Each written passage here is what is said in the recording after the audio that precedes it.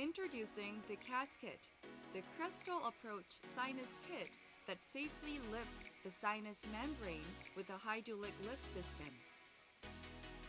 The casket reduces the chance of membrane perforation.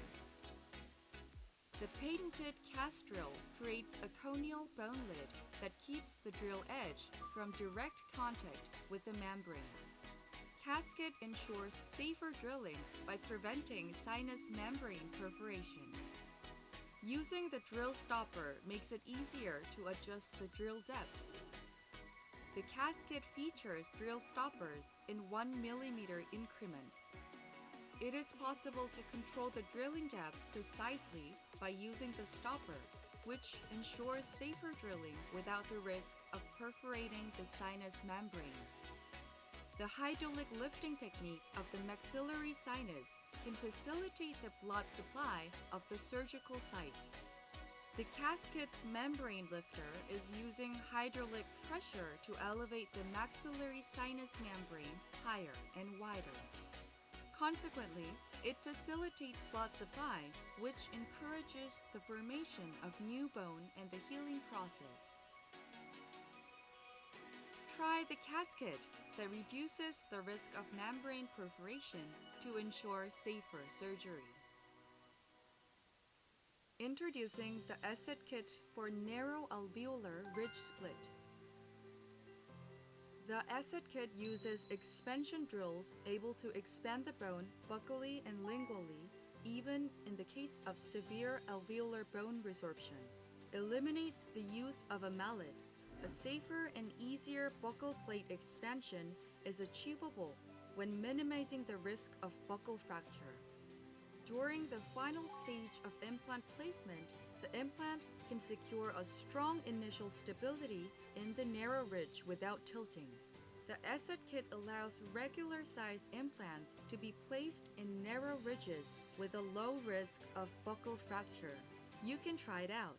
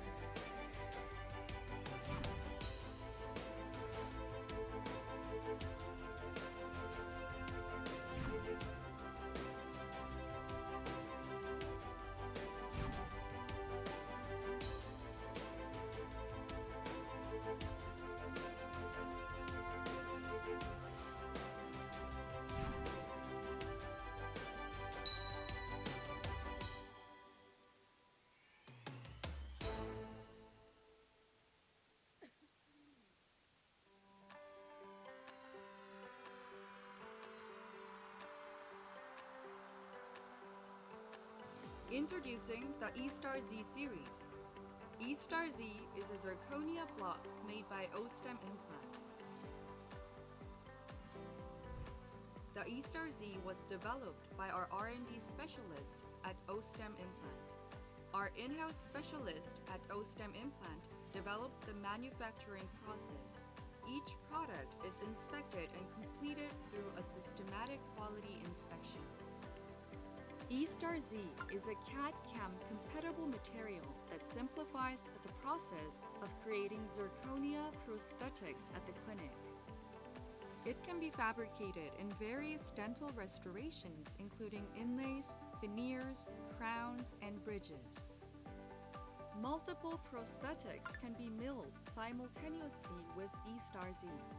The disc is in 98 mm diameter and has 7 different types of thickness, which means you can select the right disc according to the length of each prosthesis, so that the material can be used more efficiently.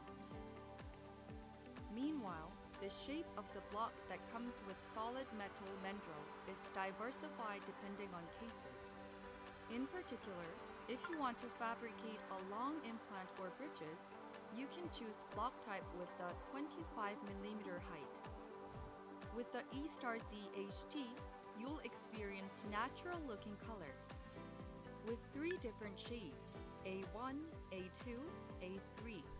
You can replicate the patient's natural teeth color. E-Star ZT has an excellent strength. Thanks to high flexural strength of at least 800 megapascal, you can fabricate stronger prosthetics for the posterior region that is susceptible to high masticatory pressure. Zirconia prosthesis material with natural-looking colors and outstanding strength. Try the E-Star Z series made by Osstem implant. Great unit chairs designed for dental treatment must be convenient for the clinicians to use, feel comfortable for the patient during treatment, and they should also be easy to clean and maintain. I would like to introduce K5 as both a stylish and convenient unit chair.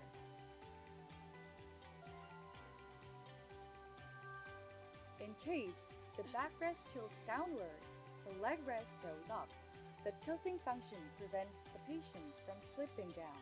It is convenient for the clinicians to carry out treatments and provide comfort for the patients to receive treatments. The K5 also has a wireless foot controller designed to offer an even more convenient treatment experience for the clinicians. Handpiece RPM can be easily adjusted by turning the foot pedal left and right, making treatment.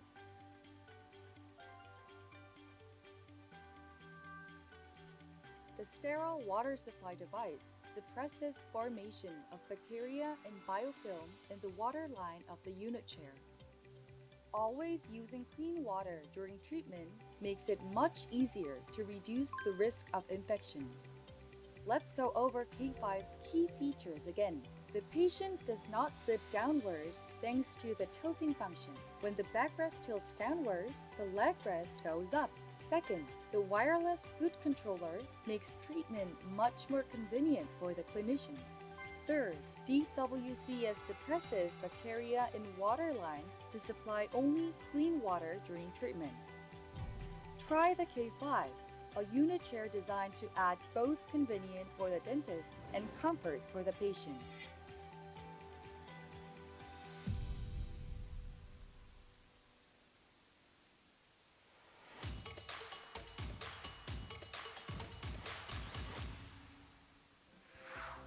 Introducing Osstem Implants Hycil Plus.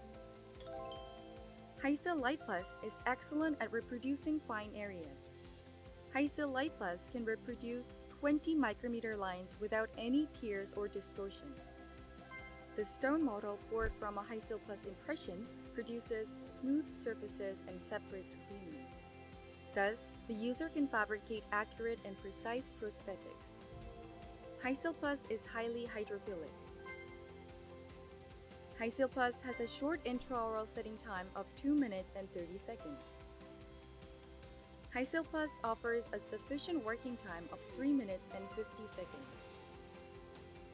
Hycil Plus has a high elastic recovery ratio of 96.5% or more. Experience Hycil Plus for accurate and precise impression taking. Most patients need a solution that can help maintain their dental health effectively every day. And Vusen C Toothpaste is here to help. To prevent the demineralization of teeth, you need to suppress the growth of oral bacteria. Vusen C contains 1,450 ppm of fluoride. It removes 99.9% of bacteria, causing demineralization that leads to cavities. To prevent demineralization and suppresses bacteria, you need healthy teeth which are resistant to acids. The high fluorine content of Vusen C increases your teeth resistance to acid and prevents demineralization.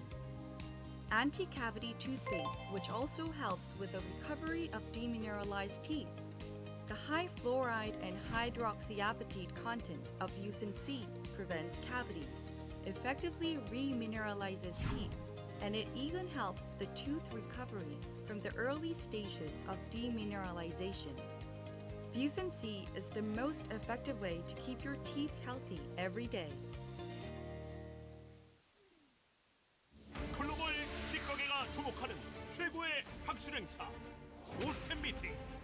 오스템 미팅 2022 서울이 더욱 새로워졌습니다.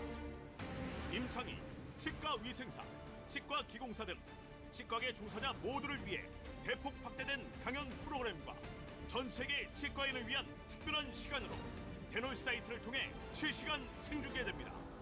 이번 행사는 앞서가는 디지털 치과의 매력, 전치부 신미 수복편을 주제로 최고의 연자들이 명강연을 선보이며 해외 7개국에서 200여 명의 치과 의사들이 함께합니다. 박정철 원장, 이대희 원장, 임현창 교수의 디지털 전치부 수술 강연과 김세용 원장, 이현종 교수, 박시찬 원장의 고철 세션 강연에 이어 이탈리아 닥터 마르코 탈라르코가 최종 보철물 계획 후 수술을 시작하는 디지털 솔루션 강연을, 체코 닥터 피터 하이니가 디지털 에스테틱을 주제로 강연을 진행합니다. 또한 김기성 원장, 이수영 원장, 임세용 원장이 상악 전치부 발치 즉시 식립 시 심리적 고려 사항 및 디지털적인 접근법에 대한 열띤 토론을 펼칩니다. 오스템 미팅의 꽃 라이브 서저리에서는 손용희 원장, 김용진 원장이 상악 전치부 임플란트의 친미성 극대화를 위한 상황별 원 가이드 활용법을 주제로 두 가지 케이스의 디지털 수술 현장을 공개합니다. 더불어 OIC 세미나실에서 임정빈 본부장, 김창우 원장, 김병국 원장, 김세진 원장, 정혜영 교수의 강연으로 진행되는 개원 박람회를 비롯해 김민수 원장, 이종국 원장, 지대경 원장, 이근혜 원장의 투명 교정 강연과 박지선 매니저, 홍선아 교수, 강호덕 원장, 김여빈 실장, 정보람 실장의 치과 위생사 대상 보험 청구 강연 및 트리오스 강연을 진행합니다. 이번 행사는 임상 증례 및 연구 포스터 160편 발표와 시상, 44명의 연자와 9명의 좌장 등 총 61명이 직접 참여하는 대규모 학술 행사로 최고의 강연 프로그램을 만나보실 수 있습니다. 또한 로비에 마련된 대형 전시 및 핸즈온 실습, 새롭게 리뉴얼된 오스템 제품 전시관이 전격 공개되며 최신 전자기기 및 OIC 세미나 수강권 등 약 5천만 원 상당의 푸짐한 경품과 함께 현장 이벤트로 개원 상담, 무료 프로필 사진 촬영, 스탬프 투어, 얼리버드 200분을 위한 선물이 풍성하게 마련됩니다. 특히 현장에서 새롭게 론칭하는 신제품 트리오스 5를 직접 체험하실 수 있으며 사전 예약하신 분들께는 약 600만 원 상당의 임플란트 스튜디오 소프트웨어를 드리는 특별한 혜택까지 참석하신 모든 분들을 위한 다양한 서비스가 준비됩니다. 오스템 미팅 2022 서울 지금 시작합니다.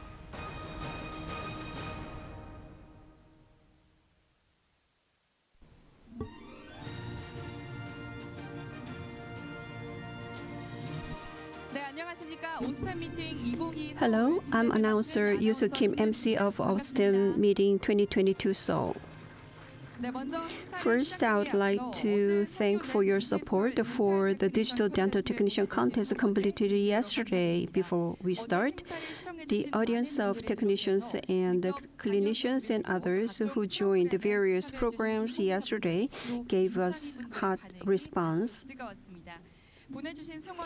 Thank you for your support once again.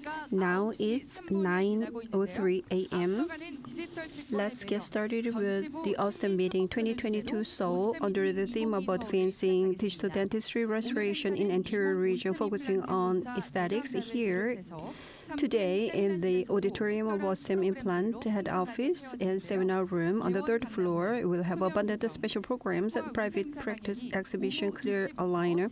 The dental hygienist class will begin at 2 p.m. Your participation will be highly appreciated. If you come to the dental site, you can see all the lectures, live surgery, as well as seminar room lectures broadcast online.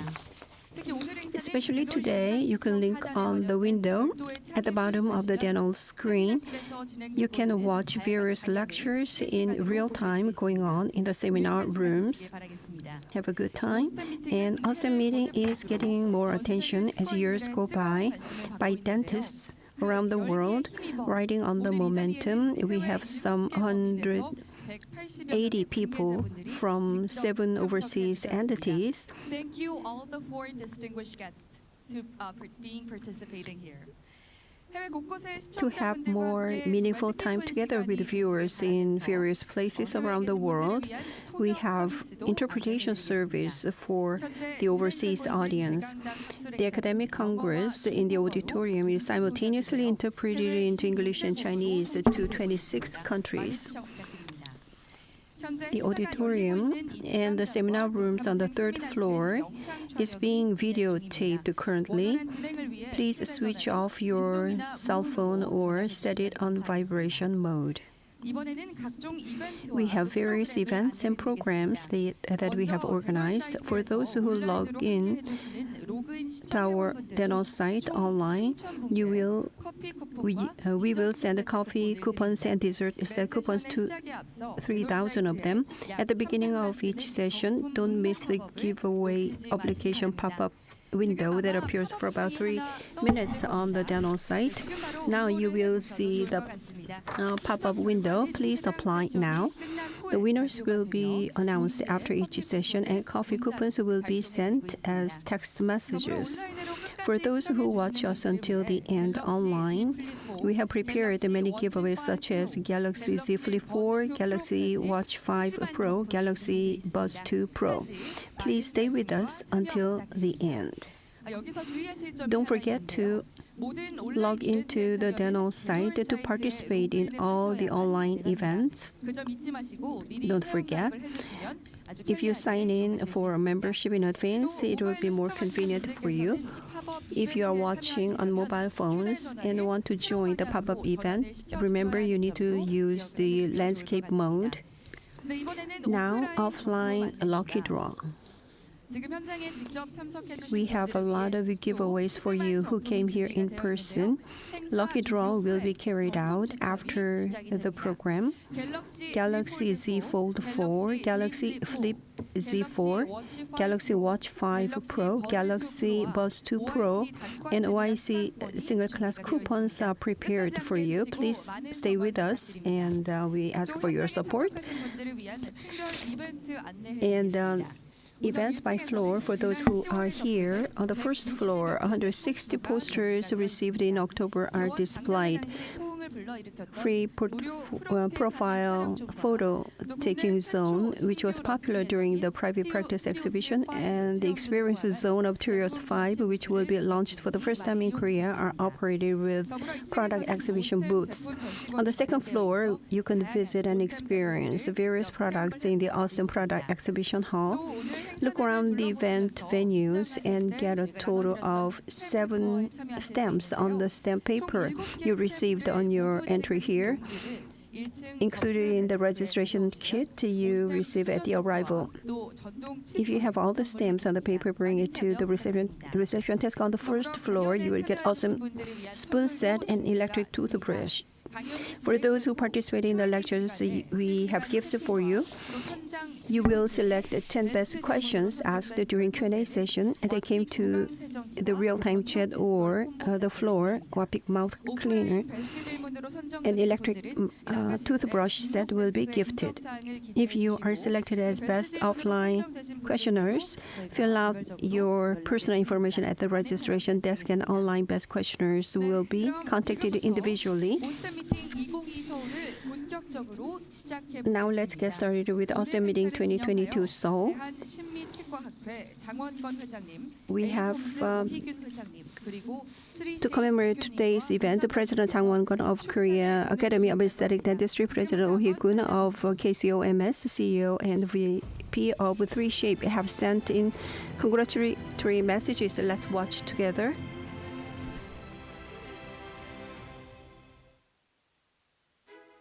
안녕하세요. 대한신미치과학회 회장 장원건입니다. 올해 오스템 미팅 2022 서울의 개최를 진심으로 축하를 드립니다. 매년 오스템 미팅은 전 세계의 모든 치과 의사들의 큰 축제처럼 아마 그렇게 행사가 진행되고 있는 것으로 알고 있습니다. 저도 매년 오스템 미팅을 통해서 많은 것을 배웠는데요. 올해 과연 어떤 주제일까로 궁금했었는데 디지털 치과의 매력, 전치부 신미수복이라고 주제가 정해져서 신미치과학회 회장으로서 아주 더 큰 관심을 가지고 보게 되었습니다. 과연 이 어려운 주제, 그리고 모든 치과 의사들의 내가 어떻게 치료하면 좋을까를 늘 고민하는 이 주제를 어떻게 풀지 되게 궁금했는데요. 준비된 프로그램과 또 연자 선생님들, 또 해외 특강 연자들을 보면서 역시 오스템에서 준비하면 다르구나라는 생각을 했습니다. 코비드 19 이후에 정말 모처럼 몇 년 만에 개최되는 행사인데요. 코로나 이후에 개최되는 이 오스템 미팅 2022 서울편을 통해서 아마 모든 전 세계 치과 의사 선생님들께서 아마 많이 배우고 어떤 그 잔치와 같은 장이 되리라고 생각합니다. 성공적인 개최를 정말 진심으로 기원하겠습니다. 감사합니다. 안녕하십니까. 저는 제15차 에이콤스 아시아 구강아간면외과 학회장을 맡은 오희균 교수입니다. 코로나 팬데믹이 끝나는 시점에 2022년 서울 코리아 오스템 미팅이 아주 성공적으로 개최됨을 진심으로 축하드립니다. 오스템 미팅은 세계 최고의 임플란트 기술력으로 임플란트 판매량 세계 1위를 지켜온 오스템 임플란트가 지난 20년 동안 매년 개최하여 온 세계적 수준의 글로벌 학술대회로 각 분야에 재능하신 연자분들을 모시고 그들의 소중한 경험과 노하우를 서로 나누는 귀중한 자리가 될 것으로 생각됩니다. 이번 오스템 미팅을 준비하신 최기옥 회장님과 엄태관 사장님을 비롯한 오스템 임직원 여러분들께 진심으로 축하와 감사의 마음을 전합니다. 금년에도 오스템 미팅에 참가하신 여러분 모두에게 아주 유익하고 큰 만족을 드리는 시간이 되리라고 생각됩니다. 감사합니다. Hello, I'm very proud to represent 3Shape over the next minute or so. First of all, I wish to congratulate you with the 2022 Osstem meeting. Osstem is a truly impressive company recognized around the world. Also want to say thank you for the great collaboration between Osstem and 3Shape. Yeah, we are super excited to present Trios 5, our new generation of Trios scanners. It sets a new standard for ergonomics, a new standard for effortless scanning, and defines a complete new level for hygienics. So please go and have a look at our new Trios 5. It's a fantastic new scanner. Our partnership is now 4 years old. I think we share the same passion for innovation and for our customers. And then we believe in the Korean bale bale, faster, faster. We also want to move forward in the market, and I know so does Osstem. And we actually have a very good example, Rune. Thank you. Thank you. 축하 말씀 전해주신 장원건 Thank you, 회장님, 오희균 President 회장님, 3Shape Won-gun 대표님과 Chang and Chair 부사장님께 Hee-gun Oh, 감사드립니다. CEO and Vice President of 3Shape for your messages. Now 9:13. Next, 26 to 26 countries, this is a broadcast. Let's get started with the first session. We have Professor Hyungjun Kim of Yonsei University who will chair the first session. He graduated from Yonsei University Dental School and he has a PhD degree from Minhen University Dental School. He served as director of Korea Congress of Oral and Maxillofacial Surgery and ACOMS member, and also worked for DAAD of as a research ambassador. Please welcome him with a big round of applause. He is currently a professor at Yonsei University Oral and Maxillosurgery Department. 네, 방금 소개받은 연세대학교 김형준 I'm 교수입니다. Professor Kim Hyung-jun of Yonsei University. 오스템 미팅 2022에 오신 여러분들 I would like to welcome you to the 2022 Osstem meeting. Now let us begin the first 오늘 session. 준비해 주신 모든 강연을 함께 즐겁게 I 청취해 hope 주시고 you enjoy all the 좋은 lectures 질문 많이 prepared, 해주시기를 and I 바라면서 look forward to 첫 your 번째 intriguing 소개하겠습니다. questions. I'll 오늘 첫 introduce the 번째 first 연자는 lecturer. 현치과의 박정철 The first 원장님이십니다. speaker is Dr. Park Jung-chul 원장님의 of Hyo 강의 Dental 주제는 Clinic. The title of his lecture is Maxillary Anterior Implant Treatment Using One Guide System. 해주시겠습니다. 먼저 박정철 교수님이 올라오실 때 큰 박수로 Please welcome Dr. Park 맞아주시기를 Jung-chul 바랍니다. with warm round of applause.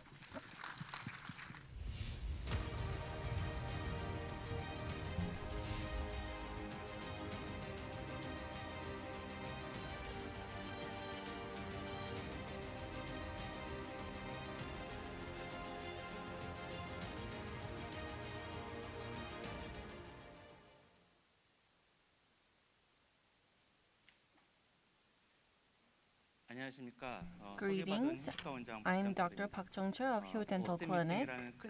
I am honored to present at Osstem meeting. I would like to express my gratitude to Osstem for inviting me. Today, I'm going to talk about my clinical experience using one guide in upper anterior. In treating upper anterior area, I would like to share with you what I find is important. I would like to talk about my clinical cases as well. These are considerations for maxillary anterior implant treatment. We need to provide a treatment result where the patient does not complain. And that is something that we all have in mind when treating these cases. It's the same for me, but some people may worry what if they come across these cases, and many people find anterior treatment difficult. In order to get aesthetic result, we need to satisfy soft tissue, hard tissue, and prosthesis contour. It's quite difficult to do so. In order to satisfy such conditions, there are considerations that we need to make. First, in terms of surgery, I find 3 areas important. First, we need to consider how much soft tissue can be recovered and what the patient expectation is.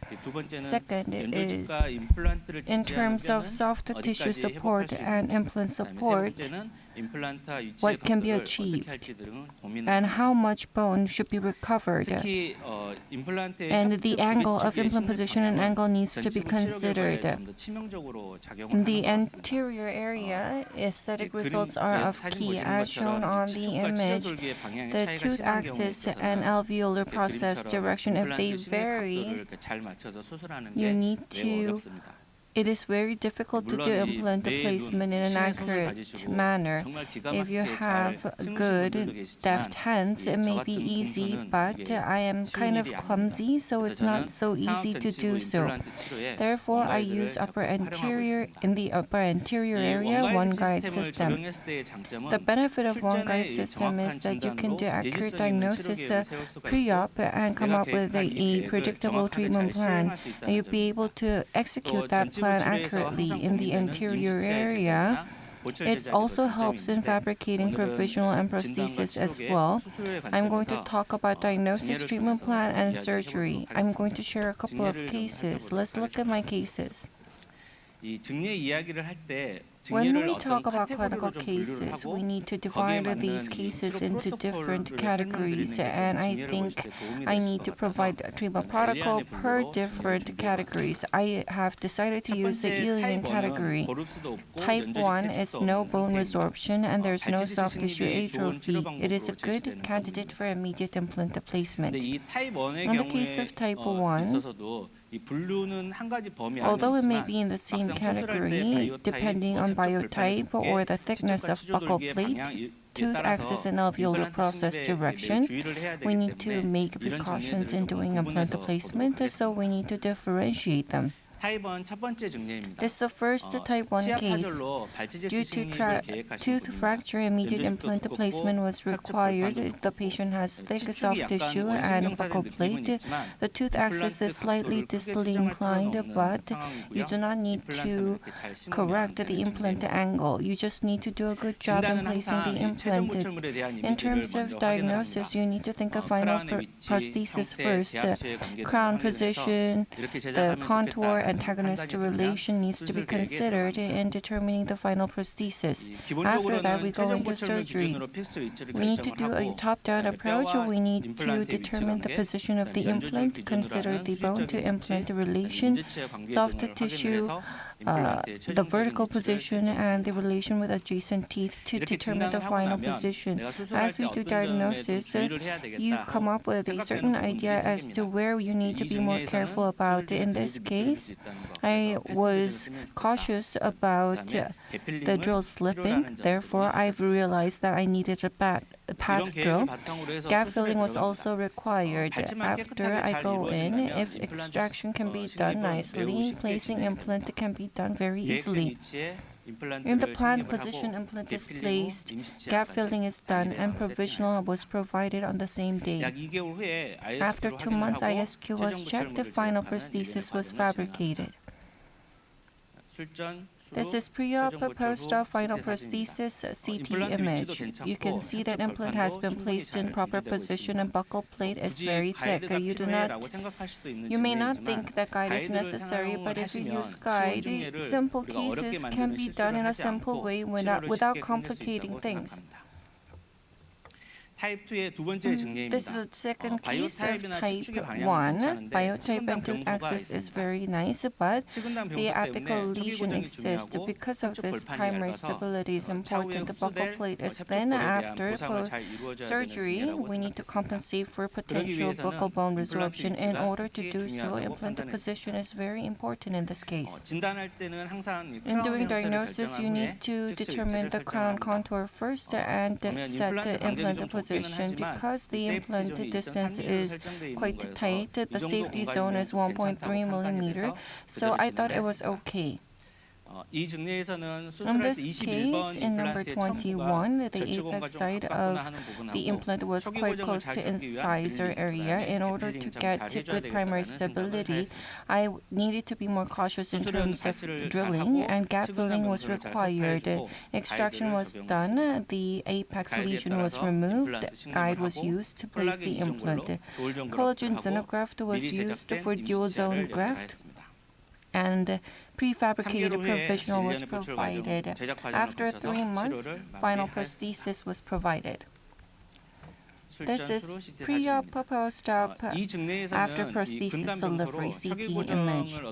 In this case, due to apical lesion, it was difficult to get primary stability. It was close to incisal canal and the space was tight. But by using guide, I was able to place implants without difficulty. Third case of type 1, the biotype does not look good. The mesiodistal position of tooth looks okay, but the tooth axis and alveolar process vary significantly. Therefore, implant placement direction is very important. The implant placement direction, bone graft to compensate for buccal bone loss were considered important. This is final prosthesis image. In determining implant position, in this case, the tooth axis and alveolar process direction varied significantly. You need to drill in the slope. There's a higher possibility of drill slipping, so you need to be careful. If you use path drill within one guide kit, you'll be able to solve this problem easily. Surgery was done after extraction was done atraumatically. Guide was used. Implants were placed in planned positions. After gap filling, abutment was connected for provisional provision. In the buccal plate, the collagen xenograft was used in a tunneling manner for bone graft. This is post-provisional. This is provisional before final prosthesis, and this is at final prosthesis. Pre-op, post-op, and final prosthesis CT. The tooth axis and alveolar process direction vary significantly, and in this case, it is difficult to set the implant placement path. But by using a guide, I was able to place the implant in a simple manner, and this is the fourth case of type 1. Immediate implant placement was planned, but it was difficult to get implant position, so I changed to socket preservation. As shown in the case before, the direction of tooth axis and alveolar process vary, and there's a perforation in the apex area. When you place implant, you need to think of the angle and position of the implant and do GBR nicely here. For diagnosis, final prosthesis image was checked. You need to check the implant position. There was bone level difference between the buccal bone and palatal bone, so it was slightly placed too deep because I tried to place it towards the palatal area. Between buccal and palatal area, I tried to find the right position, but it was quite difficult. In doing immediate implant placement, I needed to do a bone graft in the perforated area. If we could do it all, it would be best, but this is not easy. After extraction, I changed my strategy to delay the implant placement. After extraction, socket preservation was done as much atraumatic as possible, but because there was perforation in the apex area, I was unsure whether debridement was done, and tunneling technique was used to check whether it was fully debrided. For bone graft material, collagen xenograft was used and it was sutured. 5 months later, I fabricated guide for implant placement. When I did diagnosis, flapless surgery was possible and appropriate implant position could be determined. Guide was used for a very simple surgery. 2 months later, final prosthesis was provided. This is pre-op. This is if I had not done a guide diagnosis here, if I had done immediate implant placement, I would have placed the implant too deep, or I would have removed the implant because it was placed too deep, and then I would have had to do socket preservation. But by using a guide and doing pre-op diagnosis, the patient was able to get a relatively simple solution. This is Elian type 2. There is no soft tissue resorption, but there is a partial resorption of the buccal plate. Elian recommends a socket preservation or ice cone technique, which Elian himself has devised. In the case of type 2, there is no soft tissue atrophy. Therefore, immediate implant placement is possible, or you can place the implant after doing socket preservation. The first case of type 2 is immediate implant placement case. The patient was wearing bridge from 11 to 22, and there was horizontal fracture of number 22. Bridge was dislodged. The perio condition was not good in number 11, and the number 11 was fully dislodged along with the bridge. I planned implant the bridge plan ranging from 11 to 22, and the implant to be placed in number 11 required GBR, and in number 22, immediate implant placement could be done. In number 23, there was an implant already, therefore I needed to be cautious about vertical position of the implant, and guided surgery was determined.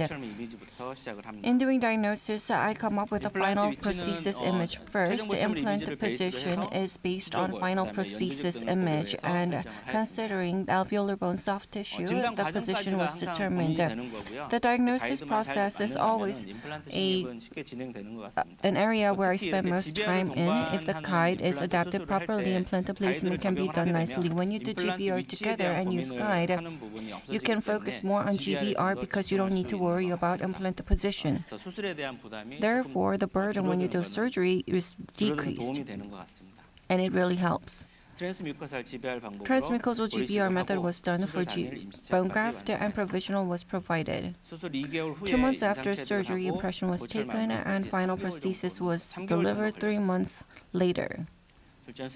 This is pre or post-op CT image. If there's no soft tissue atrophy, you can do immediate implant placement with GBR. You need to place a implant within bony envelope.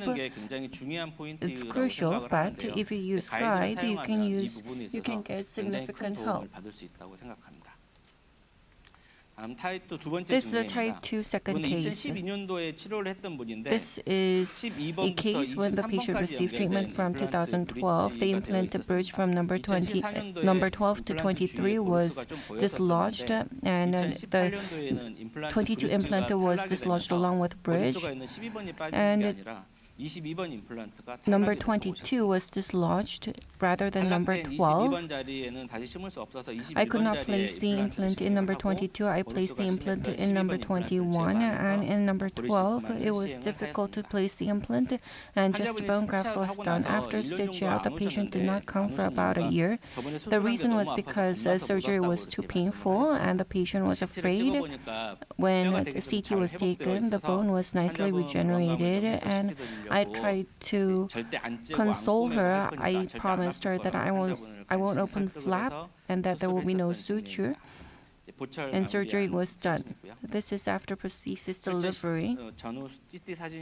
This is pre-op post-op image. The patient suffered during the GBR process, but the implant placement was done in a simple manner, flapless using guide.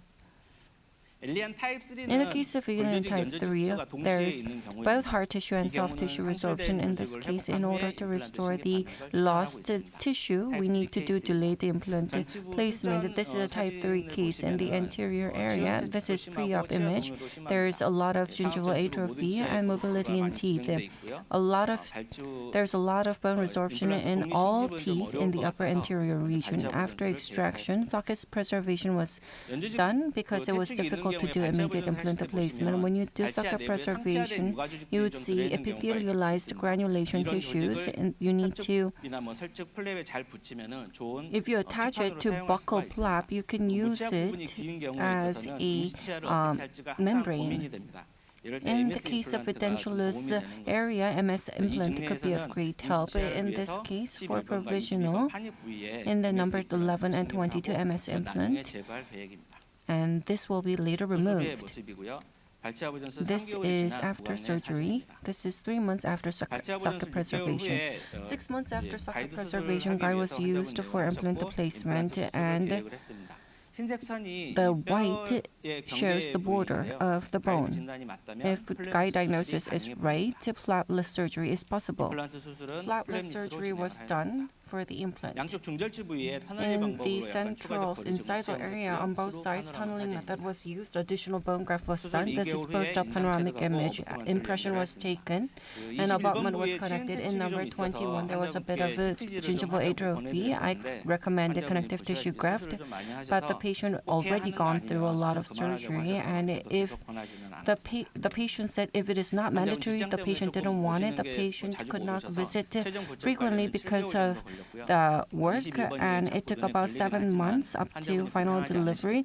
Number 21, it's kind of troubling, but the patient did not complain, so it has room for improvement. This is number 13, number 21, 23, pre-op, post-op image. This is the conclusion. With Industrial Revolution, a lot of people were afraid that machine would take away people's jobs. That was the Luddite movement, but they were unable to go against the trend of Industrial Revolution, and I think machine has made our life much more inconvenient. The digital dentistry movement within the dental field is now making the lives of patient and dentists more convenient alike, and I think this is a trend that inevitably everyone will follow. A lot of people find anterior implant treatment difficult, and that's the same for me, but by using guide system, you'll be able to overcome such difficulties. In a lot of cases, you'll be able to place the implant in the planned area. To put guide system in one definition, I would like to tell you this. There may be someone who's never used it, but if you use it, you cannot quit using it. Go ahead and try. Thank you for listening. 네, 박정철 원장님 훌륭한 강의 Thank you, Dr. 감사드립니다. Park Jung-chul, for the wonderful lecture. 오늘 Q&A는 The Q&A 세 연자의 강의를 will be 다 held 듣고 after 강의가 listening 끝난 to the 3 lectures. After the session ends, we will 진행하도록 하겠습니다. invite the speakers to the stage and 두 번째 entertain the 연자, questions. 강의 준비가 Let me 진행되는 동안 briefly 두 번째 연자의 소개 슬라이드를 introduce the second speaker while the second 저는 speaker 두 prepares. 번째 연자를 소개하도록 하겠습니다. And I'll introduce the 두 second 번째 speaker. 연자는 The second 이대희 speaker is 서울치과의 Dr. Lee Dae of 이대희 Lee Dae Seoul 원장님이십니다. Dental Clinic. 강의 제목은 The title is Gateway to Healthy anterior zone Implant Tissue in Anterior Zone with one guide. 준비하셨습니다. 이대희 원장님께 큰 박수로 환영해 주시기 바랍니다. Dr. Dehili, please welcome him with a big round of applause.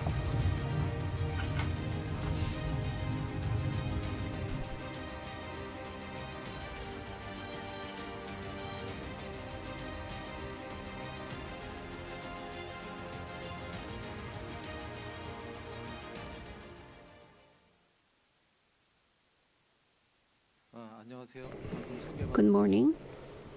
제가 맡은 부분은 친밀성이 요구되는 I'm going to talk about upper anterior region where aesthetic is important and what do we need to be cautious about for healthy peri-implanted tissue. So regarding aesthetics, many criteria appeared and it reached to Belger, pink and white aesthetic. The harmony is the conclusion. If you look at the laboratory supported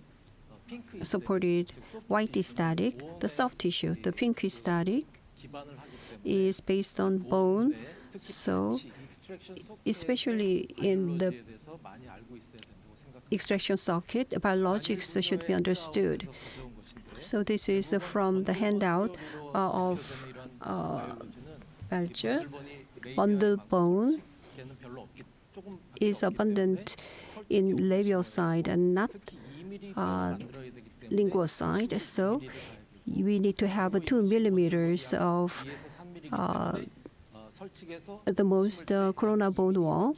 So we need to place an implant deeper than 2 millimeters. So regarding the extraction socket, bone and soft tissue, many others need to be considered. But today I'm going to talk about the factors influencing aesthetic outcome, 5 factors. First, implant position. As Dr. Park said before, implant placement. And implant platform should be in the safety zone. This is external. This is bone level implant. On the right, whether you have GBR or not, when an implant is placed deeper, the bone level implant compared to external. As long as the Tarnow's rule is not violated, the papilla can be maintained. So rather than external, this is better for anterior region.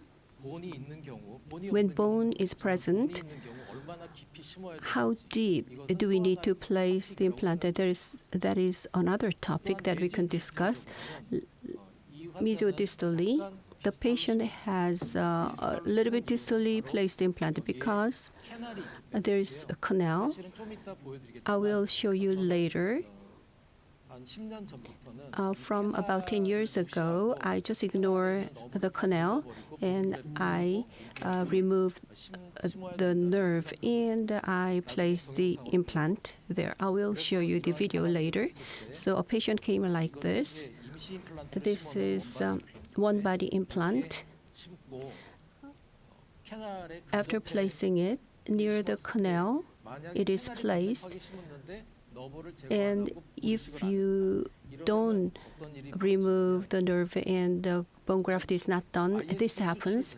ISQ value, buccolingually, ISQ is low because there's no bone on the lingual side. Mesodistally, ISQ is high, so this is unstable osseointegration. Therefore, we need to remove the nerve and do the bone graft to increase the BIC and achieve osseointegration. Next, angulation. Bone-driven implant position or restoration-driven implant position. So superstructure's apical extension is the implant. Implant should be considered the apical extension of the restoration. So if you place an implant based on bone, especially in the upper anterior region, if you just consider the cervical region, gingiva would have recession and bone would be resorbed. So you need to consider that implant is an apical extension of the restoration. So it should be uprighted like this, and you need to do GBR. Sometimes I see a guided surgery is done, and it is based on bone, and this is not good for long-term aesthetics. So I always communicate with the lab. I don't participate in the abutment design, but if you look at the upper anterior region, the abutment and implant are not bent. They are somewhat straight and uprighted position.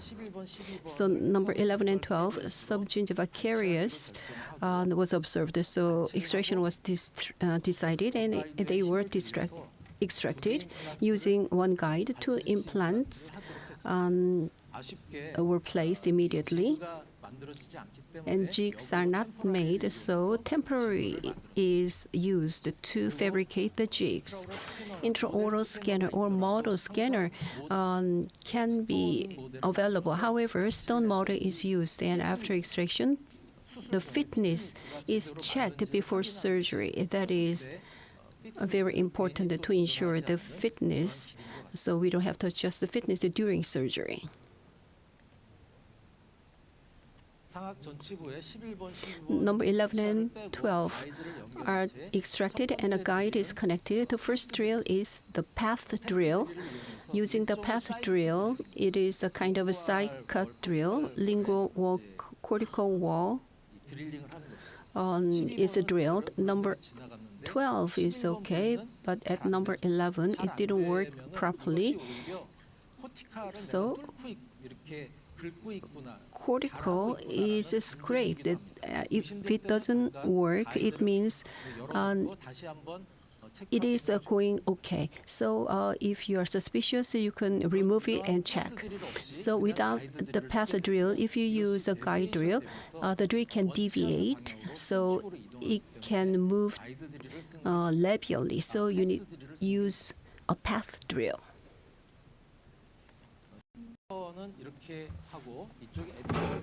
So on the apical side, bone graft was done like this. At number 11, implant was placed.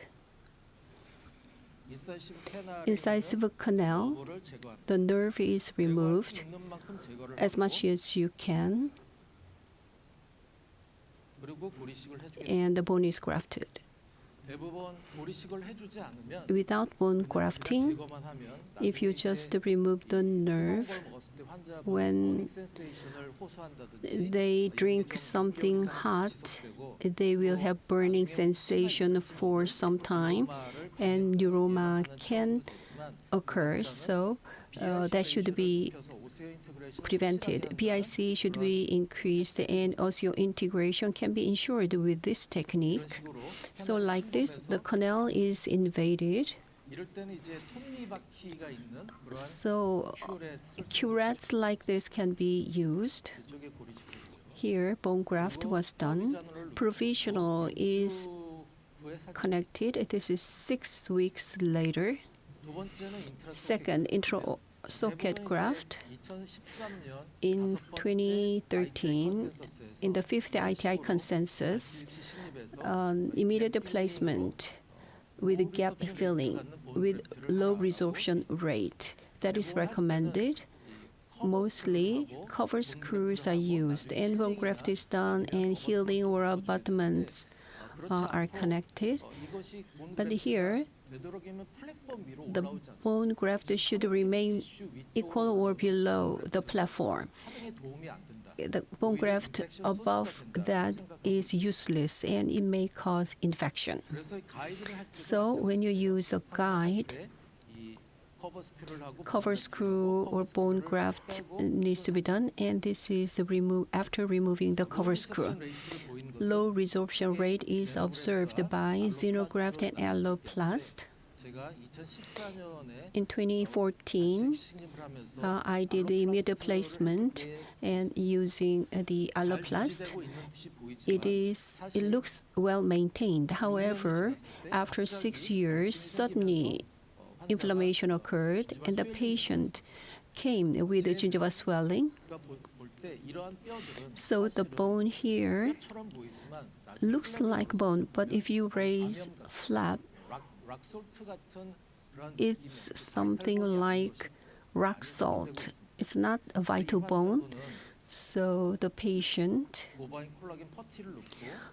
received the bovine putty, but it wasn't satisfactory in terms of the outcome. So we did the supplementary technique, and tunneling technique was used for connective tissue. However, there is not much bone below, so the outcome was not satisfactory. So principles of intrasocket grafting. When you do condensation, you should be using alloplast or xenograft. Porcine xenograft is not used with a low compressive strength. I use composite graft, combination of allograft and xenograft. Second, the thickness of a buccal bone. If it is thin, after 10 or 20 years, the bone would be resorbed, so gingival recession would occur. So always, other scholars, especially for maxillary anterior, they said minimum width of 2 millimeters of buccal bone wall is necessary. So Dr. Grunder said the same thing. Why 2 millimeters? Maybe cortical and cancellous bone coexist in that thickness, especially in protrusive movement. The lower anterior would be striking against the upper anteriors. That's why 2 millimeter of bone is required. And GBR, like Dr. Jongchol Park, apical semi-lunar incision is made for that technique. Then 2 millimeter or more bone can be maintained. For loading time, many people talk about papilla level. A papilla is determined at the time of surgery. Restorative procedures, whether you do delayed or early immediate loading, restorative procedures did no influence on papilla. Many scholars said the same thing. However, the mid-facial soft tissue, mid-facial soft tissue recession is different. Immediate loading, the immediate loading would reduce the recession, but soft tissue should be handled more. According to Dr. Grunder, CT graft can make only 0.34 millimeter gain in average. So 1.4 millimeter positive effect if you do immediate loading. So soft tissue augmentation results would be similar to that technique. After soft tissue preservation, the papilla doesn't look very good. However, after 5 years, the papilla is filled, and the facial flattening and recession exist. 8 years later, the same. So this is the price you have to pay when you don't do immediate loading. And soft tissue augmentation may be needed, but the patient was close to 80 years of age, so the patient was not concerned about the aesthetics. It was lucky for me. So immediate loading is done using a guide. The soft tissue is maintained 1 year after. There's no recession or facial flattening. That is the advantage of immediate loading. It is for aesthetic result, and the facial gingival margin can be preserved 1 millimeter or more if you do immediate loading. With the facial contour, it can be achieved with contour augmentation or soft tissue augmentation. Early tissue support or running room can be used. Soft tissue augmentation can be done with various methods. Dr. Lim will talk about this in more details later. Last, soft tissue condition. Thin or thick biotype can be the classification. Of course, thicker one is better. To change the thin biotype to thick biotype. So while you place an implant, the pouch technique can be used. The pouch technique can be done massively like this, but Dr. Thomas Han said crescent-shaped free connective tissue would be good enough. And Giovanni Zucchelli technique can be employed. CTG is used coronally positioned flat. $500 is the price of this book, which is very expensive, but it's worth it. So little by little, the situation is improving.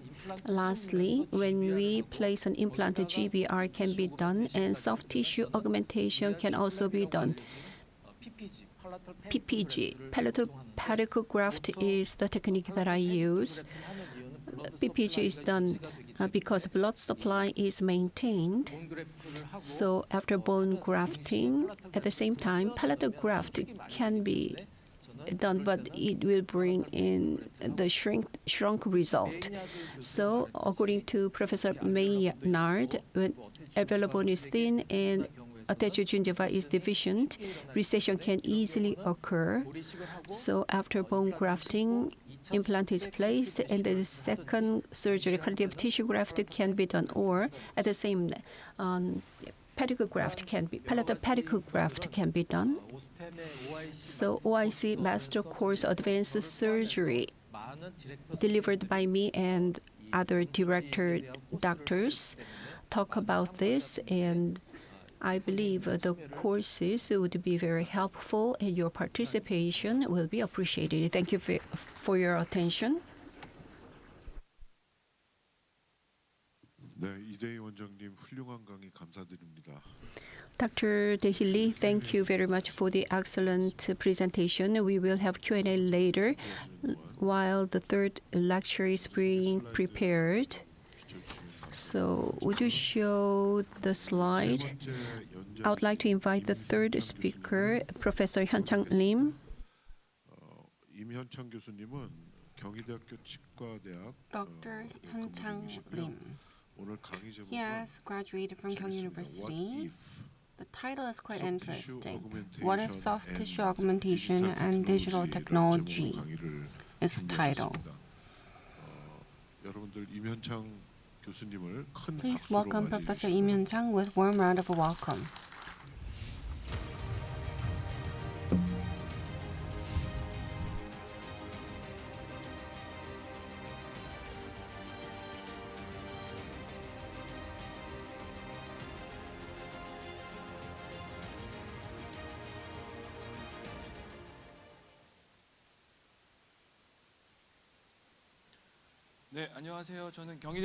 Greetings, I'm Professor Im Hyun-chang. I work at Periodontology Department at Kyung University.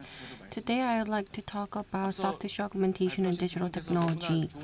The two previous speakers have provided wonderful lectures, so I don't know what else to add, but I would like to share with you my cases and the academic background that I have. I'd like to share 5 patients. This is the summary of 5 patients. Let's look at the first patient. In the case of this patient, the patient received the implant treatment overseas, and there was a gingival recession. There are many implants that are not in use these days. In number 13, in these days, you do not use as long implant, but you can see a very long implant being placed. There was resin filling here, but there was continuous inflammation around that. After removing resin filling, as shown, you can see very severe gingival recession. The patient was older, but the patient still wanted to fix it. If you look at from top, this is a very old type concept. Bone-driven implant placement was done, and implant was placed very buccally. As shown, if you look at the contour of the gingiva, the implant placed in the canine area is very buccally inclined. PST, the peri-implant soft tissue dehiscence, has been of limelight recently because implants are being placed for a long time, and with age, gingival recession has become a major issue. If you look at the different reviews, in most cases, if the implant is placed towards the buccal side, the odd ratio is 15.8% PSTD occurred. And the patient that I'm showing you, the buccal implant was placed buccally inclined. Therefore, these kind of problems were bound to occur. Root coverage. In the same sense, if you do implantoplasty, you can compensate for the gingival recession.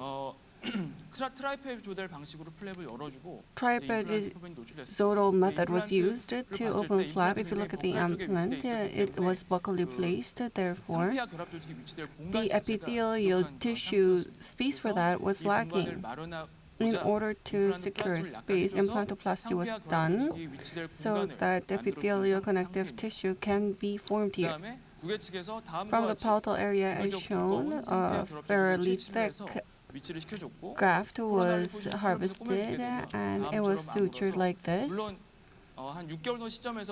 After 6 months, prosthesis was delivered, but if you look at 1 year later, you can see that the problem was fairly resolved and the patient was quite satisfied. This is after 4 years. A gingival recession did occur, but compared to initial visit, the conditions have improved. Around the implant, the gingival recession, there are a lot of discussions on this.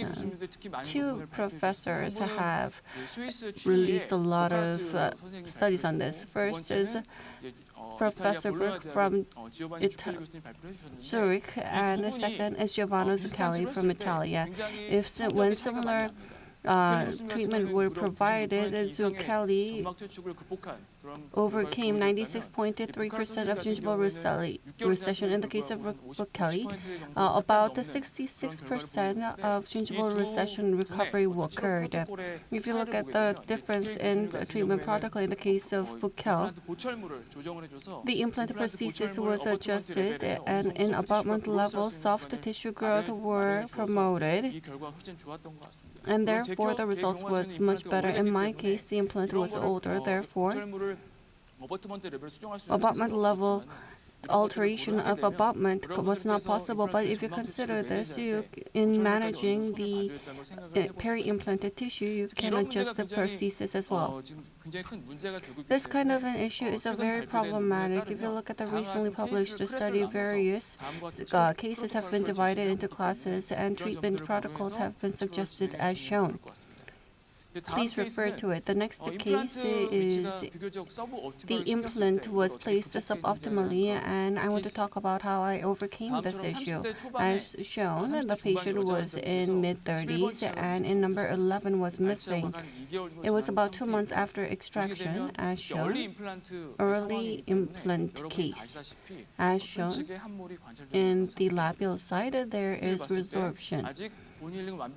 Bone healing is not perfect, but there is palatal bone on the apical side. There is bone healing, and primary stability can be achieved when doing implant placement. Flap was reflected. Implant was placed.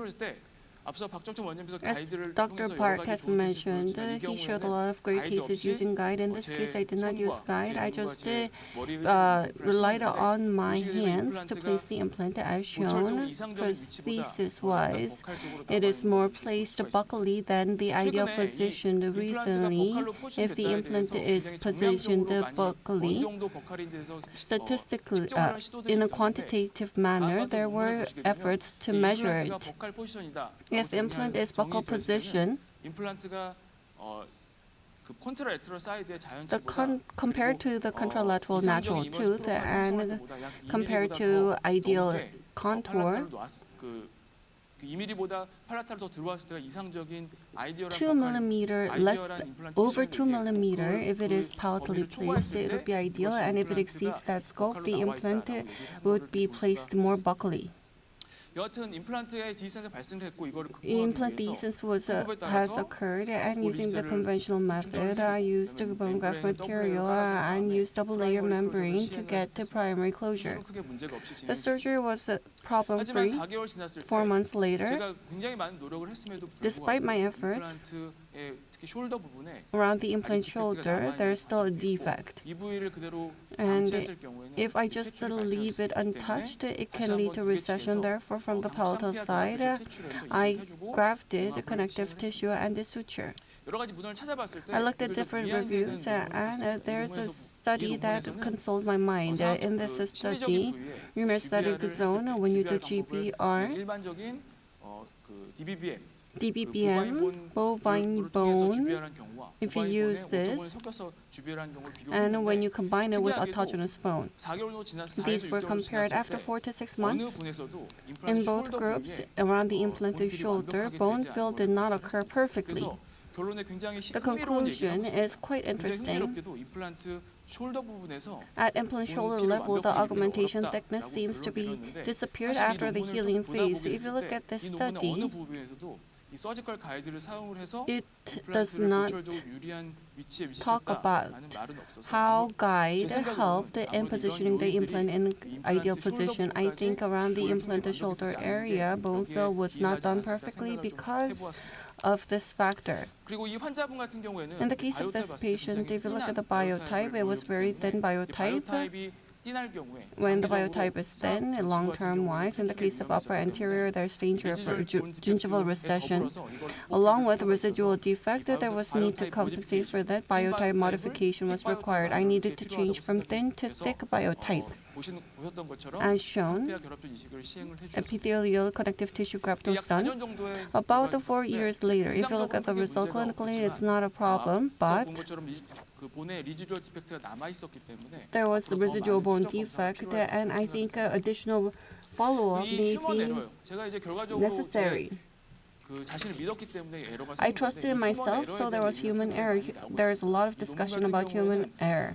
If you look at the study, it divides my character in 5 different categories, and depending on who your character or personality is, you can see the different classification. In order to compensate for human error, rather than just relying on our brain and hands, we need to design using computer first to provide treatment. This is the best way to reduce human error.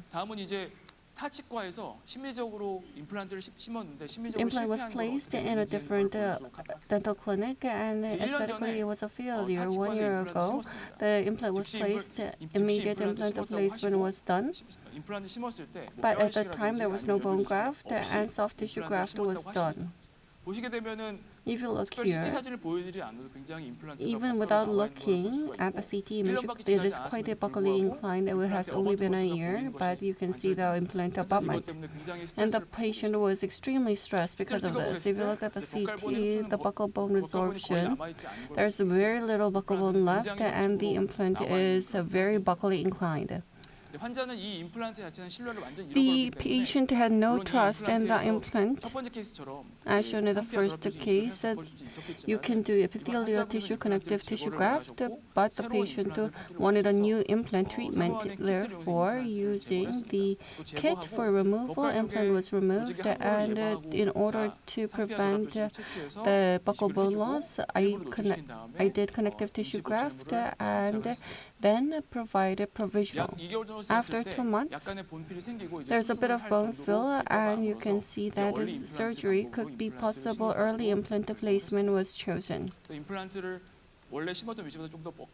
More palatally than the original position, implant was placed, and after that, bone graft was done, membrane was used, primary closure was achieved. About 4 months later, below the provisional, there was tissue depression. At first, clinically speaking, I thought that GBR melted away around the shoulder area, but when I opened the flap, the critical bone was formed about 2 millimeters. The tissue depression is not at the hard tissue level, but it's at soft tissue level. At the soft tissue level, the tissue depression, it requires a soft tissue graft. The connective tissue graft was done. Tiny graft was harvested and sutured. If you wait for tissue molding, you can see aesthetically nice results. Implant was placed and final prosthesis was delivered. This is a clinical image where the final prosthesis was delivered. Bone graft was done and many procedures were involved. In terms of aesthetics, I believe the soft tissue plays a great role. Let's summarize the case. After removing the implant, the tissue was sunken, GBR was done for augmentation, and soft tissue augmentation was done. Final prosthesis was provided. In order to do tissue contour, 2 augmentation was done. If you look at a study, if you look at the Swiss Zurich University study, early implant placement was done along with GBR and soft tissue graft. How much contribution to the contour would it lead to? About 60% bone augmentation served to tissue contour. About 40% of tissue augmentation contributed to the final prosthesis contour, so you cannot overlook that. In the fourth case, this is a combined case of what we've just seen. If you look at the information, the thin phenotype, soft tissue insufficiency, and the patient has a high smile line, although you cannot see the image here. And the patient had high aesthetic demands. This is from occlusion. In order to get primary stability, there will be no problem. I did not trust my hand and my brain. Because implant position is very important, I use surgical guide to place the implant.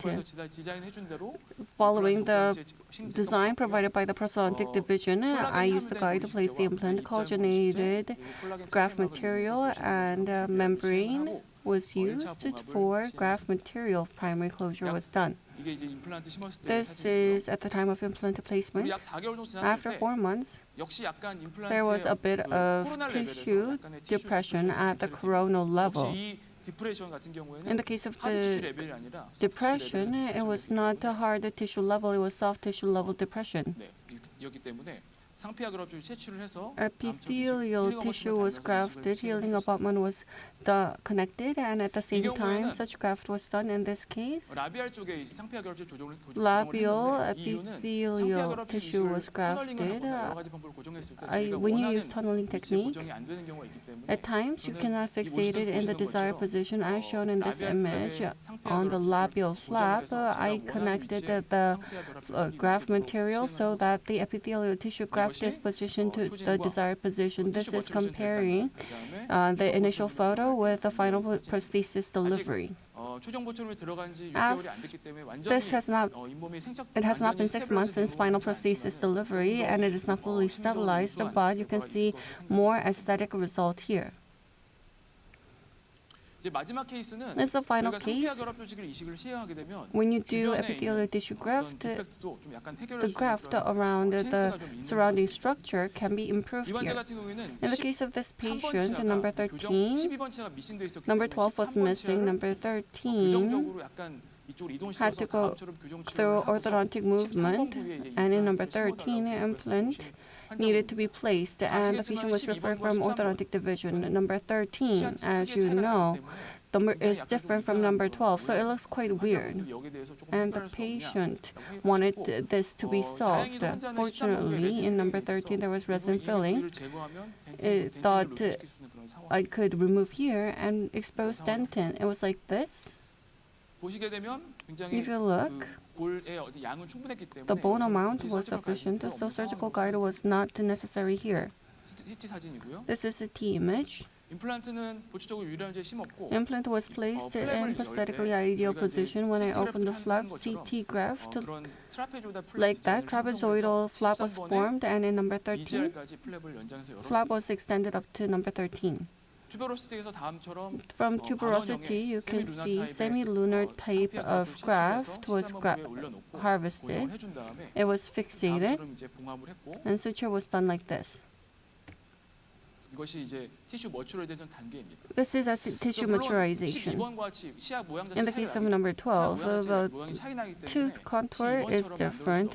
You cannot really make it like number 12, but by using epithelial tissue, you can solve tissue defect and gingival recession. So when you do surgery,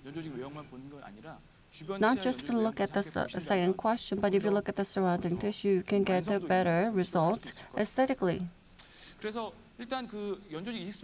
In doing soft tissue graft, you can get the grafts from 3 different areas. First is anterior palate, posterior palate, and tuberosity.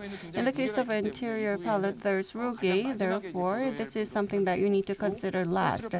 Most cases, you get graft from posterior palate or tuberosity. In the case of tuberosity, you can get a lot of volume, and the patient experiences very little discomfort. So I get soft tissue graft from tuberosity area mostly. If this is not likely, I use the posterior palate. As Professor Zukel has mentioned, I graft the FGG and do the epithelialization.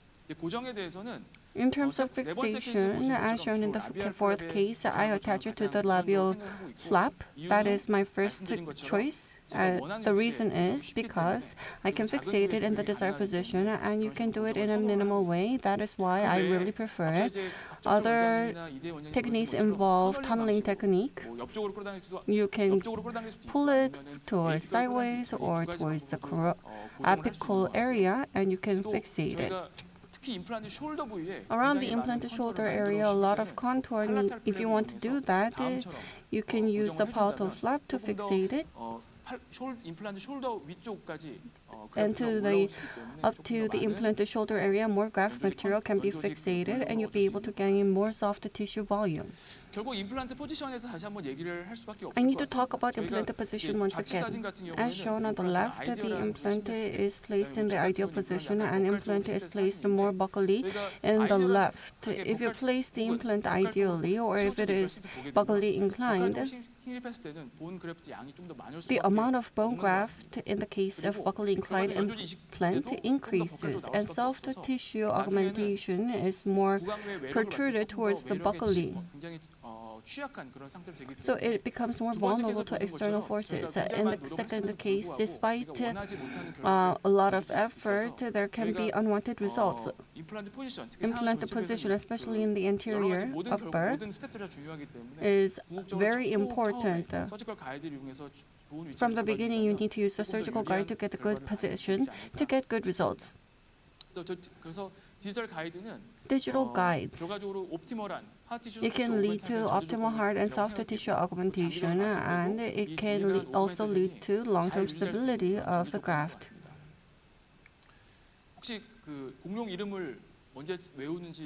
Do you know when people memorize dinosaur names? You memorize it when you're a baby, and men in 30s or 40s memorize the names because their babies love it. The contour or the look, you cannot really get a good grasp. This is a dinosaur, and it always looks angry. The bone is important, but in order to get the right appearance, the soft tissue contour is very important. And considering that, you need to place the implant good and do good bone graft. But if there's something lacking, you can compensate more using soft tissue graft to get a more aesthetic result. Thank you for listening.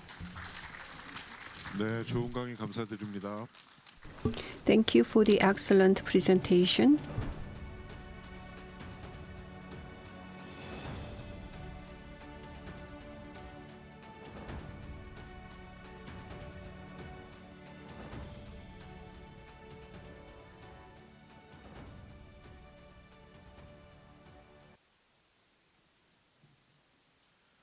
네, 세 분 연자분께서 So three speakers are seated on the stage and we will have a Q&A. First, 채팅창에 on the chatting room, 질문 중에서 we received some questions. 중요한 내용을 골라봤습니다. I have selected some important ones 순서대로 박정주 in the order of presentation. Dr. Park. 선생님의 질문입니다.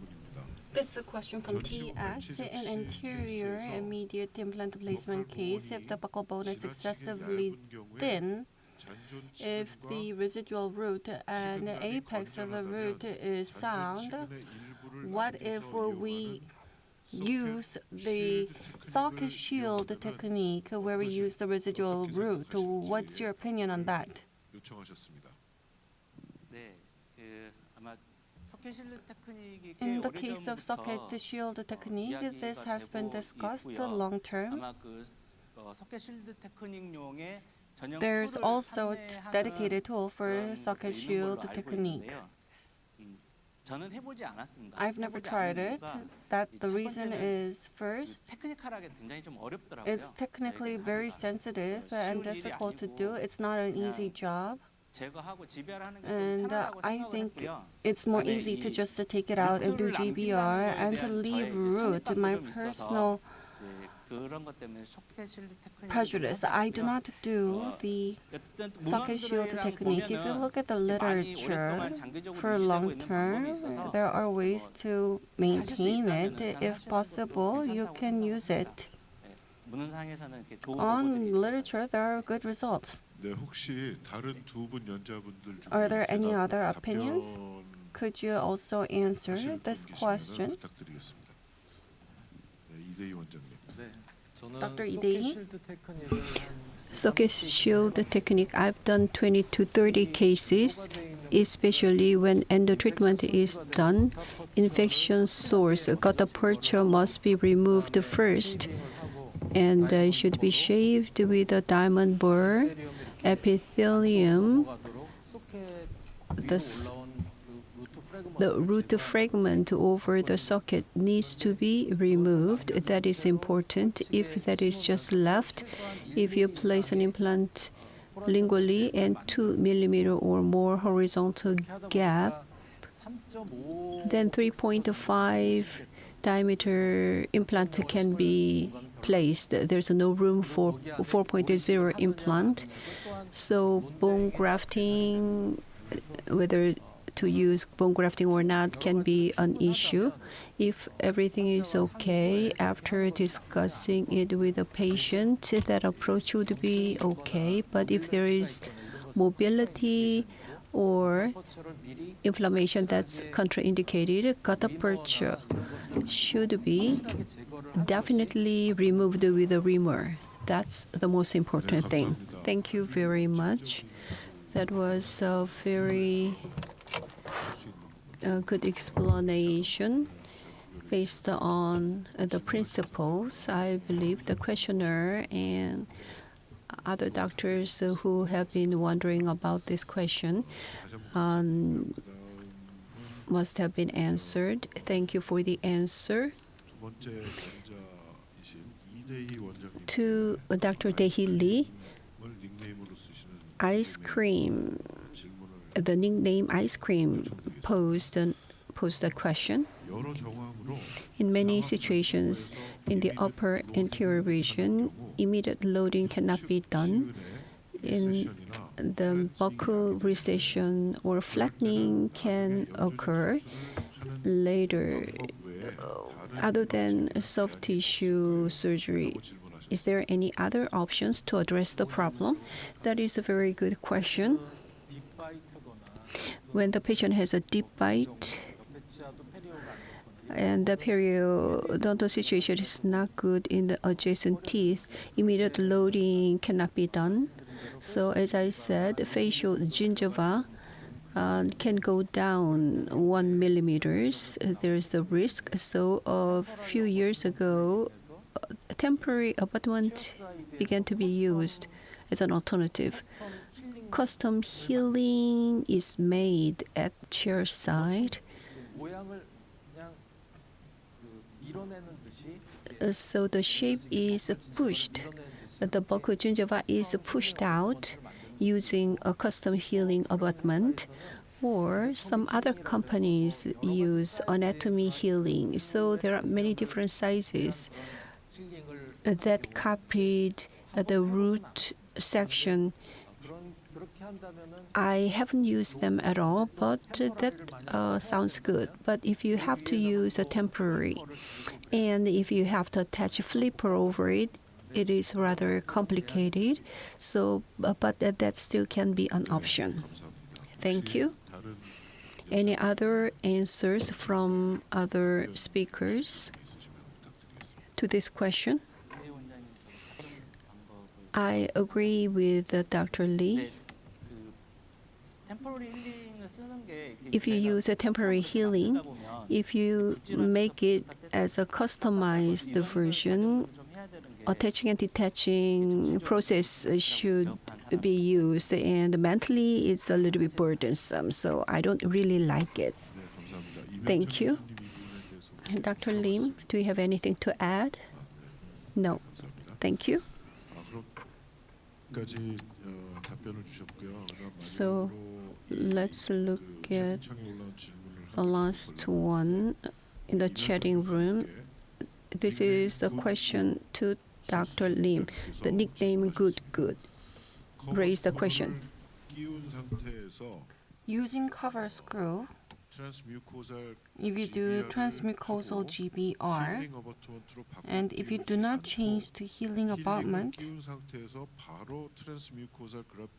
if you use healing abutment and do transmucosal GBR, what kind of changes are there? Transmucosal GBR, I use that method at times. When I do that, in proximal area, it needs to be adapted appropriately, but if that is not possible, the adjacent papilla can be lost in the posterior area. The papilla is not very important. Therefore, transmucosal GBR is not bad, but in the case of anterior area, we need to preserve as much as possible. And if you make one mistake, it can lead to complications in different stages, especially in the case of young patients with high smile line. I do not use transmucosal GBR. I do uncover later. If the patient has very sensitive about aesthetics, and I believe that this was a very good question, and the answer was very good as well. Do you have any other comments to make?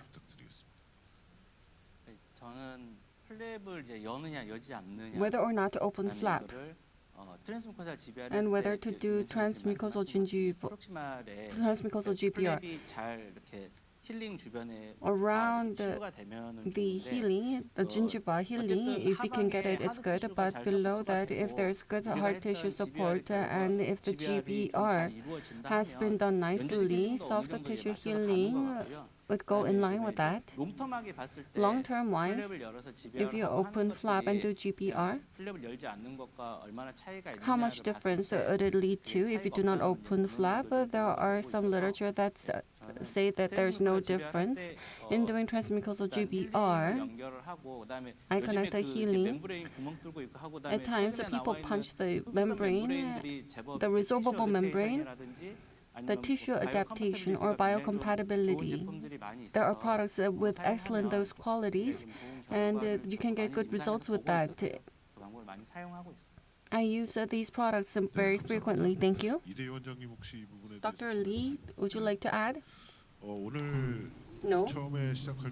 So at the beginning, we were concerned whether we can overrun the time, but the speakers have been punctual, and we addressed the questions from the chatting room. And now we can open the floor to the audience here to receive questions. Please identify yourself first before asking a question.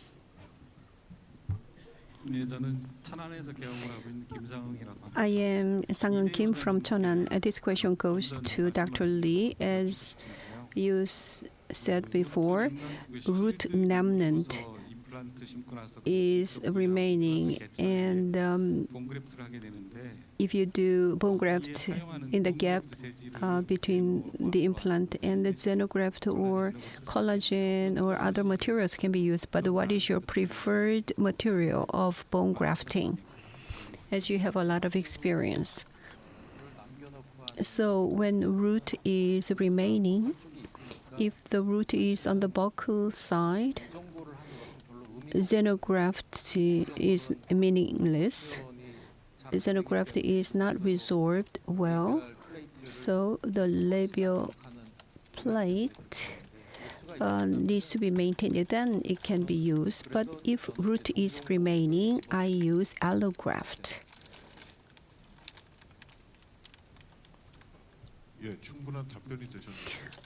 Does that answer your question? Yes, thank you very much. Any other question from the floor? If not, let's conclude. Oh, okay. The last question. I'm from Olchikwa Dental Clinic. My question goes to Dr. Lee. Incisive canal, as you talked about, you did the grafting. Do you use membrane in that case? It depends. If the canal is very wide, I use membrane. Otherwise, if canal, the entry is small and bigger inside, I don't use it. So placing an implant, the foramen is not a contraindication, right? That's right.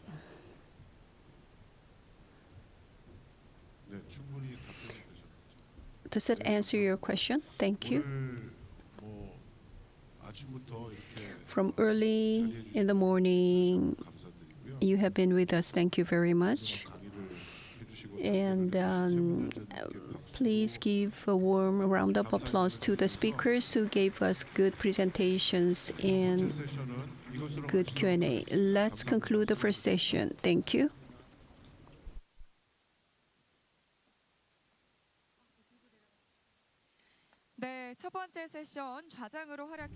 Thank you, Professor Kim Hyung-jun, for chairing this session. Please give him a warm round of welcome. Now, those of you who have been chosen as the best question, please go to the registration. And those of you who have been chosen as best question online, a separate contact will be made. First is the coffee coupon event winners. Coffee coupons will be sent to 300 people, and now we will do the lucky draw right now.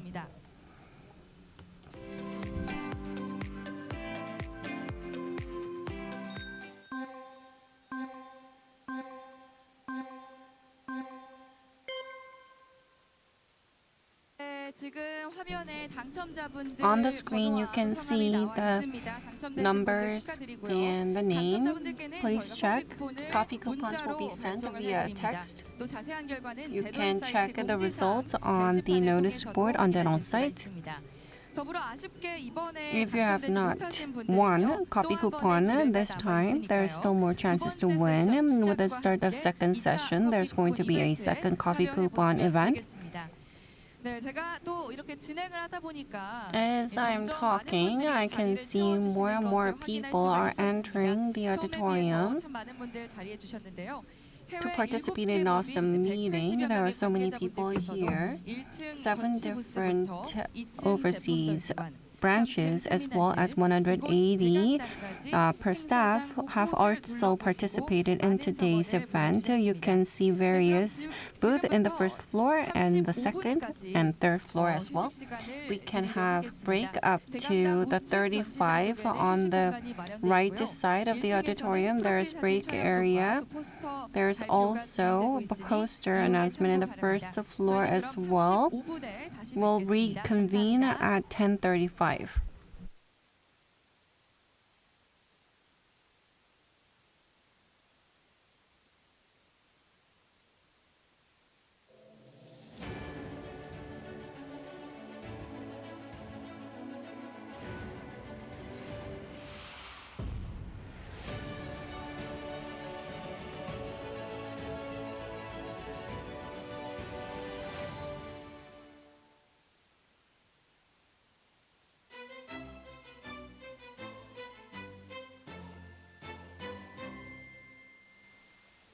When you have no option but to remove an implant, you can use this EFR kit, which helps remove implant without affecting the surrounding bone.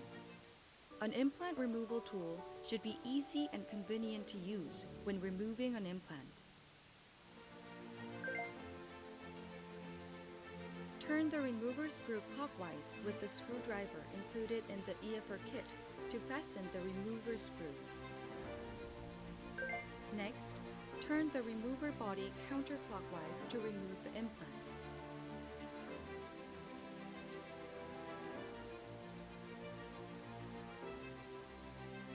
First, turn right and then turn left to quickly remove the implant easily. An implant removal tool should minimize the amount of bone loss which may occur while removing the implant.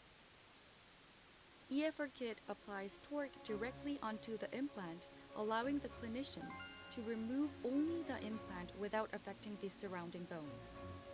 Since the EFR kit removes the implant by rotating it in the opposite direction of its thread, the same implant can be re-implanted immediately upon removal. An implant removal tool should be capable of removing different types of implants.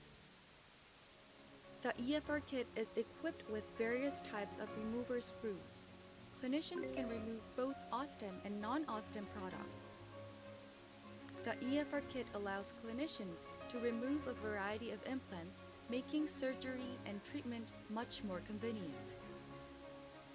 Use the EFR kit for quick and easy implant removal. Introducing OneJet LCD, the next generation 3D printer specialized for digital dentistry. A dental 3D printer should be highly accurate. OneJet LCD features an array-type LED that emits light uniformly across all sections and a mono LCD with excellent light transmittance performance. It is also capable of high-precision printing at 100 micrometer or less across the entire output plate, meaning the user can apply the printed output to the patient without a separate adaptation process. A dental 3D printer should be fast. The OneJet LCD has printing speeds of up to 30 mm per hour. It can print a wide variety of prostheses, such as surgical guides, provisional teeth, models, and splints within 30 to 40 minutes. OneJet Cure Plus features a high-intensity light source, which helps cure materials within 2 to 7 minutes. Thus, the user can fabricate and place the required prosthesis on the same day the patient visits the clinic. A dental 3D printer should be easy to use. OneJet LCD offers 4 functions that improve user convenience during dental procedures. First, the user can send prosthesis data wirelessly and print. Second, the build plate is easy to assemble and remove due to its magnetic connection. Third, the printed prosthesis can be removed vertically without the risk of breakage or damage. Fourth, the automatic OneJet support setup function reduces working time. A dental 3D printer should be easy to manage and maintain. OneJet LCD alarm informs the users in advance for replacement of the LCD panel. Furthermore, the LCD panel is easy and simple to replace. It maintains the optimal printing environment, which prevents errors in prosthesis fabrication. Introduce high-precision 3D printing at your clinic with a fast and convenient next-generation 3D printer, OneJet LCD. I would like to introduce T2. The T2 provides clear images and helps accurate diagnosis for dental treatment. T2 offers a multi-FOV sizes that help take images including facial, implant, TMJ, endodontic treatment, and other images depending on the type of dental treatment. All you need to do is take image of the area you need to examine, and low dose of radiation is used for generating better image quality. The T2 comes with easy-to-use software including the 1.2, 1.3, and VSET, which helps you deliver accurate diagnosis and set accurate implant treatment plans, and ultimately convince more patients to proceed with treatment. Make your treatments more efficient than ever with the T2 that provides clear images and helps deliver accurate diagnosis. Introducing the SM5, the dental implant surgery engine that provides safe surgery with its accurate torque value and drilling ability. First of all, SM5 provides accurate drilling results thanks to its outstanding chucking force. The implant can be safely placed since the implant is firmly fixed, minimizing unstable vibrations. Moreover, the torque value and rotation speed can be checked with ease on the LCD panel during the surgery. Try the SM5, the surgery engine that has outstanding chucking force and that displays the torque value and rotation speed during surgery. Selecting the right bone material by comparing it to the patient's existing bone quality and conditions is crucial when expecting the satisfactory result from the GBR.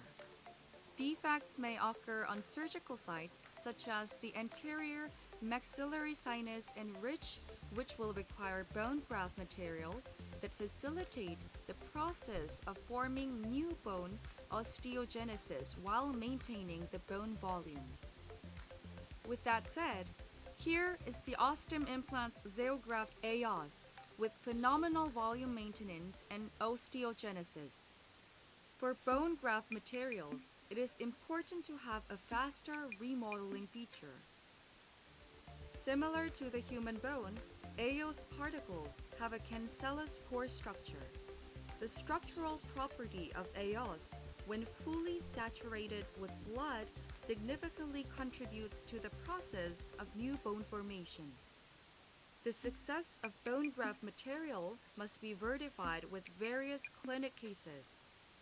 EOS is designed to graft bone in a socket after the tooth extraction, and the treatment of peri-implant defects with guided bone regeneration.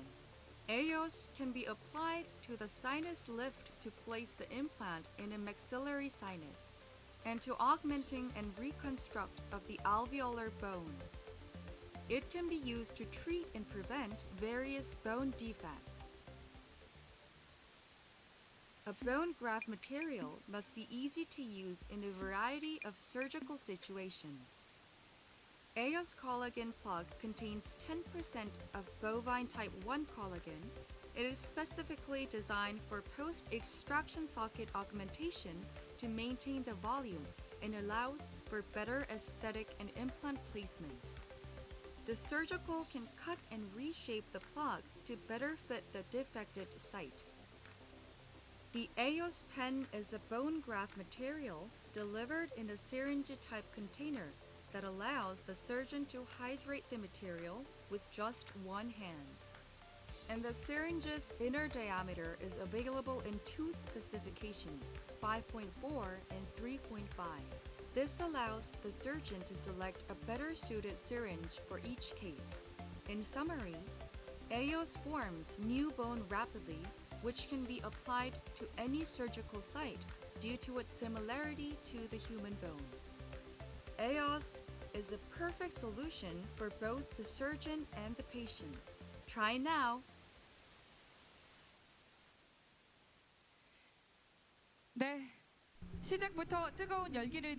We can see the fervor and passion in the second meeting. Now we will begin the second session. In the first session, we will choose best questions raised from both offline and online. We did not announce the winners. Now I will announce them. The best question winners in the first session is Good for online and Dr. Kim Sang-wook for offline question. Please take note of it. Osstem meeting convenes various people from the dental field. We have very meaningful program here today. The program in the main auditorium is simultaneously interpreted in English and China and is sent to 26 countries. First, let's go to the booth in the first floor. We will look at the new products as well as steady sellers. Currently, there is also poster zone where evaluation is being actively done. Let's look at the booth. Ms. Emmanuel. Hello, I am announcer Im Ha-nu, the MC of Osstem Meeting 2022 Seoul. I am at the exhibition hall on the first floor of Osstem Implant Magok R&D Center, Building B. We have 100 or more Osstem products. Behind me, many people are coming and going. So 180 dentistry-related people are here, so you can enjoy. Look around the exhibition. We have coffees, snacks available, and there's a photo zone where you can take commemorative pictures.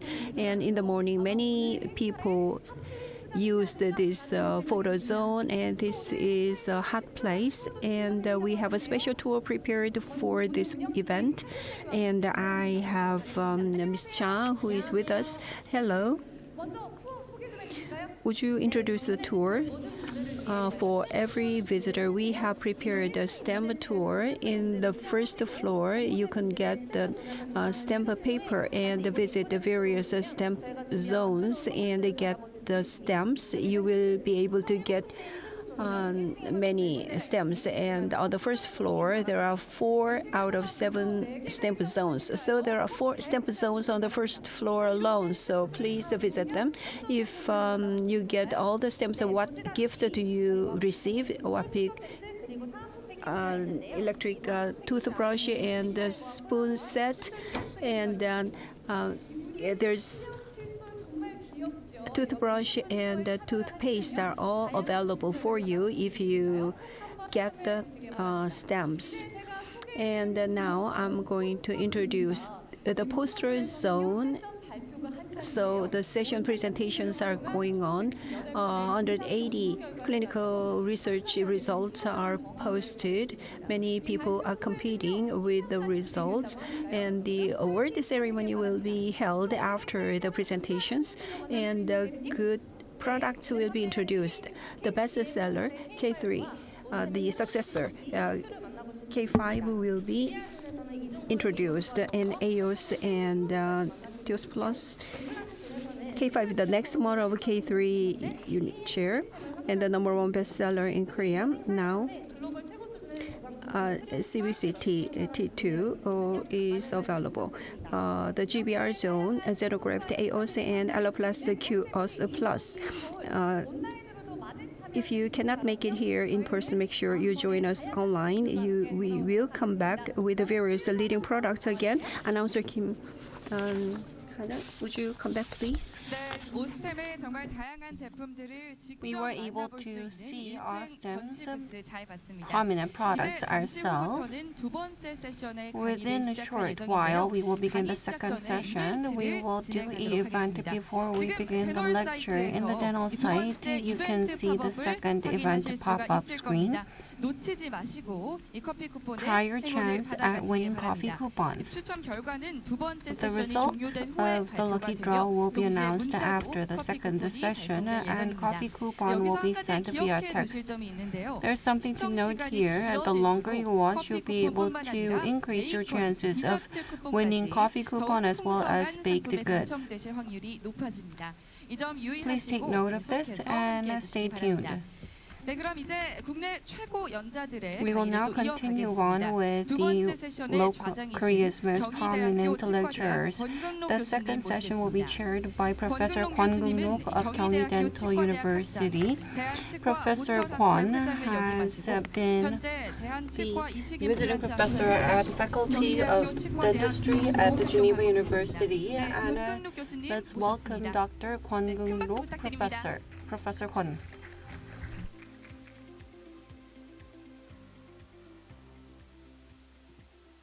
네, 소개 말씀 감사합니다.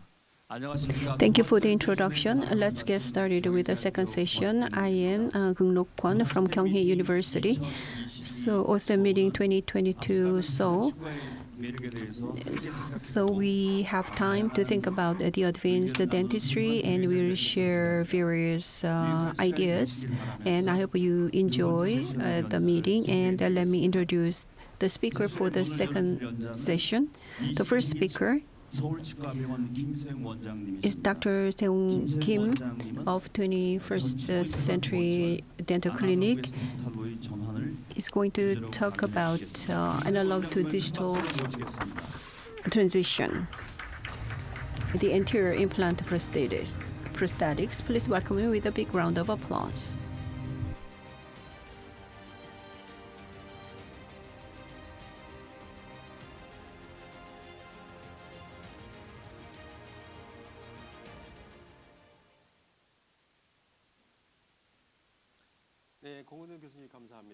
Professor Kwon, thank you for your kind introduction.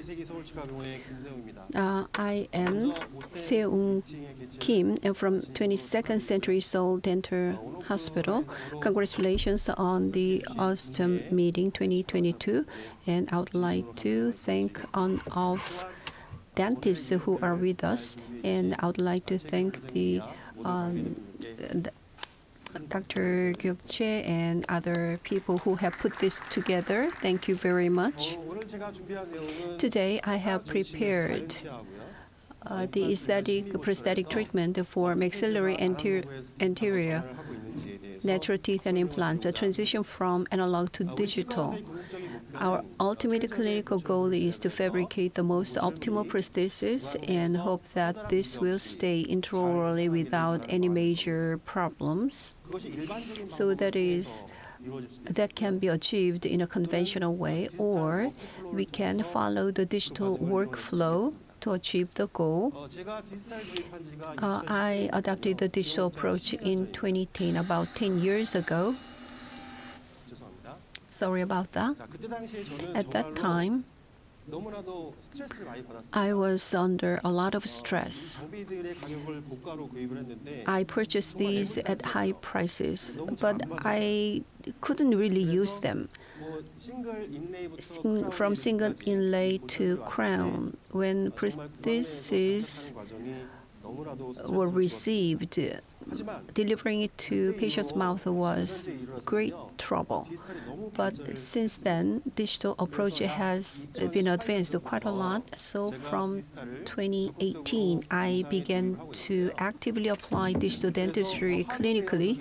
So hardware or software, various equipment is in our hospital. The digital equipment proves to be really efficient and helpful. From posterior treatment, implant posterior treatment, especially in the posterior region, digital workflow takes up over 80% of the work. So digital workflow, the presence is really felt important. So we applied digital workflow to anterior region because anterior region lags behind. As you know, it is aesthetic region. Optimal aesthetic outcome should be achieved. You cannot do it all alone. You need to consider patient factors, and you need to have aesthetic sense yourself, and we need to have a good lab technician to achieve the aesthetic outcome. So within the industry, there are many people who are really keen on aesthetic outcome, but I have my goal. My goal is bilateral asymmetry in the result of the treatment. So in the anterior region, I used analog approach quite a lot, as you know. Rubber impression is taken on the model. The final prosthesis is fabricated. And the natural tooth, this workflow began to be used for prosthetics for natural teeth. So the first one I utilized was the provisional restoration. It takes a lot of time if you use the conventional method, and it depends on the skill of your hands. But with the digital workflow, all the work becomes very simple, and the result is more aesthetic. And I began with the provisional, and later the definitive restoration. And modelless, I began to utilize the digital approach for the final prosthesis as well. Especially for male patients and who do not have high aesthetic demand, and I use it for bilateral symmetry cases. But with the advancement of digital workflow, coloring, staining technologies have been improved quite a lot. So in the unilateral case, digital workflow is applied for fabrication. So the result is quite satisfactory. However, still, on the model, the final prosthesis is fabricated when aesthetic demand is quite high from a patient. If for a patient where full zirconia cannot be really applied. So if you look at this case, so 2 upper incisors were treated in another hospital, and the patient complained about the color. So if you look at the adjacent teeth, the color is quite unique.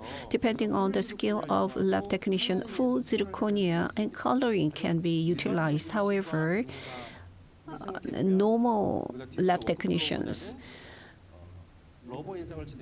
a rubber impression is taken on the model PFZ.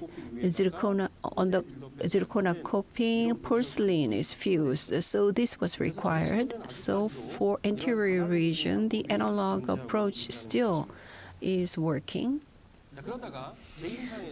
And in my clinical cases, the digital workflow was applied finally to prosthetics for anterior teeth. And you understand the reason why, because implant treatment requires a prosthetic treatment as well as a surgery. So there are so many things that we need to consider. For anterior implant prosthetics, rubber impression is taken on a model, appropriate prosthesis is fabricated, and it is delivered to the patient's mouth. That is the conventional approach, which I employed for quite some time. But additional workflow began to be applied to provisional first. So for conventional prosthetic workflow, digital workflow can work as well. So in implanted treatment, digital began to be used for immediate provisional restoration. So after placing implants in the anterior region, when primary stability is good, in various ways we can do immediate provisional restoration can be provided. How do you make that? There are so many different ways. So when do we need to do? Where do we need to do it? Immediately after placing an implant, or in the next appointment, or is it going to be done in our clinic, or is it to be done in a lab? So are we going to use a digital workflow? How can it be done? With what? Starting from abutment, and the various materials can be utilized. And considering all of these, there are so many different combinations. And the connection type, whether it is to be cemented or screw retained or combination type, ER type, all these need to be considered. Broadly, we have a digital and a conventional workflow. When you apply a digital workflow, it is easy and efficient, and it is quite easy to fabricate. So there's a constraint of time, but let me introduce some of the approaches. Number 21 is extracted and implant was placed. Primary stability was good, so immediately the provisional restoration was fabricated. So the first thing we need to consider, stuck abutment can be chosen. Stuck abutment. There are two types of stuck abutment: one-piece non-hex type and two-piece hex or non-hex type. One-piece non-hex is chosen, and the process is easy, but the problem is that provisional should be cemented. So after the cementation, various prosthetic steps need to be done, so it should be removed, cemented, and that should be repeated. So cement-related problems are bound to occur. Therefore, clinically, this is not a favored option. So rather than that, two-piece stuck abutment can be used. So combination type, ER type, provisional can be fabricated, regardless of the position of screw access hole, whether it is labially positioned or incisor edge or cingulum lingually positioned. So combination type can be fabricated. The appropriate stuck abutment needs to be connected to an implant, and if necessary, adjustment needs to be made. Depending on implant position and the path, a little bit of adjustment should be done.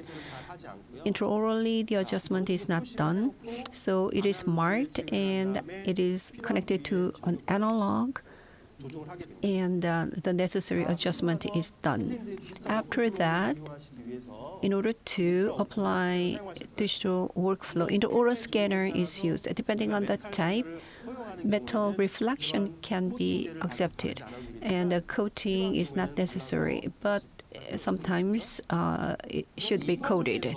In the process, the margin area is not scanned properly. After surgery, that part cannot be properly registered. So the abutment needs to be removed, and the abutment should be scanned separately and stored in a library. So the scanned data is sent to a designer, and the provisional is designed.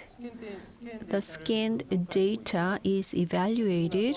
After that, here at the bottom, this is the removed abutment scanned and stored in a library, and it is merged with the original scanned data, and the problematic margin area can be solved, and margin is set, and provisional is designed, and that can be fabricated in two different ways.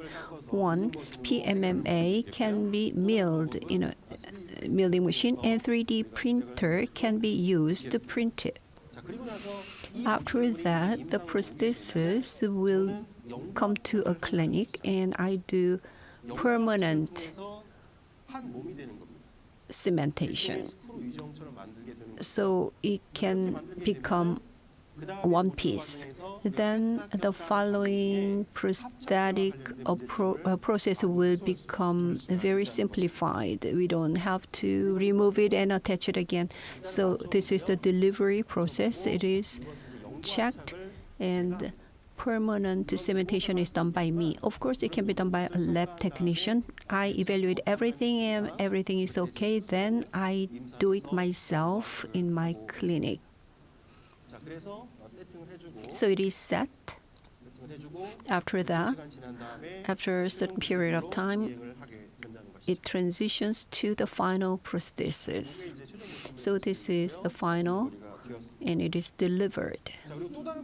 Another way, many companies provide a link abutment or tie base. Osstem has two types. Personally, I choose the 3-shape, and a patient came, and implant placement plan is established, and implant is placed, and graft is done, and post-op CT view. Appropriate tie base or link abutment is chosen by myself, and implant is connected, and the appropriate scan body is connected, and intraoral scanner is used to scan it. Using a tie base, as I explained before, the previous one requires some adjustment, but this one doesn't require adjustment to fabricate a provisional. So this is the adjustment. Due to constraint of time, let me skip over it. And it is scanned. Tie base is connected to an implant, and the opposing teeth and occlusion are scanned. And the scan data is sent to a designer, and they are merged to determine the implant position, and then link abutment specification would be produced. And provisional is designed, and using your favorite material, PMMA, milling or 3D printer can be used. And when that comes to our clinic, I check the fitness, and in the mouth, we cannot do the permanent cementation. So analog is connected, so I do the permanent cementation myself. You can leave it to a lab technician. That's okay too. So after that, it is connected to the implant. So when we fabricate immediate provisional, digital workflow can be simply applied like this. If necessary, the final prosthesis is fabricated. To fabricate a definitive prosthesis, we use the conventional method, the rubber impression taken, and this is the conventional way.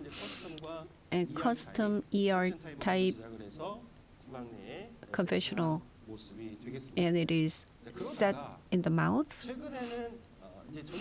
But recently, in the final prosthesis process for anterior, I use digital workflow. There are many different workflows that we can use.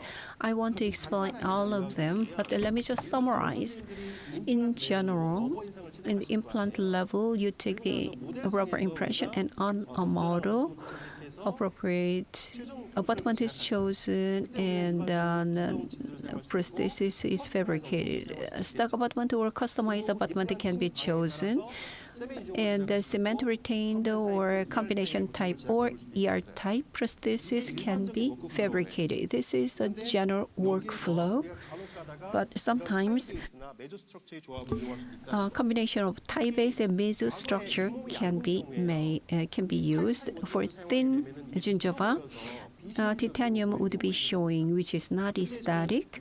So ready-made zirconia abutment I have used, but this is expensive and there is disadvantages. So instead of that, I use tie base plus mesostructure combination.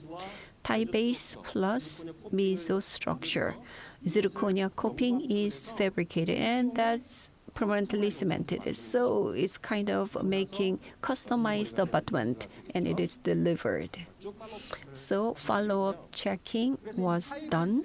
So tie base is more and more used and manufacturers are upgrading the product, and there are many different heights, 2 heights.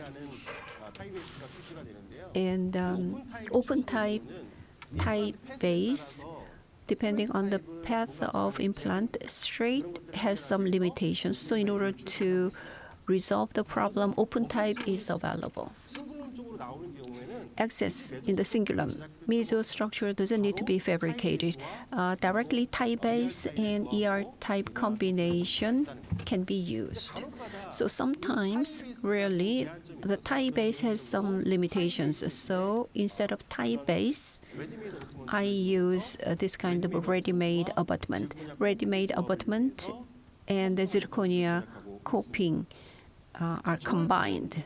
So there are many different methods, especially when implant path is diverged, ready-made cannot be used, and angle type can be used with a combination of mesostructure to produce customized abutment. So the path is labially positioned, so modelless digital impression can be taken. So for various methods, I want to talk about this for a long time, but why did they give me just 20 minutes, which is regrettable. So brief summary. Tie base and link abutment can be used for interior immediate provisional restoration after implant placement. Second, customized abutment can be made in your clinic if you do not have a customizing machine. Customized abutment, the authentic problem should be used, but some milling machines cannot be used for authentic ones, so tie base can be used in that case. Personally, model or model-less approaches, CAD/CAM custom abutment is usually I use. I'm overrunning the time. Apologies.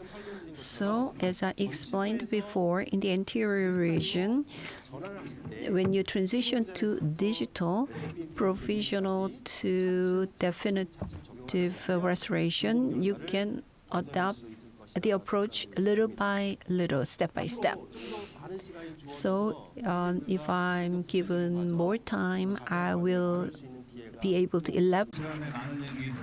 Dr. Kim, thank you very much for giving us a lot of information for a short period of time. I believe you have a lot of questions, but the Q&A will be held at the end of this session. So if you're watching, you can pose the problem or questions real time on the chatting room, and good questions will receive good gifts. The next speaker, second speaker. The second speaker is Professor Lee Hyun-jong of Yonsei College of Dentistry. The title is Anterior Cantilevered Implant Supported Restorations Through Digital Analysis. Please welcome Professor Lee with warm round of applause.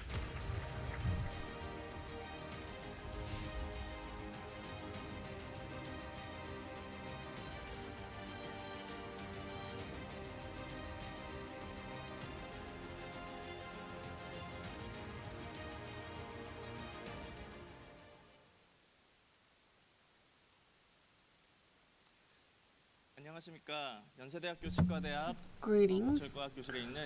I'm Professor Lee Hyun-jong of College of Dentistry, Yonsei University. Thank you for inviting me here. I'm honored to speak here. As Dr. Kim Se-woong has mentioned, Dr. Kim Se-woong has provided a wonderful explanation on aesthetic prosthesis for anterior region. I want to go into more specific category. Anterior cantilever implant is what I want to talk about today. If you add Pontic, there's major aesthetic plus in terms of prosthesis. So I want to address it briefly. As a dentist, we're always concerned whether the cantilever is okay, whether there's going to be a lot of torque or overloading. How much of it is okay? If you're to use cantilever, what kind of precautions should we have? In the anterior area, 2 implants have been placed here. The space in a lot of cases is not ample. MD space is not sufficient. If the implants are placed too close, aesthetically disasters can occur. As you know, implant-to-implant distance needs to be at least 3 millimeters. Morphologically, that is okay. At most, you can have 2.5 millimeter, but basically you need to have about 3 millimeters. When you place the implant, at times the space it can be very tight. Aesthetically speaking, if 3 anterior teeth are missing, if you replace all with all implants, if there is sufficient space, you can do that. At times we use bridge. If 2 adjacent teeth are missing in the upper and central incisor number 11 and 12, while we're trying to place 2 implants here, at times there can be many limitations. So vertical soft tissue limitation. Let's take a look on this topic. Implanted distance. Soft tissue height is not easy to achieve when you place 2 implants adjacent to each other. If you add Pontic, they morphologically and the gingival contour, you can get more aesthetic results. You can get more favorable results here. Many studies have proven this point. Selena research, there are many researches. 2 implants, when you place them in the anterior area, when you use 2 implants, there are unfavorable factors. It is widely known. In my case, personally, when you restore natural teeth, we come across these cases frequently. 1 central incisor and 1 lateral incisor when they are missing. At times, it can be difficult to place the implant. I use a 1-wing, single-wing Maryland bridge. Same as natural tooth and implant, you can use cantilevered implant-supported restorations here. Number 21 is placed and number 22 is Pontic. The patient has been using this for a long time. If you look a closer look at this case, in single implant cases, if you add cantilever, on the cantilever side towards the Pontic, we do not do occlusal adjustment so that occlusal force is concentrated there. At times, there can be fluid impaction. So on one part of your mind, we have this kind of uncertainty. 올해 이제 This year, CIDR CIDR released a very good review. 싱글 그러니까 캔틸레버가 있는 보철물과 캔틸레버가 Single 없는 cantilever 보철물의 implant 장기 prosthesis 생존에 and implant prosthesis without cantilever in terms of survival rate analysis was done. If you look at this result, the two graphs, let's take a closer look at the graph on the top. The blue is implant fixed prosthesis without cantilever, and red is cantilever design. And the observation period here was over 10 years, almost 15 years. The survival rate, there's no major difference. 다수 임플란트를 조사를 했는데요. A lot of implants were reviewed. However, survival rate without complication was also considered. 뭐 생존은 하는데 It is surviving, but there could be problems such as screw loosening. There can be small issues. 생존에 실패했다고 보진 않지만 Even if, just because there's a small issue, we don't consider that as a failure. 컴플리케이션이 하나도 없이 Complication-free successful survival. The difference shows that the one in blue without cantilever design is better. There may be small prosthetic complications such as screw loosening or porcelain chipping. The prosthetic complications may rise with this design. In most cases, there were decementation and porcelain chipping. These are smaller issues, but survival rate itself is favorable. 그래서 주로 웬만하면은 그 이전 방금 보여드렸던 논문에서 디시멘테이션이 되는 경우에는 이제 when there's decementation, you would use temporary cementation. If you add a temporary provisional as well, at times a decementation can occur. 완전 파이널한 레진 세멘을 이용해서 If you use resin cement 타입이라든지 이렇게 컴비네이션 타입으로 do combination type cementation, such decementation 거의 되지 않습니다. is reported less. If possible, cantilever를 할 때는 and when you do anterior cantilever, you need to 진단 단계에서부터 잘 위치 계획을 set 해서 the implant position accurately at diagnosis stage so that the screw hole is towards the palatal area. 좀 전에 보여드렸던 이 If you look at this 케이스를 case, 오랜만에 와서 the 환자분들 patient 스캔을 해서 came in after a long 교합이 time, 되고 and 있는 I wanted to 상태를 see 한번 how 확인을 occlusion 해봤더니 was being done. 전치부 11번 여기가 In 이제 number 임플란트가 심겨져 11, 있는 this is 크로스 where the 섹션이고요. implant is 교합은 그냥 placed. 무난하게 The 되고 occlusion is 있고 okay. 그 펀틱 쪽 And in the 캔틸레버 pontic 쪽은 area, in the 애초에 cantilever 교합이 좀안 area, 되게 the occlusion, 뛰어났었는데 잘 I 이것이 또 made 유지가 it so 되고 that 있는 상황입니다. occlusal force is not 개개인의 concentrated 상황에 here. 따라서 It may 많이 differ 다릅니다. from patient to 처음에는 교합이 안 patient. 되게끔 At 조금 first, 떨어뜨려놔도 또 if 대학체가 you 정출돼서 교합이 되는 경우가 make 많기 it 때문에 out of 늘 occlusion, 체크업할 the 때 antagonist 과도한 힘이 can 가해지지 않고 be 펀틱 쪽에 extruded, 가해지지 않게 but 주의를 하긴 so 해야 that 돼요. 이 the 케이스는 occlusal 이제 force may be 자체가 concentrated. 마침 Therefore, whenever the patient comes in, you need to check the occlusion. In number 23 on the mesial ridge, there was occlusion, and so the occlusal relations did not collapse for this patient. As mentioned, basically, you need to make the screw hole towards the lingual side in order to provide a good cantilever design prosthesis. From the diagnosis stage, you need to make accurate diagnosis. In the lower, it's very good. More than upper, it is better to use in the lower because MD width is lacking.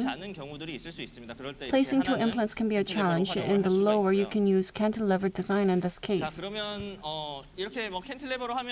Using cantilever design, according to research, the survival rate is not poor. And aesthetically, the gingival height or tooth contour, it can be more favorable. That we have come into consensus, but there are still uncertainties. The cantilever design itself,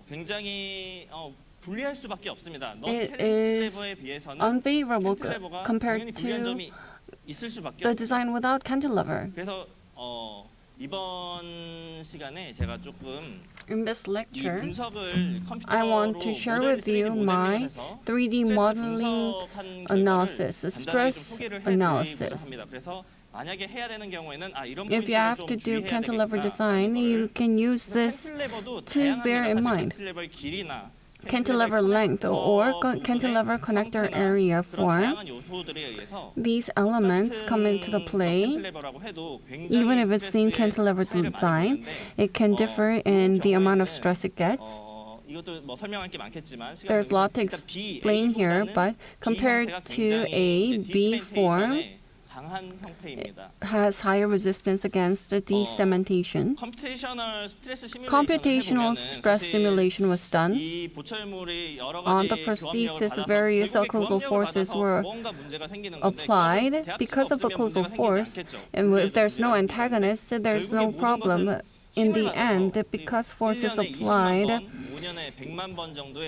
so about 1 million cyclic loading is applied per 5 years, so issues can occur. There are many issues, many factors that come into the play: diameter, material, platform, bone level, tissue level, platform. There are many factors.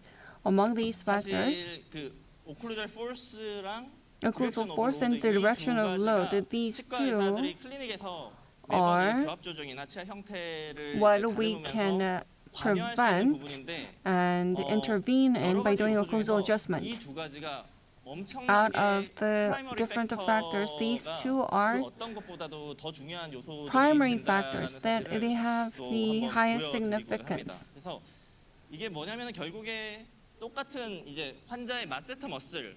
The patient's masseter muscle, the occlusal force, does not change due to masseter muscle, where the cusp angle, whether it's steep or not, depending on the direction of the force, there is a high difference in terms of stress. At times, it can differ up to 10 times. This is implant bone level and tissue level implant.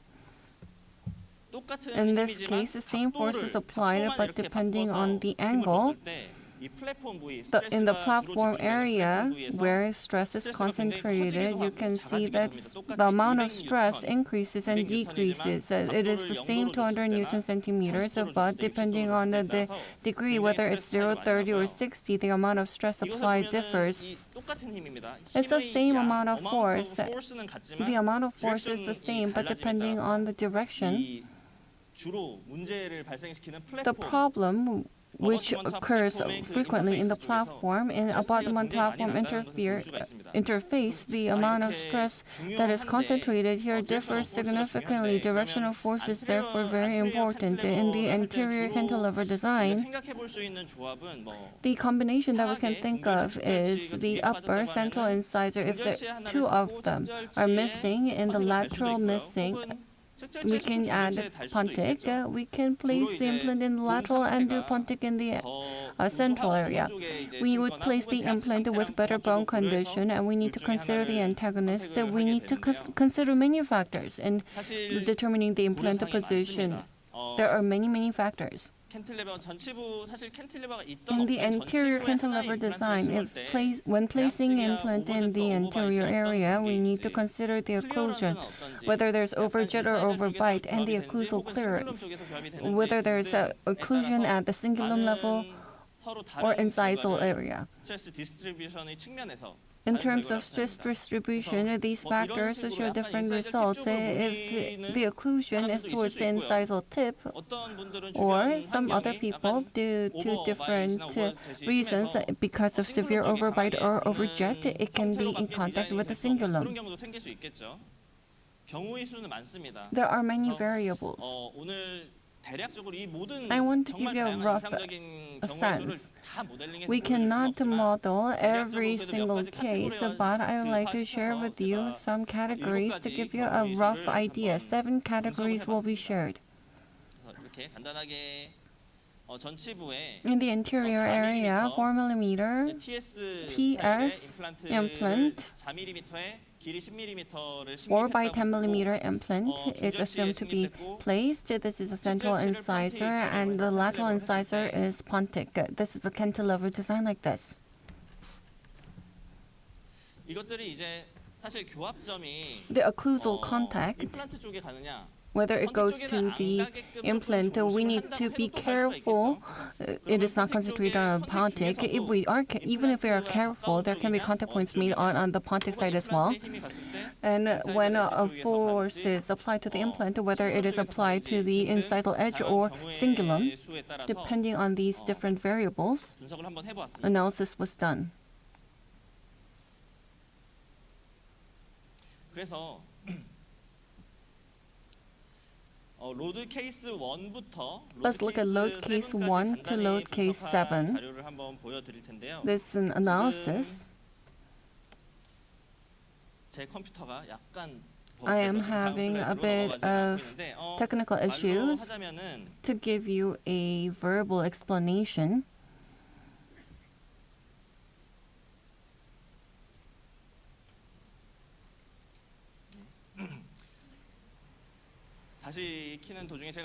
as I'm restarting my computer, I'm going to briefly give you a verbal explanation. In line with the results, when strong force is applied to the incisal tip, or when it is applied to cingulum, and from the cingulum, when the direction of the force is applied in from which direction, there is a difference in terms of load, and the antagonist form needs to be considered when designing the prosthesis. As you can see,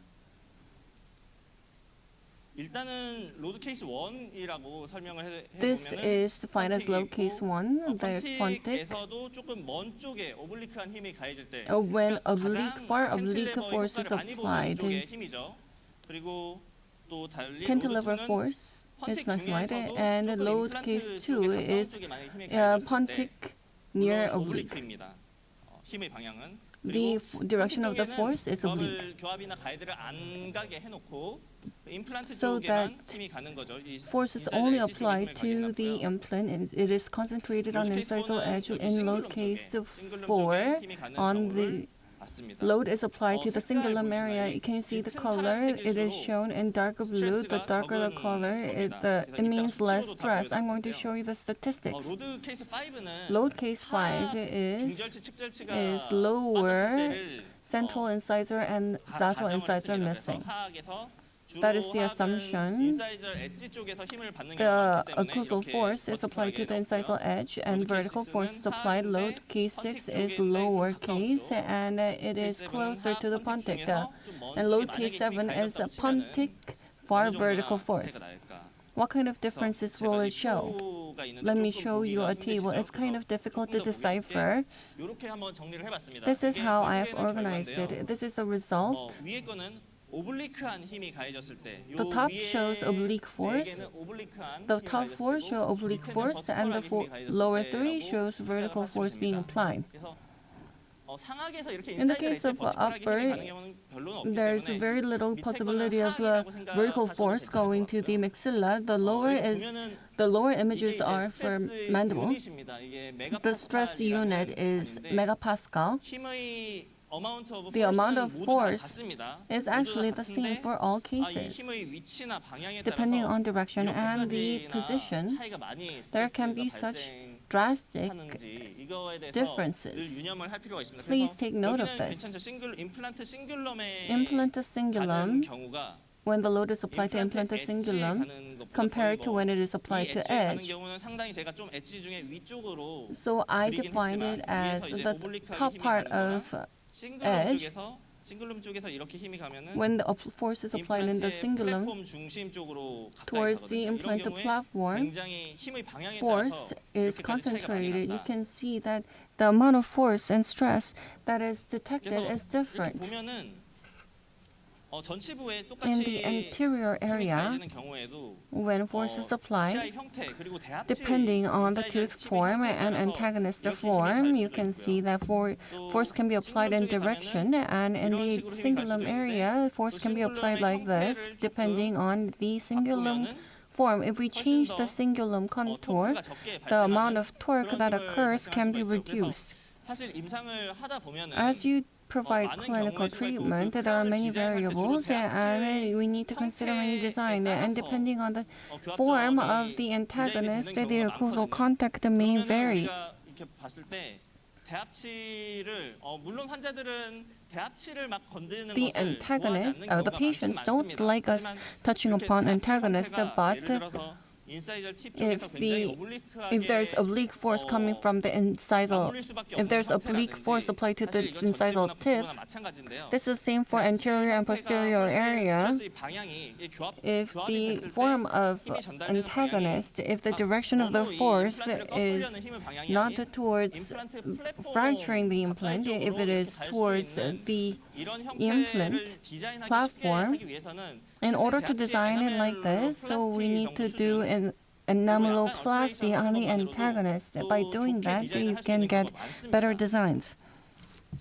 결국에 이제 뭐 정리를 하자면요. 이 전치부에서 So 봤을 to 때 summarize, if you look at the anterior area, cantilever design for anterior area in terms of survival rate, it is okay.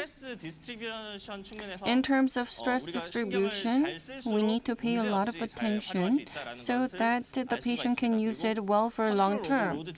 Control of load direction is primary factor to minimize the stress, the form and the antagonist alteration, and depending on the design, the load direction needs to be controlled, and this it has immense impact on stress.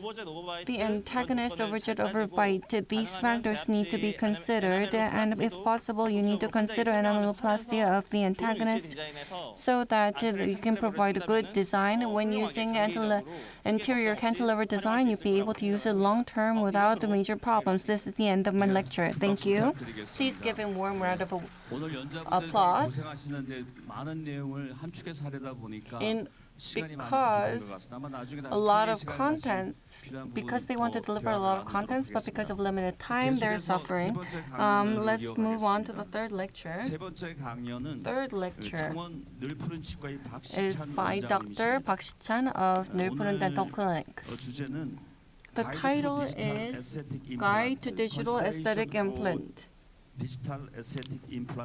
Consideration for aesthetic implantology. Please welcome Dr. Park with a warm round of applause.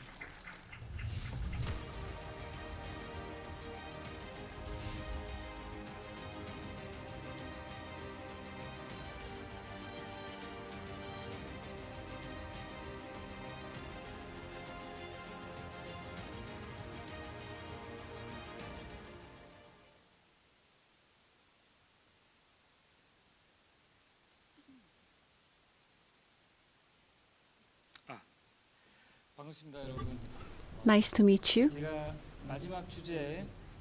So, this is the third speaker. The current hot topic of dentistry is digital. So, we are talking about aesthetic implant using digital dentistry. Scanners, milling machines, software, and there are many different factors that we have to deal with. This is a new technology, so we need to apply it appropriately, which is not easy. So I'm given a short period of time, but I'm going to talk about how efficiently we can utilize the tools. What we are going to talk about here is that we plan implants with a digital approach, and we do guide surgery, and the final prosthesis would be manufactured, and what tools can be utilized considering what factors. Recently, about 3 or 4 years ago, the situation was quite different from now. CAD/CAM specialized materials have been advanced, and the materials used in analog dentistry has been improved, changed so that they can be used conveniently in the digital dentistry. So I'm going to talk about the various materials, tips how to use such materials clinically. When we talk about digital tools, for aesthetic implant restoration, we need to analyze face, occlusal plane, and symmetry. In the past, we looked at the photos and we just checked them visually with a naked eye. But what references need to be considered with what tools? That's something I want to talk about. For full mouth restoration, I'm going to talk about a full arch ready-made smile. So for a big case, what is important is that we need to transfer the intraoral situation to an articulator. So using a virtual articulator module, we can transfer the patient's oral situation to the articulator to establish a treatment plan. And then whether the plan would be effective or not needs to be checked. Before fabricating the final prosthesis and the surgery, we need to apply the diagnostics before surgery or definitive restoration fabrication. We need to check and evaluate. So mock-up is the process. And how can we apply it digitally? So in summary, for a full arch cases, half of the work is to transfer the ready-made smile to patient's mouth, and with just a slight adjustment. So when it comes to digital dentistry, what is useful is that the several goals need to be achieved. First, dentists or lab technicians need to follow simple workflow efficiently, and treatment plan established at the time of diagnostics need to be adhered to until the end. So a lot of preparation is required. If you do not make a thorough preparation, the final prosthesis would have a lot of problems. So from surgery, from diagnostics, a guide needs to be made, and provisional or final prosthesis need to be made in a very smooth flow of work. So the planned prosthesis should be similar to the final prosthesis. So in a digital approach, establishing a proper plan is very important. How can we achieve effective outcome? First, I talked about ready-made smile. So occlusal plane, symmetry is evaluated in a model. So half aligned teeth model can be brought in and evaluated, and the width can be adjusted, inclination or the size of teeth can be adjusted. that will lead to time-saving effect.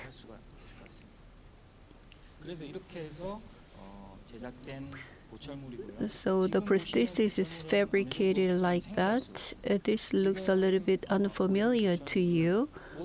This is all-on X type unibody prosthesis. PMMA and screws are used. This is not final but provisional. So it is connected to the patient's mouth, and we check whether the plan is accurate or not. Conventionally, we used a lot the 2D photos. We relied on 2D photos. Depending on the angle of taking the picture from the top, below, or side, the result can be different. So the people working in the dentistry and the patients prefer this angle from above. So when prosthesis is not aesthetically made, taking pictures from that position gives better aesthetic result. So we can check the symmetry as well. So single 2D photos are moving into 3D pictures. 3D images are made for designing. So 2D photos are used, and through computerization, so the designs can be applied to a patient and used for communicating with the patient. Recently, a lot of improvements have been made to intraoral scanners. And the facial scanners are improved quite greatly, and the prices have become affordable. But the facial scanner requires careful handling. It is not easy to do the scanning. There are many variables, the exposure time, how many polygons, and how to handle or treat the data. There are many variables. So the scanners actually turn a collection of many photos. The facial scanner, whether you apply texture or not, makes a difference. With a cell phone, 3D model can be acquired. With the texture applied, much better resolution can be achieved. So if you want more objective model, textureless model would be more accurate. So if you amplify the situation, texture versus no texture. So to get details, and markers are attached to merge facial and facial scans. So dentists are doing very precision work, and if they cannot be merged accurately, that's a problem. Using a program, they are merged. 30 micron, 30 to 40 micron level precision can be achieved. So the data can be effective with that precision. So this is the merged data, and the model is analyzed. Incisal edge to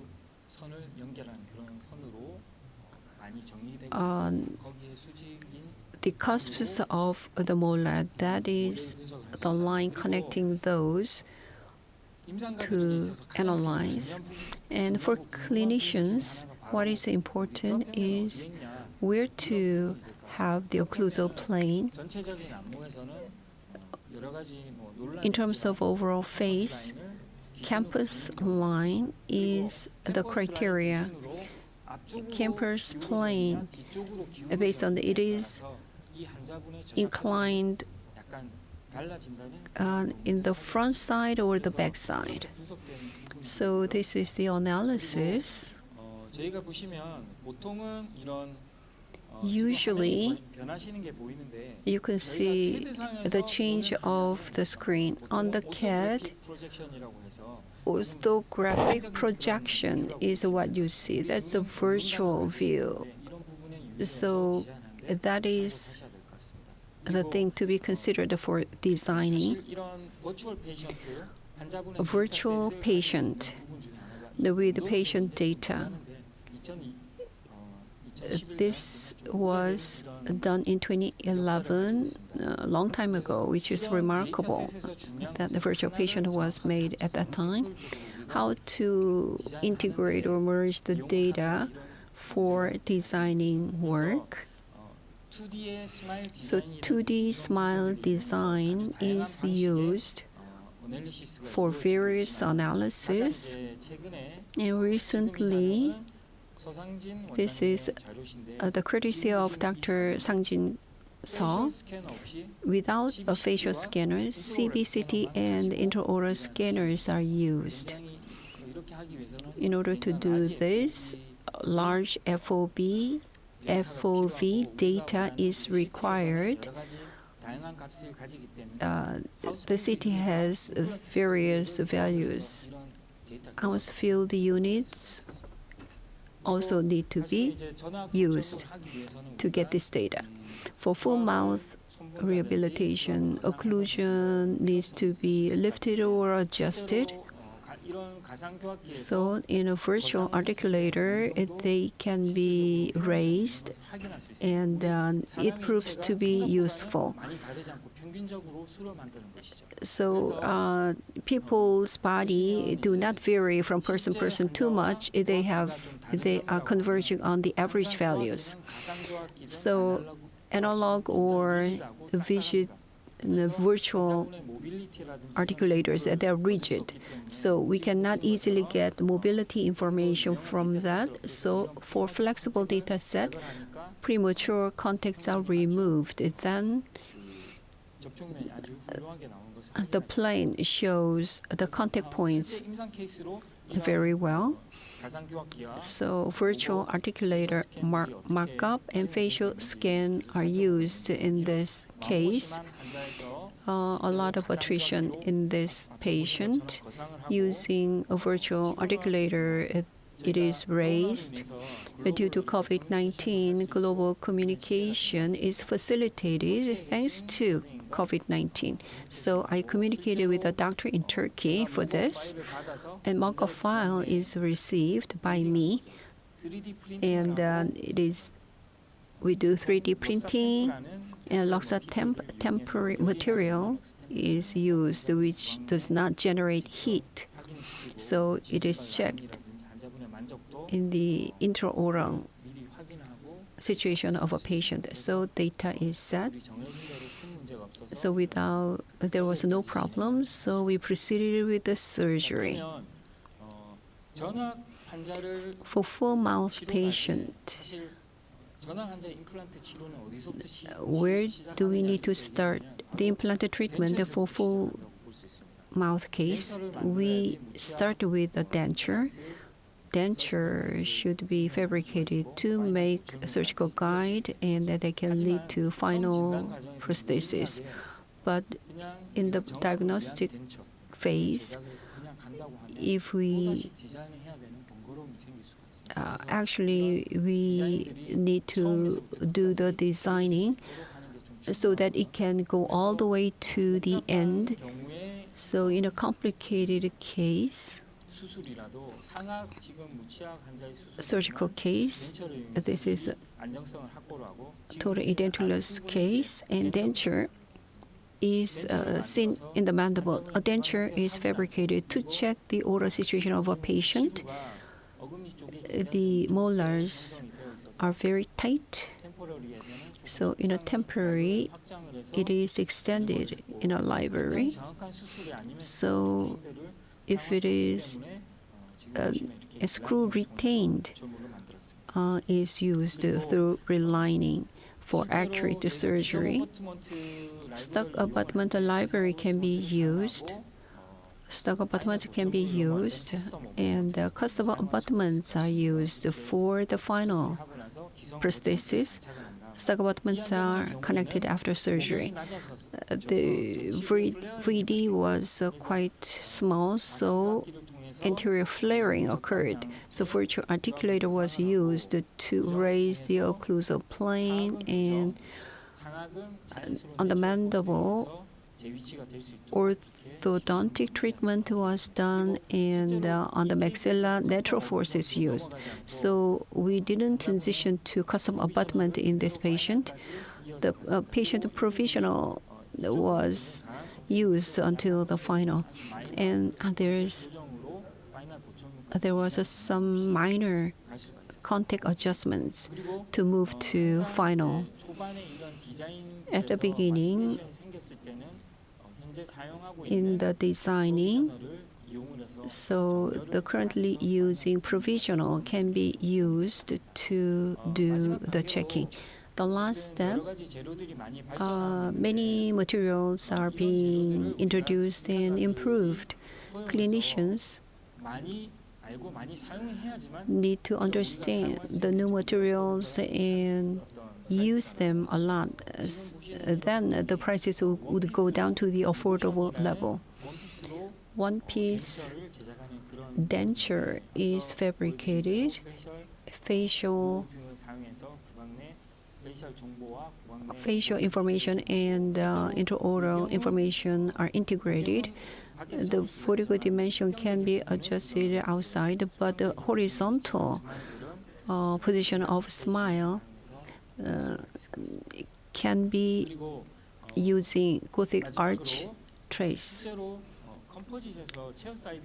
For composite, on the chair side, gingival line can be checked. So chair side, quick layering can be done with the composites for gingival line, and the prosthetic type needs to be determined in advance. And actually, as I showed you before, this prosthesis is made of PMMA plus screws.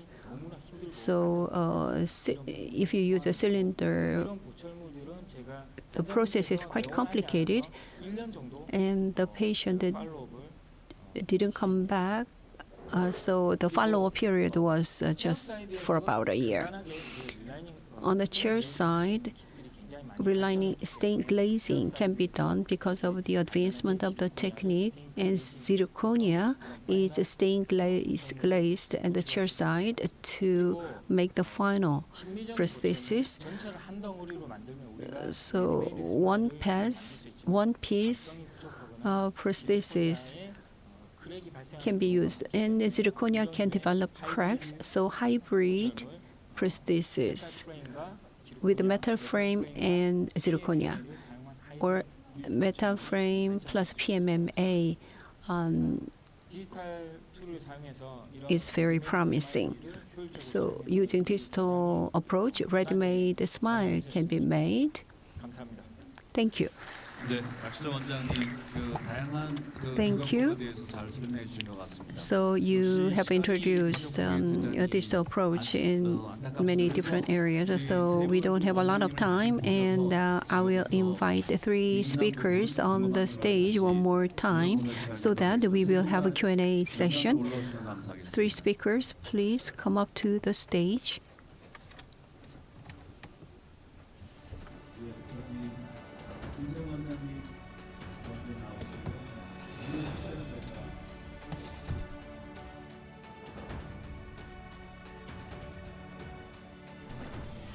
As we summarize the questions,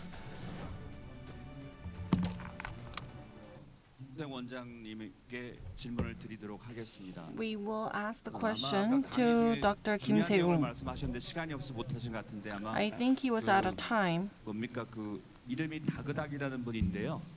맞은 부위를 보완하기 위하여 So you remove the abutment, and when you make prosthesis, and they can be connected. Do you think it can be connected perfectly? So would you answer that question? In general, when we do the scanning, especially after surgery, in the process of fabricating a provisional, the area can be covered with blood. And if the implant is in deep position, scanning cannot work very well. So the scan data doesn't have a good margin information. So abutment is removed. Intraoral scanner can be used to scan it, and the scan data can be stored in a library. And original scan data and the one in the library can be merged. Then the margin area can be more clear. Then margin fitting can be improved. Does that answer your question? And we can open the floor for questions to these speakers, or do we, if you want to ask some questions, please raise your hand.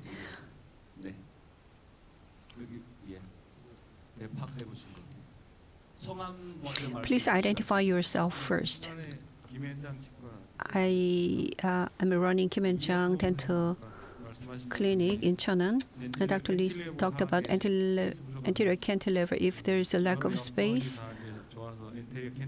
anterior cantilever can be chosen if conditions meet. You did talk about the size, a 3.5 size.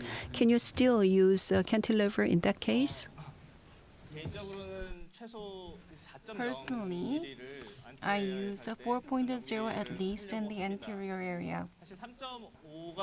3.5. It does not, there's no review that says that you cannot use 3.5, but epidemiologically, if the bone level type wall is too thin, I think it can be unfavorable. Personally, I use at least 4 millimeter. Are there any further questions? I'm Kim Jong-yeop of Busan Dental Clinic. I have questions. You talked about anterior cantilever. There's mediodistal cantilever, but because of bone loss in the anterior area, there's buccolingual cantilever force.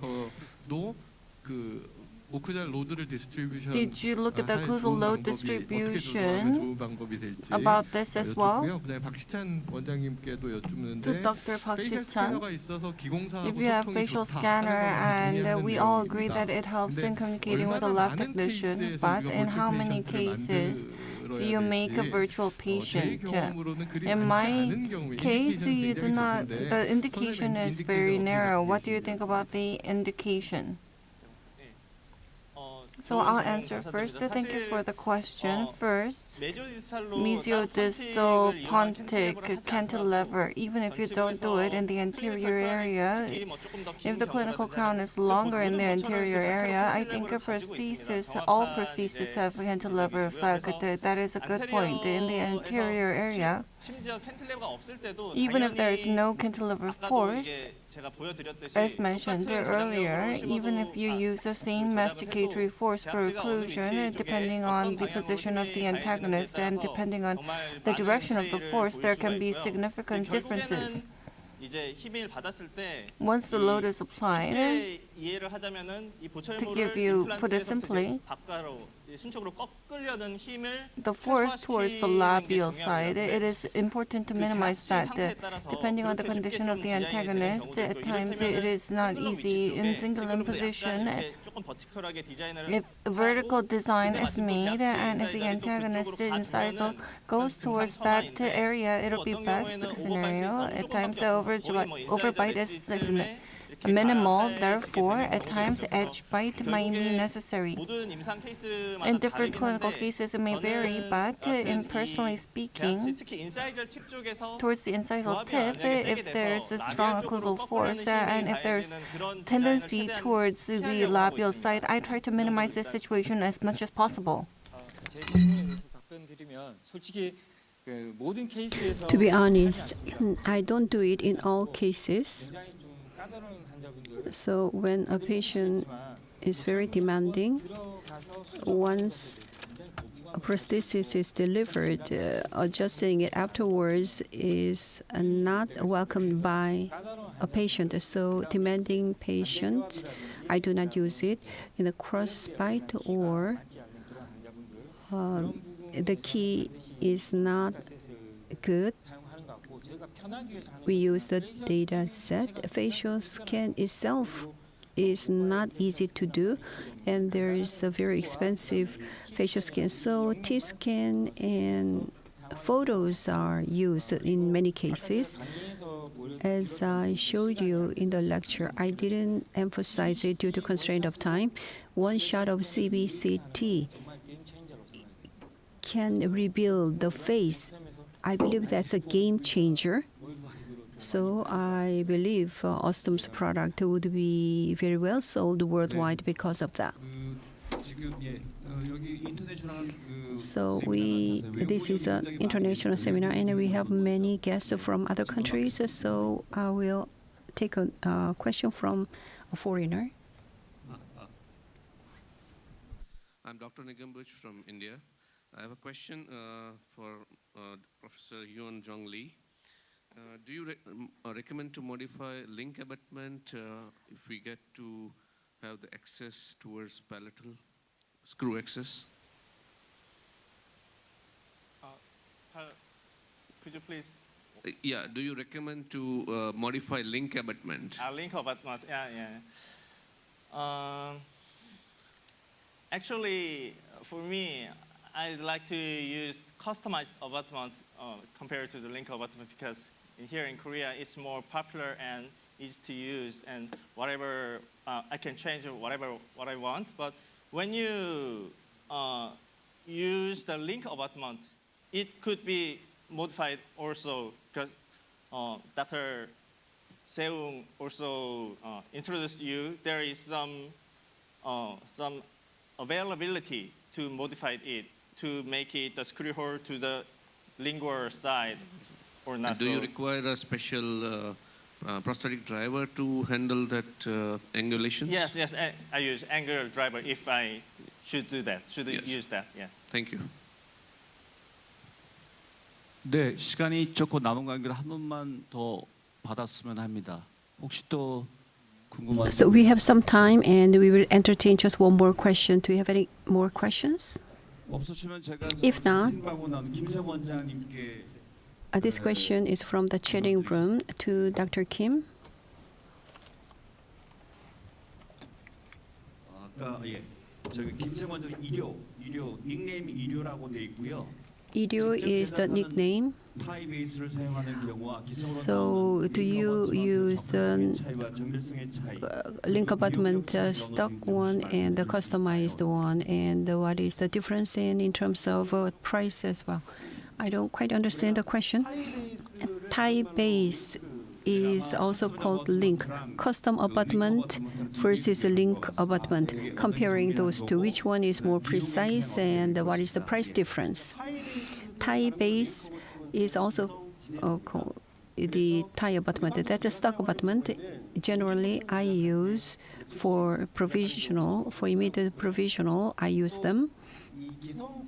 And the stock abutments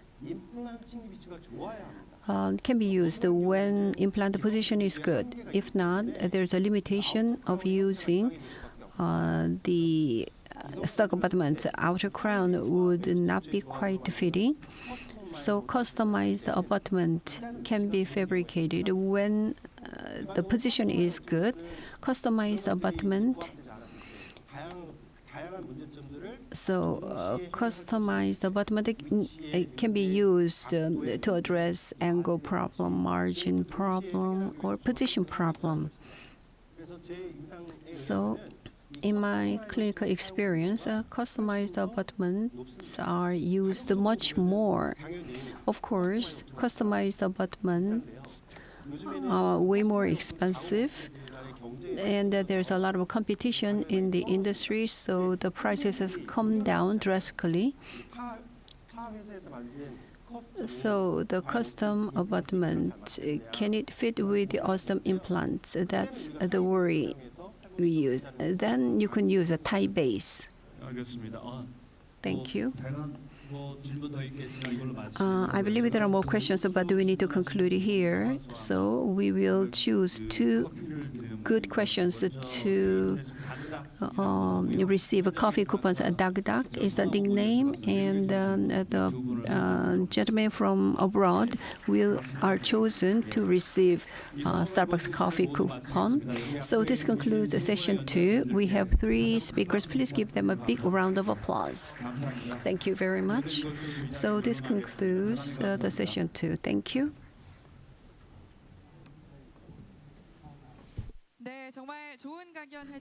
Thank you for the wonderful lectures, and thank you, Professor Kwon Keung-lo, for chairing today's session. Once again, please give them a round of applause.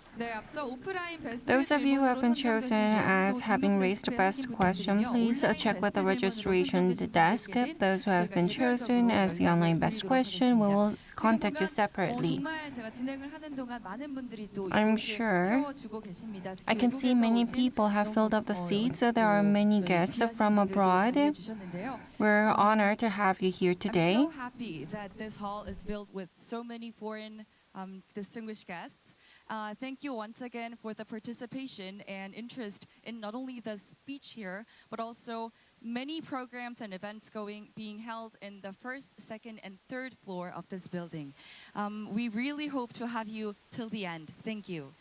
네, 그럼 이제 바로 저희가 또 두 번째 스페셜 Next, we'll move on to the second live program. We're going to the booth, exhibit booth. First, we're going to look at K5 and T2. In the first floor, let's look at announcer Im Han-il.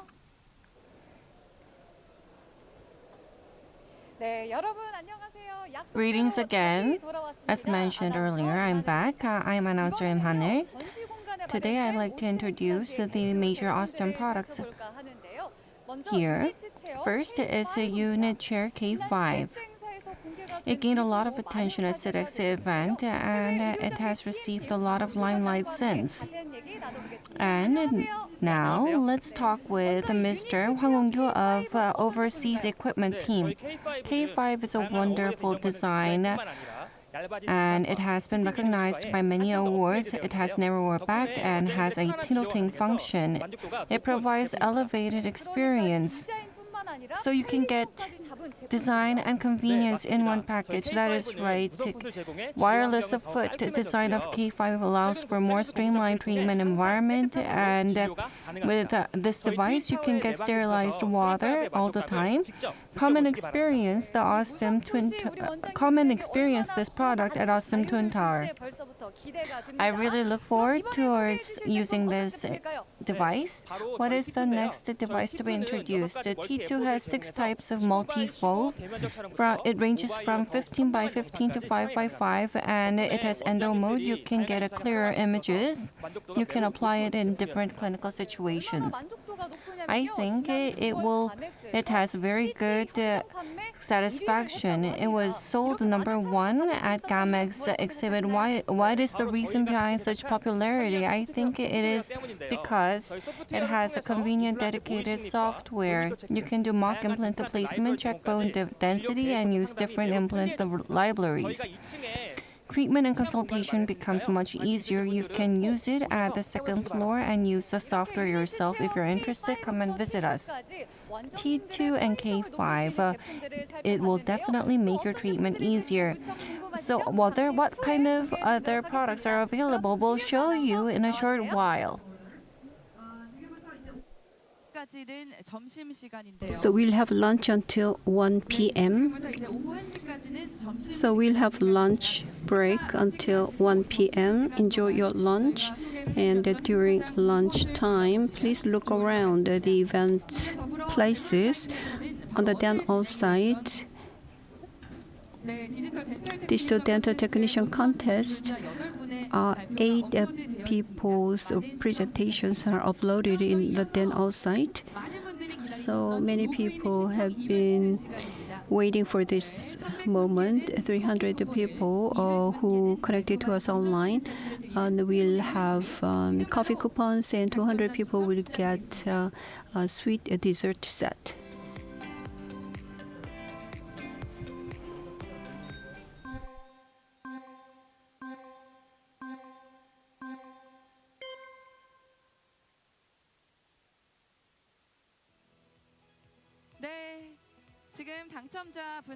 So winners are displayed on the screen. Congratulations.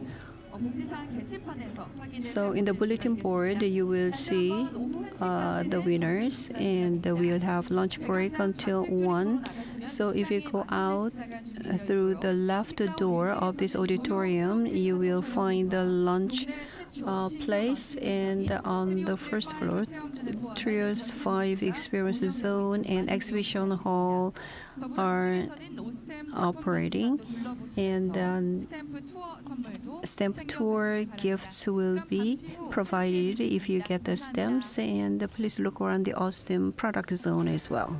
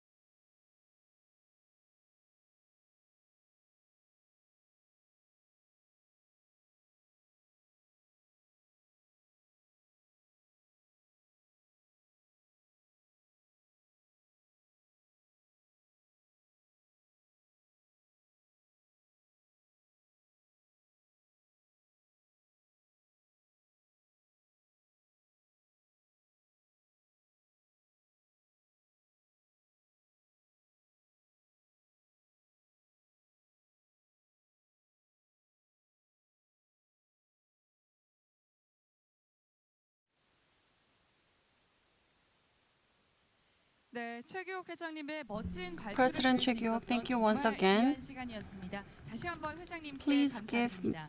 President Che another warm round of applause. Osstem Meeting 2022 Seoul, which is receiving a lot of attention from dentists around the world, is currently being sent to 26 overseas countries and is being simultaneously translated to English and Chinese.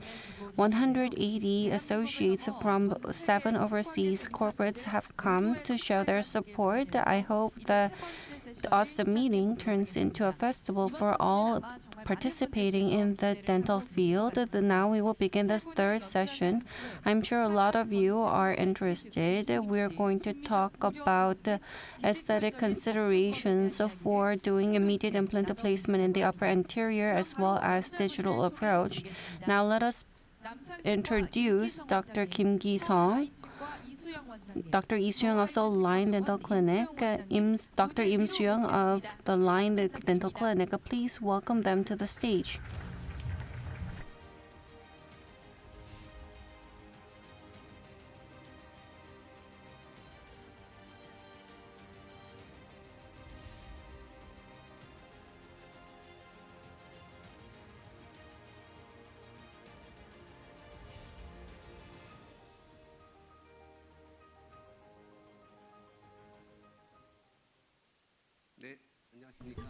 Hello, my name is Ki-sung Kim. Hello, I'm Dr. Lee, and hello, I'm Dr. Seung Lim. Today, we are going to talk about. I'm looking forward to the good discussion. So this is what we are going to discuss. Aesthetic consideration and digital approach for upper anterior immediate implant treatment, and we are going to talk about advantages of a guide. Clinically, when we place an implant in the upper anterior, you may have experienced aesthetic failures. The patient was referred to us, and there's a recession in the gingiva, and there's a post-discharging. So, what is the reason of the gingiva recession in this patient? First, as you can see on the CT, the angle is labially inclined, and so when 4 upper anteriors are extracted, not many cases we place 4 implants, but the 4 implants were placed. And if you look at the angle of a placement, it looks like it was immediately placed. If it is a healed ridge, I don't think they would go out of the bone housing. Yes, regrettably, the placement angle is not good. It's labially inclined. In number 11 is outside the bone housing. So flapless surgery was done without an assistance of a guide, I think. So in order to prevent this, we are going to talk about how to adjust the placement angle of implant, 3-dimensional implant placement positions. So in the upper anterior region, in order to place implants, we need to place at the center of the extraction socket, and it is very important in terms of labiopalatal for immediate placement. 2 millimeter of gap that needs to be maintained so that it should be placed palatally. So implant placement is done against the gingival line. 4 millimeter or more distance should be made. So 2 millimeter gap should be obtained to prevent the problem. The implant angulation, it is related to the prosthetic type. Implant axis, if it is in cingulums, the screw type implant can be made. However, if the angle is incisor or labial, cement type can be used. What I want in terms of angulation is this one. When a final prosthesis is made, it should be a little bit palatally, the implant axis should be made. The screw hole like this needs to be made. This is the best implant angulation, but we cannot obtain that always. If you look at this, the second and third one, implants are placed and the screw hole prosthesis cannot be fabricated, but reasonably cement type aesthetic prosthetics can be made. But if the fissure type is too much in the labial side, we will have a failure like the case we saw before. So today we are going to talk about the 3 axes, the important ones, the long axis of teeth and alveolar bone axis and implant axis, the long axis of those, how they are related with each other. First, the teeth and alveolar bone, the angulation should be considered. Lateral, canine, and the incisors have a different situation, and root apex direction is different from patient to patient. So if you look at angulation in the same patient, central incisor 8 degrees, lateral incisor 16 degrees, and canine 23 degrees. So as you go toward canine, the angle is becoming larger. So root apex angulation can affect the implant placement angulation. Class 1 apex is something like this, but in the central incisor, lateral incisor, canine, more than 70% is class 2 type. It is labially inclined. That is the cases we see a lot clinically. So we'll talk about these two. The tooth implant angulation, the tooth axis and implant axis needs to be closer to tooth axis. That is restoration-driven regulation, and implant is placed toward the alveolar bone. So this is surgically convenient, surgery-driven angulation. In actual patients, if you look at here, the root apex is type 2. So it is more labially angulated. So the tooth and alveolar bone axis are diverged. In this case, especially personally, I think I prefer surgery-driven angulation because so after placing an implant in the anterior,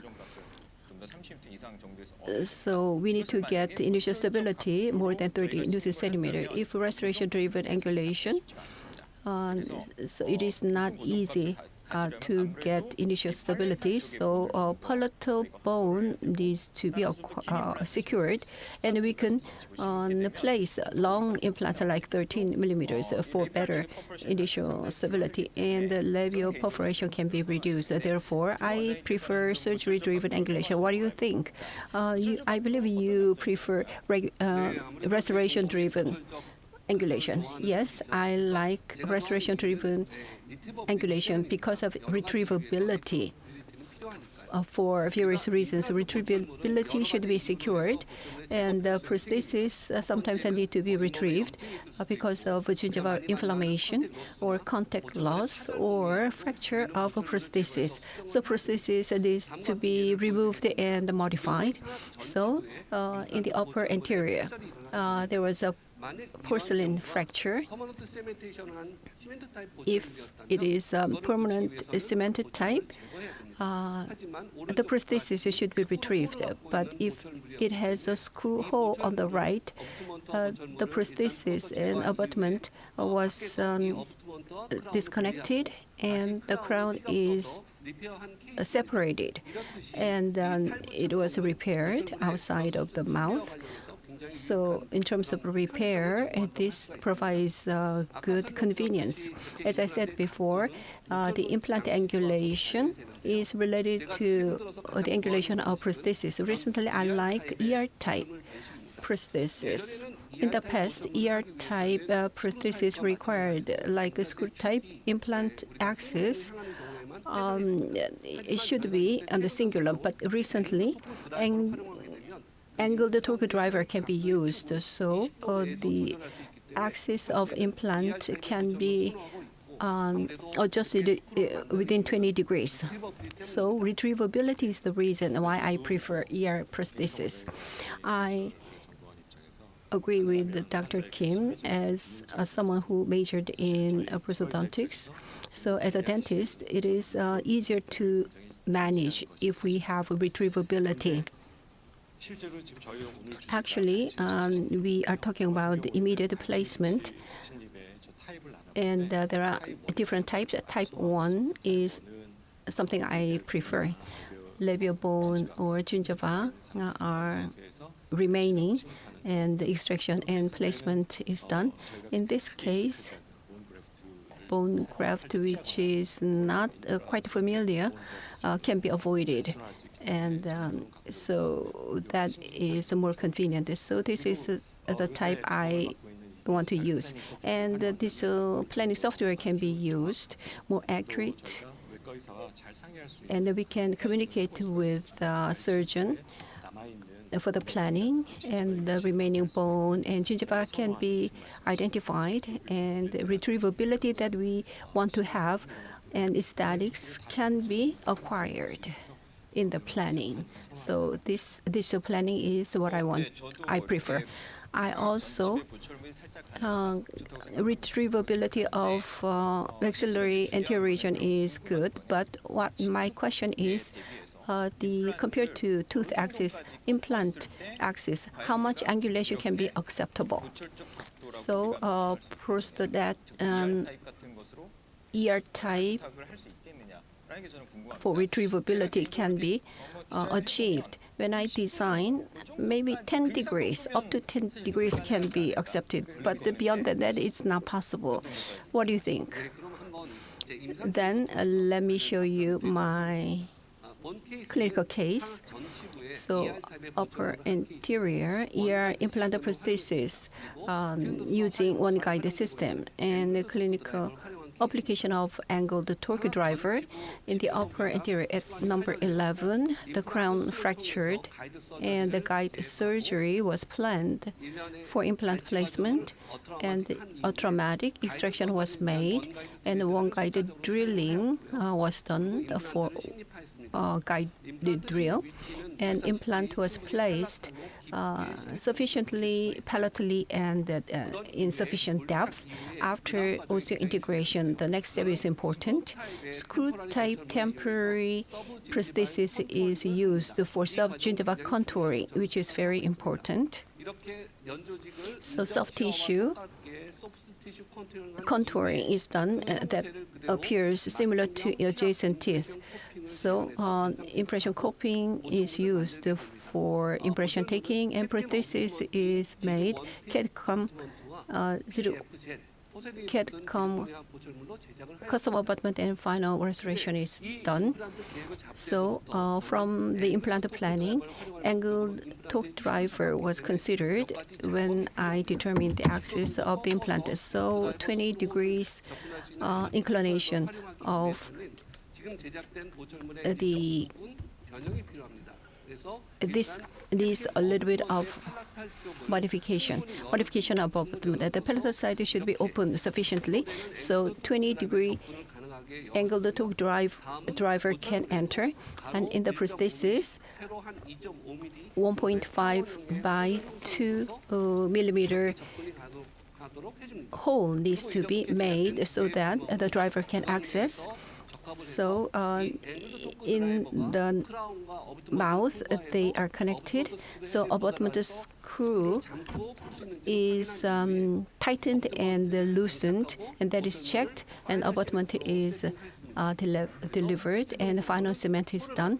So ER-type prosthesis was fabricated with a hole. As I said before, ER-type prosthesis, so that is one of torque drivers. Angled torque driver, the width is 1.25 millimeter. The head is like a soccer ball, so it has many faces, and abutment screw can be tightened, and the up to 20 degrees can be accepted. So palatally, the hole can be made. However, there are some limitations. The torque driver limitation is 20 degrees. So in this case, the implant axis was determined based on that. As Dr. Lim said, here, the alveolar bone and the tooth axis are over 20 degrees, so angle torque driver it doesn't work for ER type prosthesis. So there's some limitation in the angle. So up to 20 degrees, it's much more than I thought. So personally, I think in our hospital, more than 90% of the cases we use a cement type because it is angled, and I thought the retrievability is not possible. 20 degrees is quite a big range of angles for retrievability of ER type. Dr. Lee, I believe you use this technique a lot too. Yes, if you look at panorama or photo or CT of a patient, the crown that will be made later is hard to envision, so we cannot just determine it will be 10 degrees or 20 degrees angle. So at that time, we need to use digital planning. If you use digital planning, as Dr. Kim or my favorite ER type can be made more easily. If you look at this case, the access hole and the actual implant, there's 20 degrees of angle. In this case, we can consider ER type. If you look on the left, you can see that the access hole is positioned in the cingulum.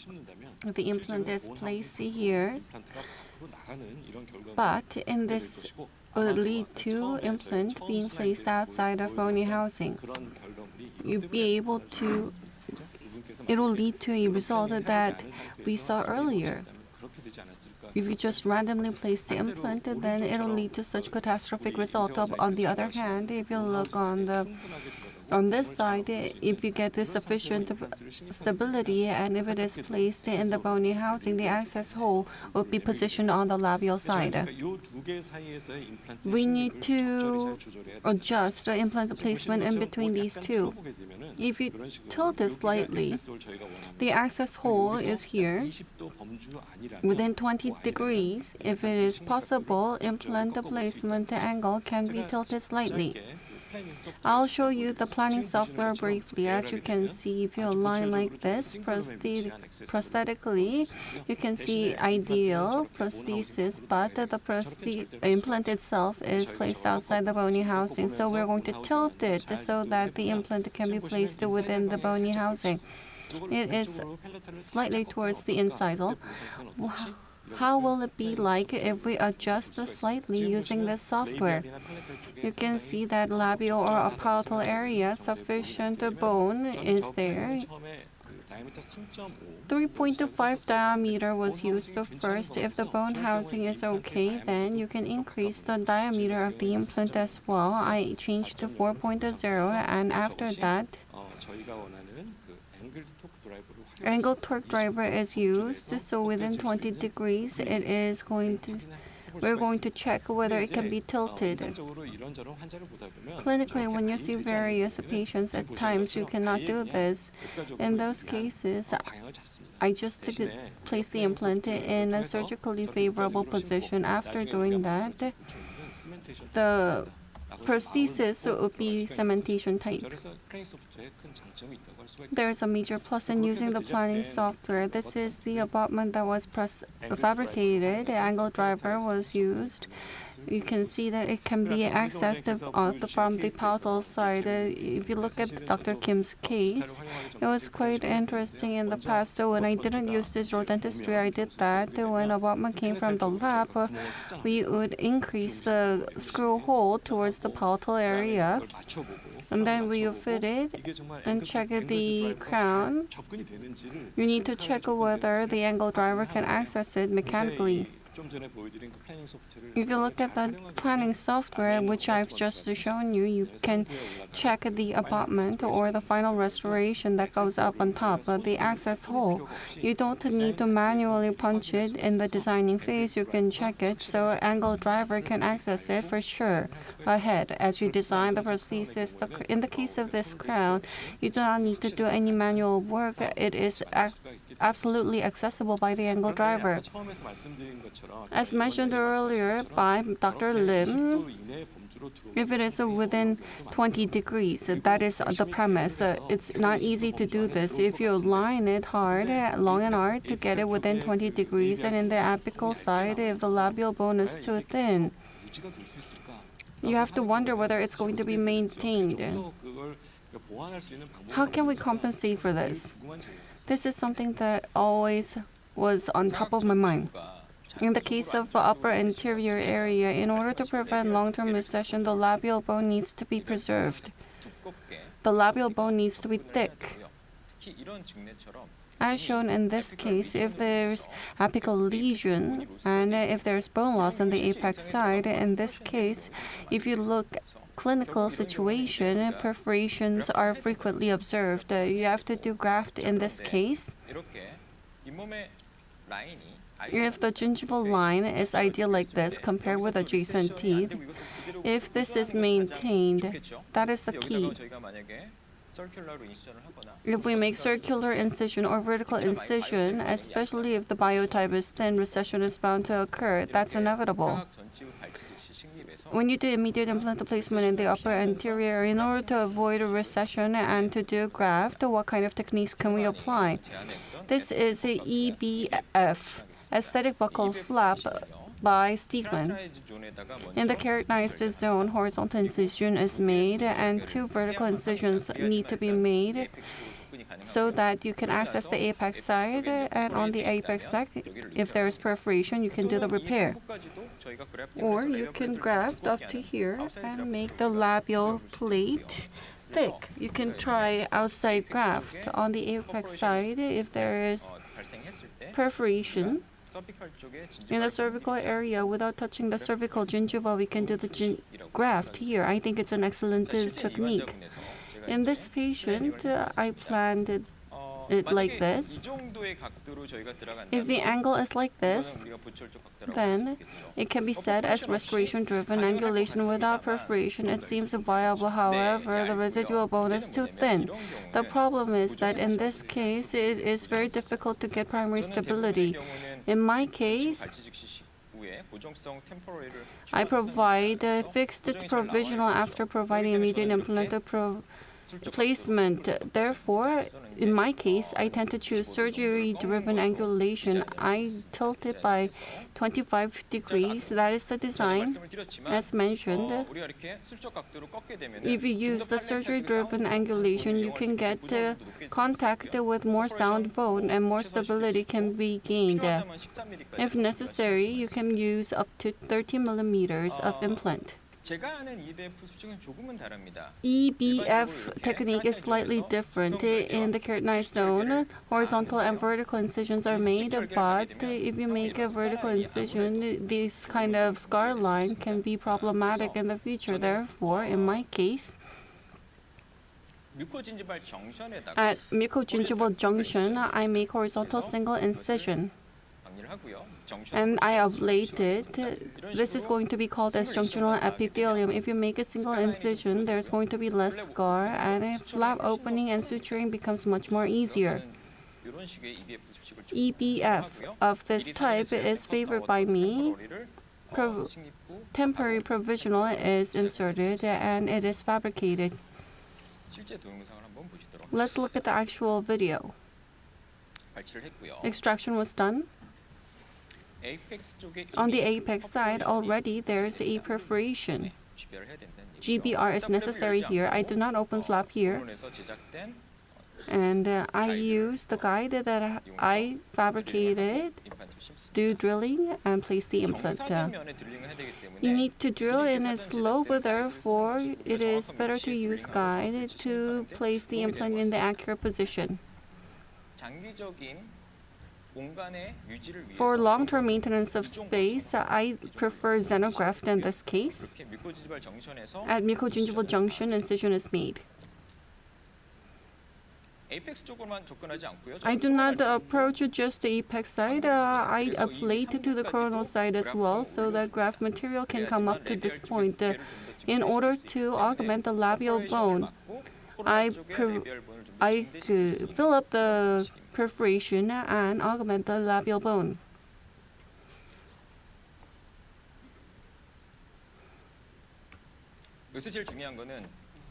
The most important thing here is that it needs to be tension-free. With sufficient incision, it needs to be tension-free to prevent it from opening.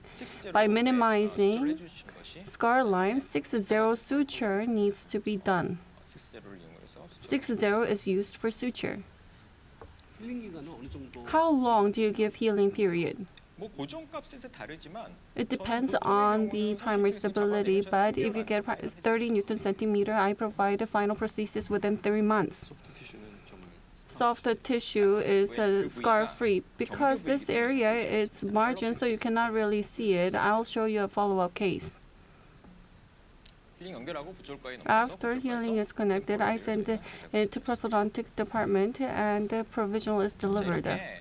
Like this, an EBF case, let's look at the follow-up. It was a similar case. I chose the surgery-driven angle. Perforation did not increase, but because of the labial plate was very thin, in order to augment it, I did EBF. Additional, on the outer side, graft was done using xenograft. You cannot see the scar line. It's at 3 months. If you had done suture because you do mucogingival junction, you cannot really see it. After surgery, this is 3 months. This is after 3 years. You can see that on the labial side, the form is maintained. I think the type of bone material you use is also very important. There's a lot of bone here. I don't think that's a bone exactly. I think it's not melting away. If you use allograft, a lot of resorption can occur, but if you use xenograft, this kind of bone can be maintained long term. It's a dilemma. In most cases, I place implants in the surgery-driven manner, and I do cemented prosthesis, and I use temporary cement. I use cement quite frequently, and I don't want to face cases where it's dislodged. At times, around the implant and gingiva, there's inflammation. I observe that very frequently, and during follow-up, when I remove the crown, you can see the excess cement over there. It's causing problems. The problem related to cement, it's a challenge for me. What's your opinion on that? In the anterior area, I do not use temporary cement. Regarding excess cement, I'd like to give you my 2 cents. In my opinion, what is important is the abutment margin.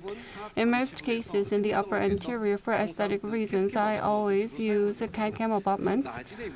The margin location. In most cases, labial margin needs to be 0.5 to 1 millimeter subgingival margin. If there is a gingival recession, there can be aesthetic issues. However, if you do soft tissue contouring sufficiently and to stabilize it, take impression and then provide a restoration, gingival recession does not occur significantly. So I do about 1 millimeter of subgingival. In the palatal side, I do supragingival. So at times, I use equigingival or supragingival margin. On the palatal side, the implant cementation process is done. If you look at the video, I'm going to provide more explanation. In my view, minimal cement needs to be used. As you can see, this is much less than what you normally apply. In my case, I just use minimum amount of cement and do setting. In the setting process, I do it very slowly. It is done in a very slow motion. After that, I remove it and I check the amount of cement. Currently, the amount of cement is appropriate, and now I'm attaching again. If it's lacking, I can add more. If it's too much, I can remove it and start from scratch. The cement that I use is resin-modified glass ionomer cement.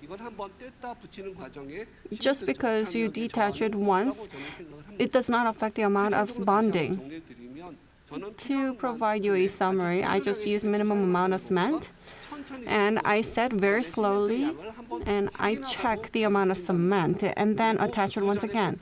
Before that, what is absolutely necessary is that our abutment margin needs to be where we can remove cement within the oral cavity. What's your opinion on that, Ms. Dr. Lim? I agree with your opinion on that. Margin position is very important. When I looked at the video, the amount you mixed way much than what you use. I use 3 times. I think your dental clinic is more luxurious than mine. How can we approach it using digital technology and find the right margin? I think cement issue is very important, especially in the anterior region because of the aesthetics. In order to maintain gingiva in a healthy and beautiful manner, cement is a very important issue. There are 2 issues. We can use ER type. The crown can be removed along with abutment. In this case, it's not a problem because we can remove the excess cement cleanly and we tighten it in the oral cavity. If we can make ER type, or at times I use titanium one-piece abutment. This is something that I prefer. But there are limitations to this. In the case of thin biotype, you can see the gray area here. In this case, there are some issues. In this case, if I can make an ER type, I position the margin 1 millimeter deep and then attach it again. I use angle driver here. That is possible, but if you cannot use the ER type here, or even if you can use the ER type, if the biotype is not thick, in the cervical area, if you can see through, it can cause problems with aesthetics. In this case, I use hybrid abutment. You need to divide a hybrid abutment. It can be divided as meso part and link base. Meso part is what is fabricated by the lab, and the manufacturer provides link base. The superstructure is designed and milled, sintering is done, and you attach it to the base extraorally. And by doing that, you can remove excess cement, and then you can tighten it in the oral cavity by appropriate torque. The benefit in doing this is that the position of the margin can factor in the gingiva. Equigingival margin can be achieved. The meso part is made of zirconia, therefore margin line is not really visible, and in the cervical area it looks very bright, therefore it does not harm any aesthetics. I use this very frequently. Up until now, there were limitations. Digital dentistry was not really widespread in the past, as much as it is now. From manufacturer's perspective, making different types of link must have been quite tough for the manufacturers. So the gingival height was only 0.1. There was only one version. In this case, emergence angle can be very hard to achieve. In the case of posterior area, it's okay, but in the anterior area, if there is only 0.6 degree, if you have such a steep emergence angle, so appropriate emergence profile cannot be achieved. As Dr. Lee has mentioned, we prefer about 3 millimeter of gingival height. Fortunately, Osstem has released a public B. This is a link abutment.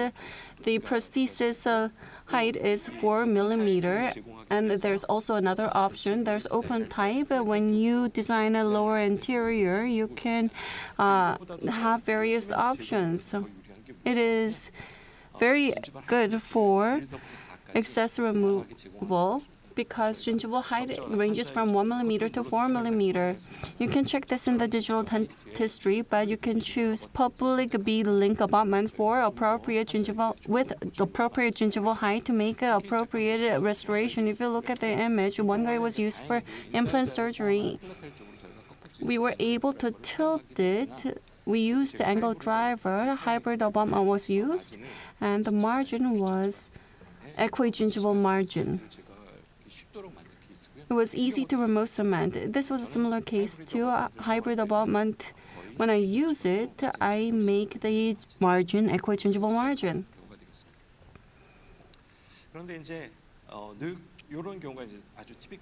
This is a typical case we see. This is an implant that is not placed prosthetically favorably. I want to place the implant here, but actually that's not possible. In order to make the implant within the orange bone housing, you need to place it as shown in the orange. Opening a hole now faces the labial side. In this case, a link abutment is used, so you can remove cement in the cervical area and you can get aesthetic result. You can catch two birds in one stone when you use this product.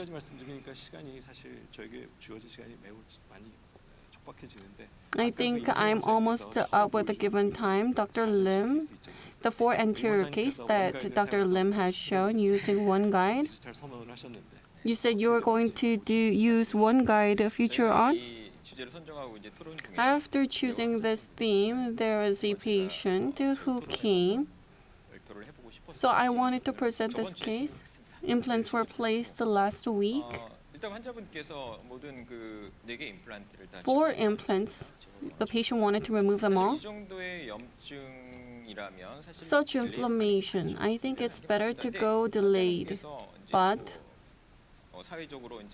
the patient did not want any removable prosthesis. At the time of implant removal, the patient wanted fixed implant prosthesis. That was how it was planned. The 4 implants were removed. Number 12 and 22 implants were to be placed, and temporary provisional were to be provided. Then number 11, there was roof. I thought I could remove it because I'm not going to place the implant. I think the person placed the implant flapless. The patient wanted immediate temporary restoration after implant removal, therefore I used one guide to place the implant.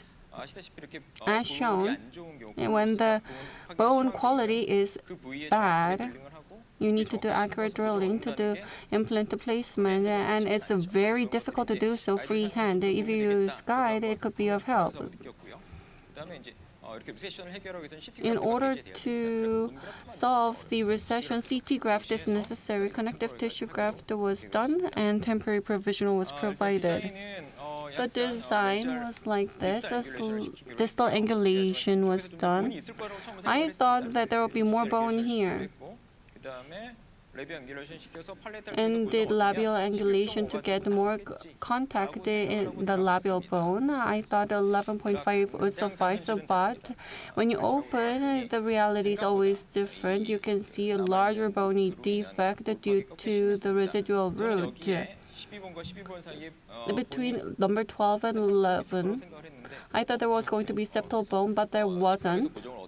I was not able to get stability from the lateral wall, so I changed my plans to number 13. Fortunately, I was able to get stability above 30 newtons on both sides. ISQ values of over 70 were achieved. Fortunately, temporary provisional could be provided. Volume maintenance is very important, therefore I used the xenograft for bone graft. Personally, I prefer PRP. PRP is very important in volume maintenance. Resorbable membrane was used, and CT graft was done for one-time surgery. This is after surgery. Prefabricated custom abutment and temporary were delivered on the same day. You used the guide and provided a nice treatment. In number 11, this was a failed implant. I was able to remove it very easily.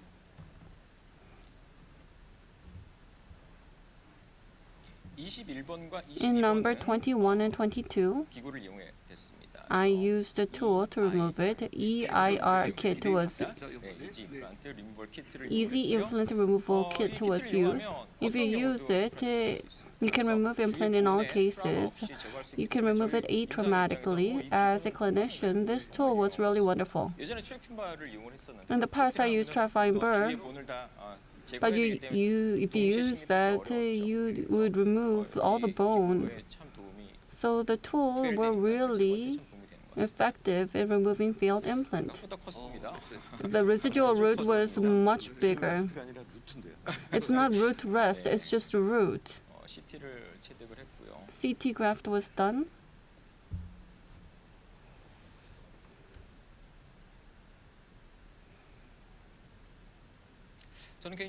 Personally, this is something that I've learned from you.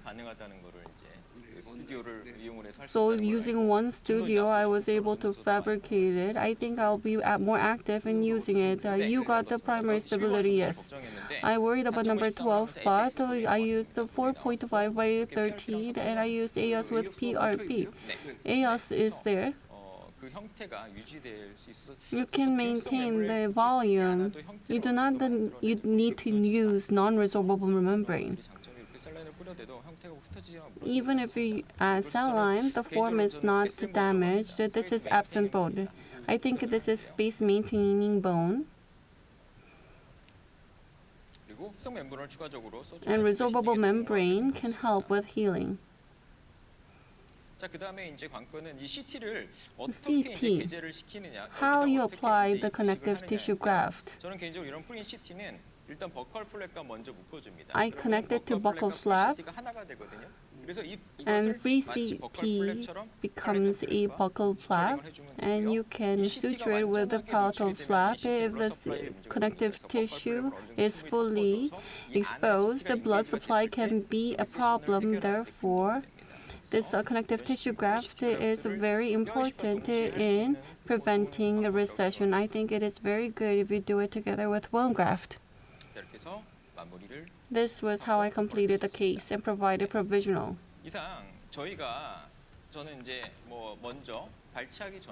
Before extraction, I looked at the tooth axis and alveolar bone direction. If the angle is narrow,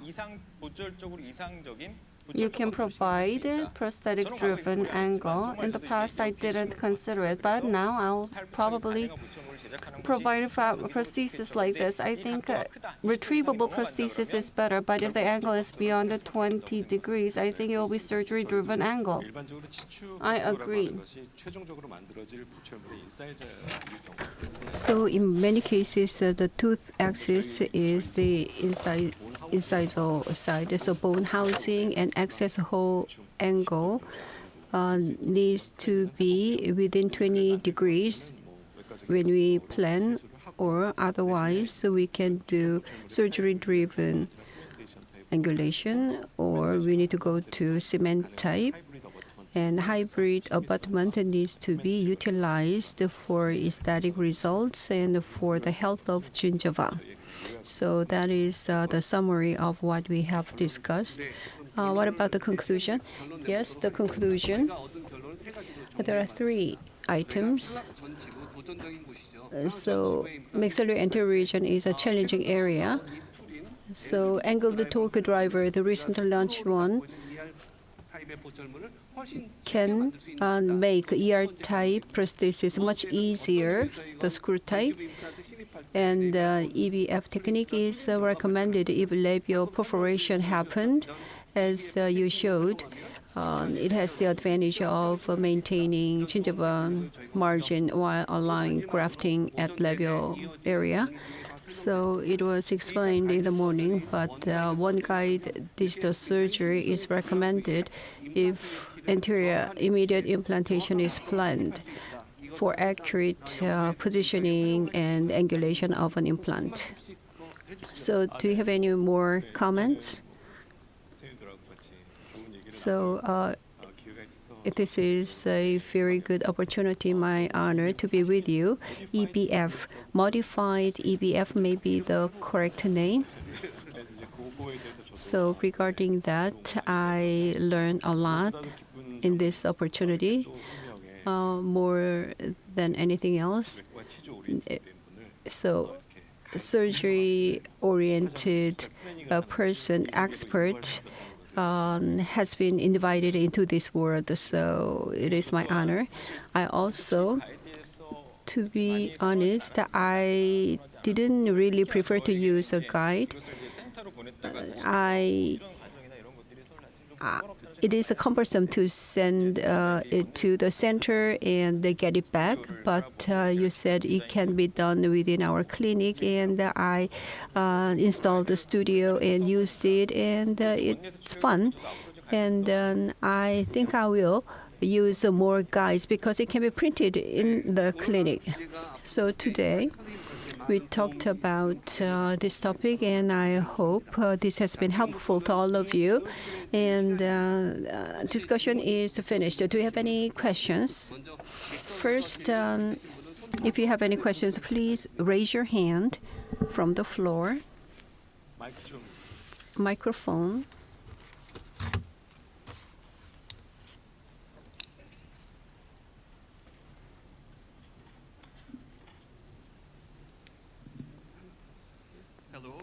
I'm Dr. Burak Yurtbilir from Bornamark Clinic, Turkey. It's a great pleasure to be here with you, and thank you for your great cases and discussion.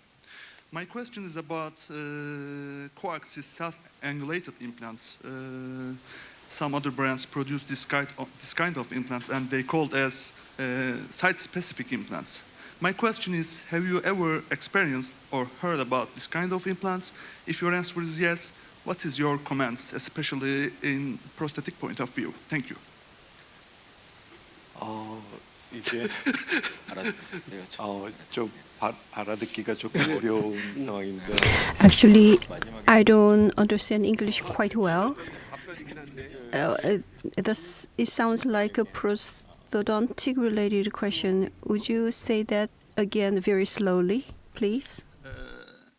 Some other brands, some other brands produce coaxial self-angulated implants. angulated implants. They called as site-specific implants. Okay. Have you ever experienced about this kind of implants, especially in canine area? There is no any possibilities to make correct angulation, and there is no any possibilities to make screwable prostheses.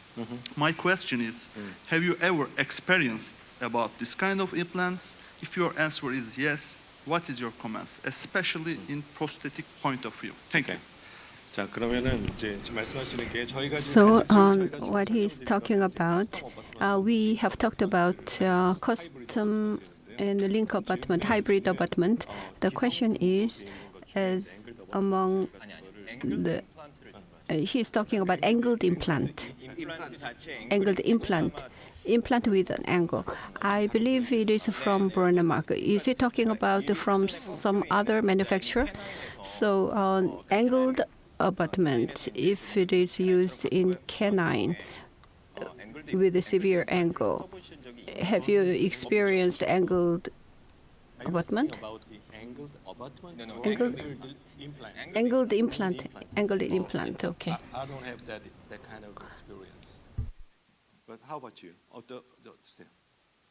angled implant을 사용해 본 적 있으신가요? Have you experienced angled implants? No. As we said, there is a tooth and the bone is maybe more than 30-degree angulation. But even if so much angulation, we can place the surgical angulation, and after that we can use the custom abutment or angled abutment. We can solve that problem. I think we don't want to do the pre-angled implant. Yeah, surely.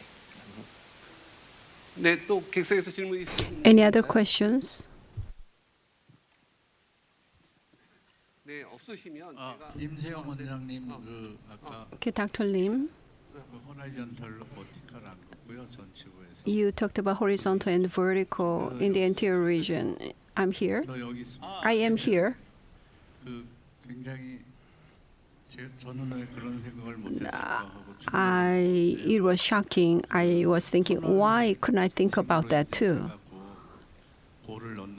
So, bone grafting using a tunnel, and do you use a tunnel technique in the posterior region as well? In the anterior region, the detachment and periosteum is detached, and what is the correct amount of detachment? In the anterior region, the vertical envelope is easy to access, but the vertical incision would remain as a scar, something I don't want. So that's why I use horizontal incision. Apical perforation. Grafting is also a goal, but I also detach at the top. So, but I do not touch the coronal part, because if I do it, it is like a full incision. So I ablate from the coronal side, and then bone is grafted, and labial plate can be formed to prevent gingival recession. In the posterior region, I don't prefer this technique. This is for aesthetic purpose. So in the posterior region, I use normal standard incision. So, Dr. Kim?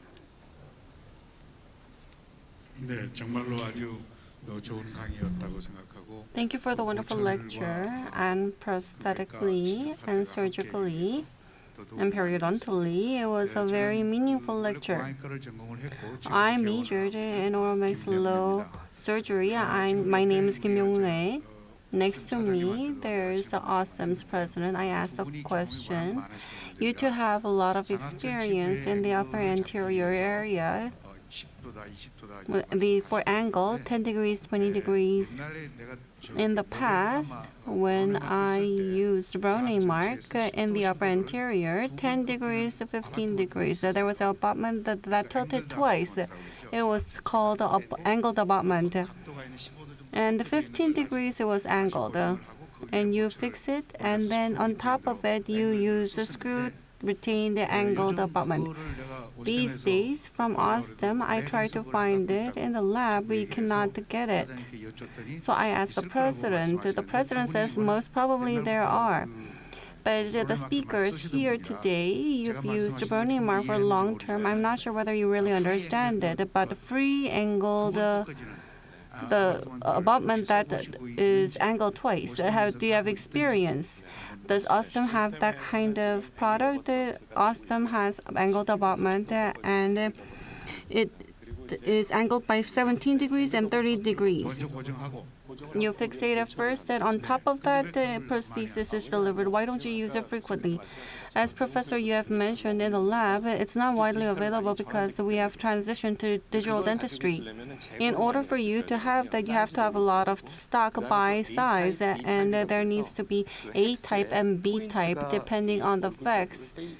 Whether it is towards the face or if it is towards the surface, because it is angled, the angle, it is tilted depending on the implant angle, you need to choose it. But clinically speaking, within 60-degree scope, it is not easy to do it. Even if you connect it, you need to adjust it so that the surface looks pretty when you place implant using the upper. Unless you use guide the hex position, it is difficult to place up to the hex. Of course, there are angled abutments without hex. In those cases, within patient's oral cavity, it is difficult to transfer. In the past, when digital dentistry was not widespread, that was the only option you had.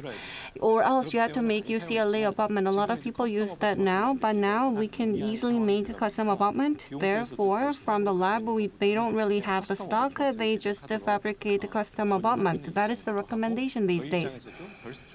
And as a clinician, you can use a custom abutment almost like a stock abutment. So in Osstem, you have a free angled abutment. Yes, we do. About 25 years ago, the patient got fractured bridge. In order to replace it, I couldn't find the component. In the end, I had to do cemented prosthesis. In this, if you scan it and send it over, you'd have gotten an easier solution. Thank you. Dr. Kim, I have used angled abutment. It is not used very much because on the labial side, so unless you place it deep, there is metal showing on the labial side in the past. So it should have been placed deep, otherwise the metal would be showing. Due to constraint time, we need to address some chatting questions and any technique to tighten 36 newtons degrees or more. So there are two things. If you do not use a guide, I feel the bone quality at 2 millimeters, whether final under drilling should be done or to follow the standard protocol is determined. If you use a guide, the advantage of that is that you cannot feel the bone quality. So the bone quality is not felt. So I check house field value. If it is under 800, I decided to do under drilling from the beginning. And if you go as planned, if 36 or more primary stability is not achieved, you can increase the length. So we don't use the 5 millimeter in the anterior region. We can go up to 4.5 the diameter, or we can after that we can increase the length. So that's the way to go.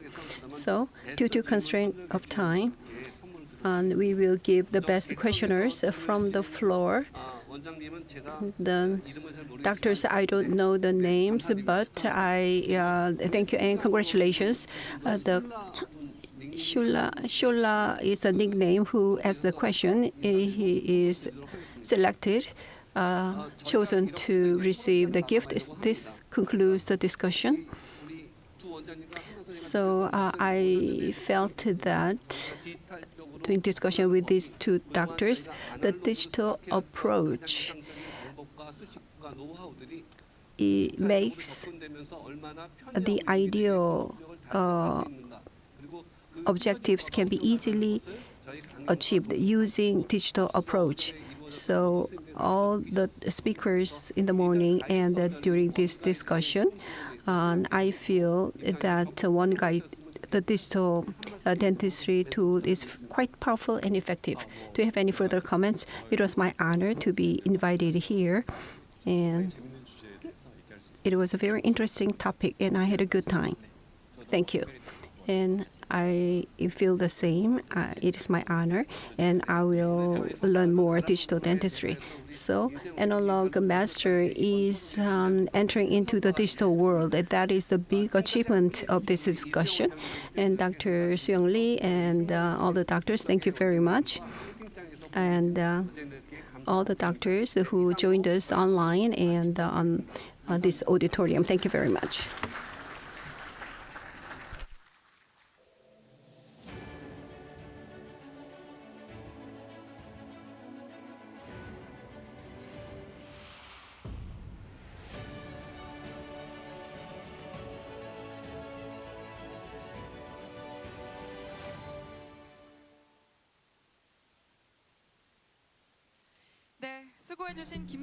Thank you, Dr. Kim Gi-sung, Lee Soo-young, and Dr. Im Se-young. So it's the time we've all been waiting for. There's going to be a coffee coupon event. You get to win not just coffees, but also the delicious dessert.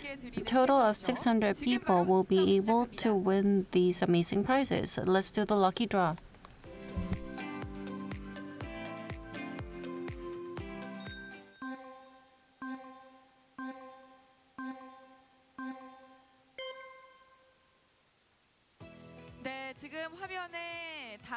On the screen, there are the winners here. There are so many people. A total of 600 people won the prize. Please refer to the notice board on the dental site. Those of you who have won the prizes, coffee coupon will be sent via text. Now it's 2:35 right now. We're going to have a brief break for 8 minutes. The fourth session is live surgery done by Dr. Kim Myung-jin and Dr. Son Young-hee. I look forward to your keen interest. See you soon.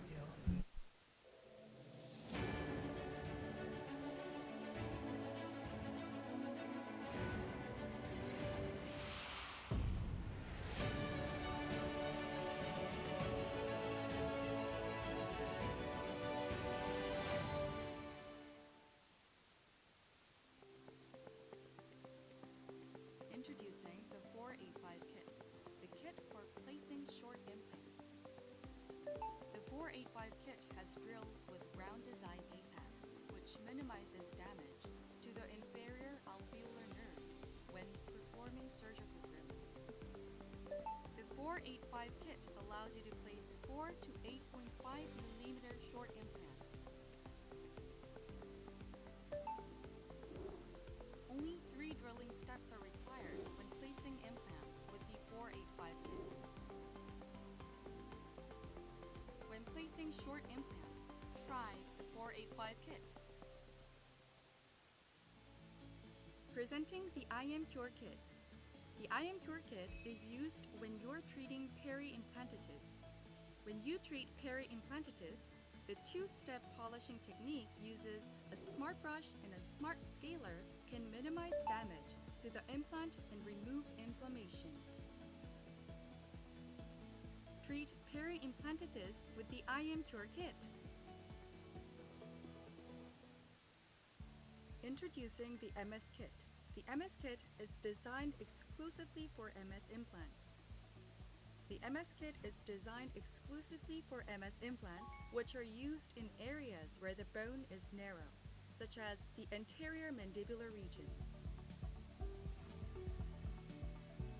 With the MS kit, you can place an MS narrow ridge, MS denture, or MS provisional implant with a quick and simple procedure.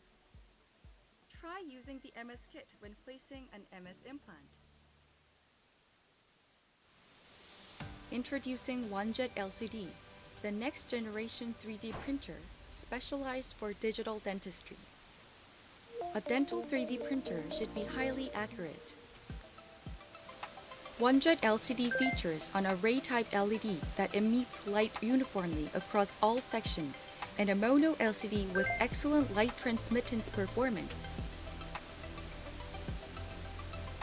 It is also capable of high-precision printing at 100 micrometer or less across the entire output plate, meaning the user can apply the printed output to the patient without a separate adaptation process.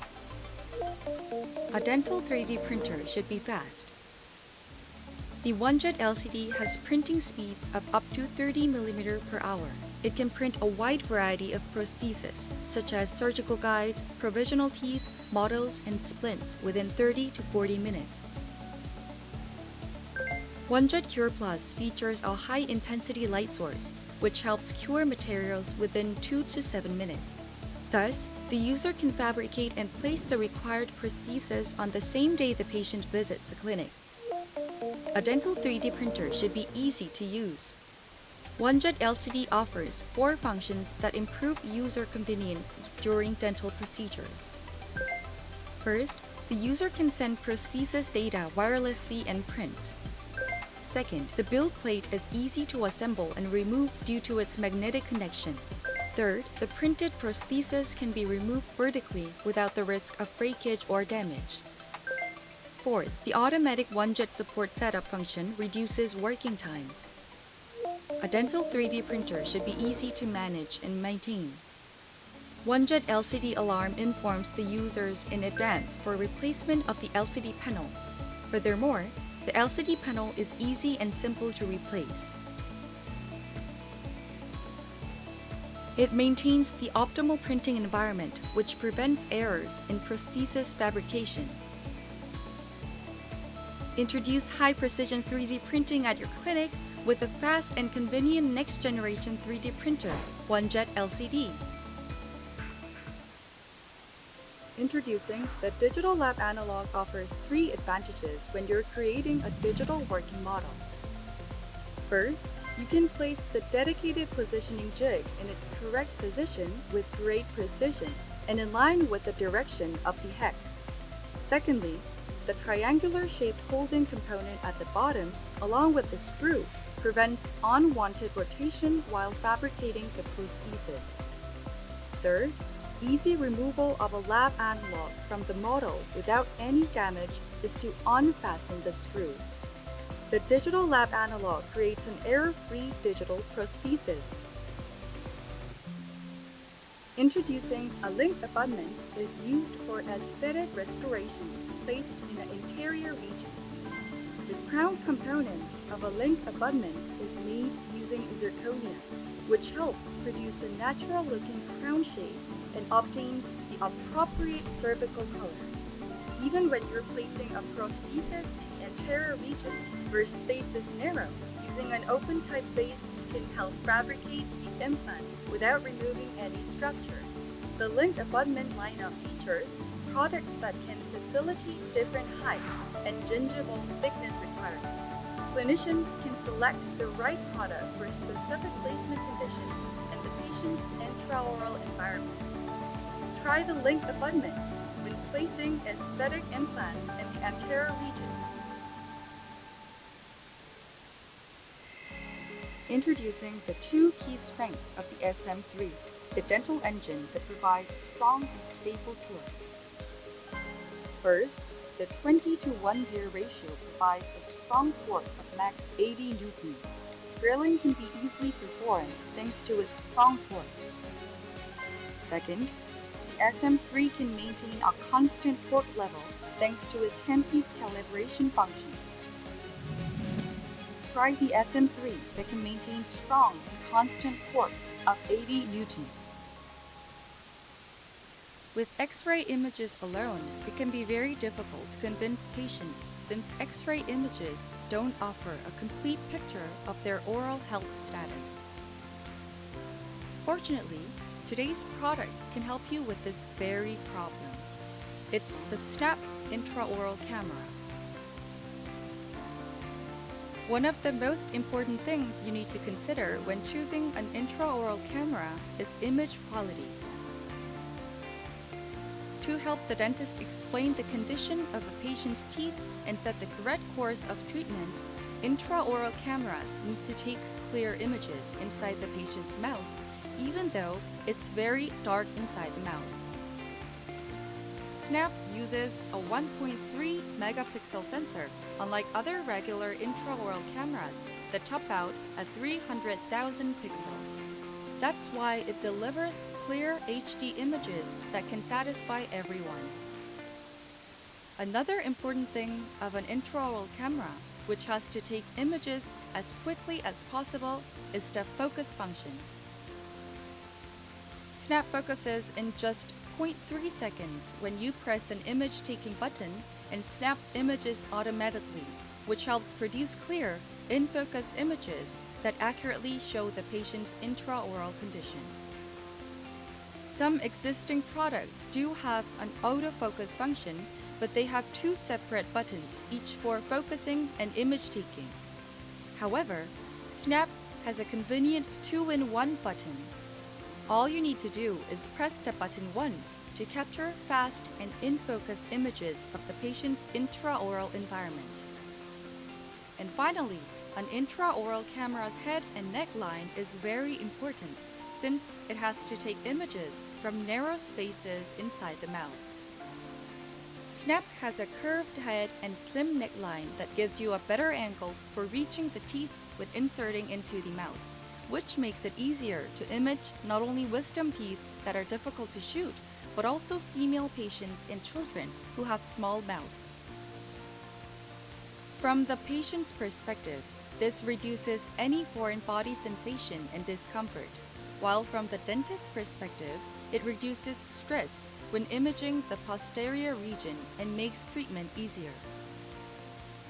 I was able to actually see which teeth require treatment, and that makes me have trust toward the dentist and left a better impression in my mind. I feel like I want to come back to this dentist in the future, and I'm going to recommend this clinic to my friends and family. Since I saw my teeth with my own eyes, I think I'd be more likely to consent to treatment without hesitating. Intraoral camera snap helps accurately explain to patients the condition of their oral environment and creates a more credible and trustworthy impression of the dentist in the mind of patients.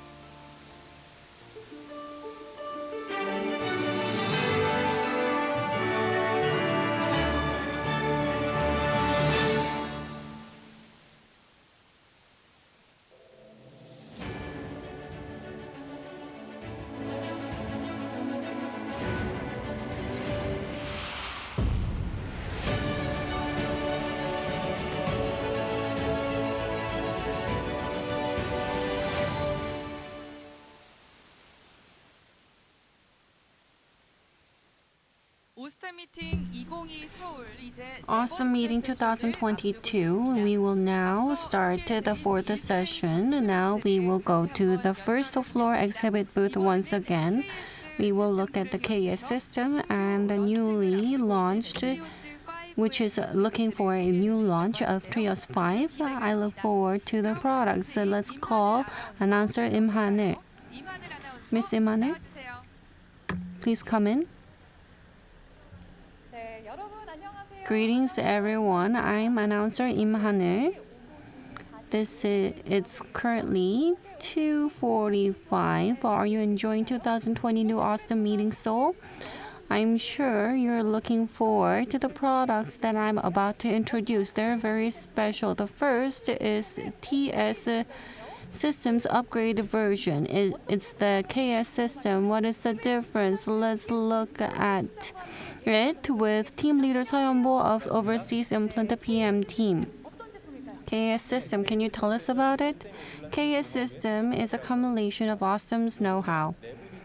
The internal design is the biggest that is different. Compared with the existing product, the connection is narrower and deeper with 2.4 times the strength. Below the abutment, there are 3 little components. This allows us for us to sense that implant and abutment has been connected. You can get the tactile sense, thereby minimizing connection error of prosthesis. If abutment is connected right, even before screw is tightened, the connection with the implant is held. Therefore, you can use it very conveniently. I believe you can use it on site. The next product is the last. It is absolutely the highlight of today. This is first shown in 2022 Osstem Meeting. Team leader Cho Sung-gun of Digital Implant Project, could you provide details? What product are you going to provide explanation of?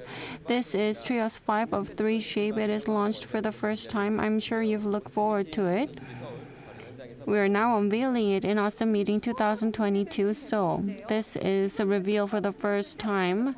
What is the difference? Compared with the product, it is 30% smaller and 20% lighter. Therefore, it's much more convenient. Via Wi-Fi, data is transferred between treating rooms. It has new LED vibration feedback function, among others. Come and check it out. The Trios, the renewed Trios, I'm sure it will meet up to your expectation. How did you enjoy Osstem Meeting 2022? If you come to the first floor, you'll be able to enjoy much more products and different events. We are here until 6 p.m. If you're intrigued, please come and visit us. This was announcer Im Ha-neul. That was great. I think you should definitely go there yourself to check the different products out. I hope you go to the first floor and see the exhibit booth.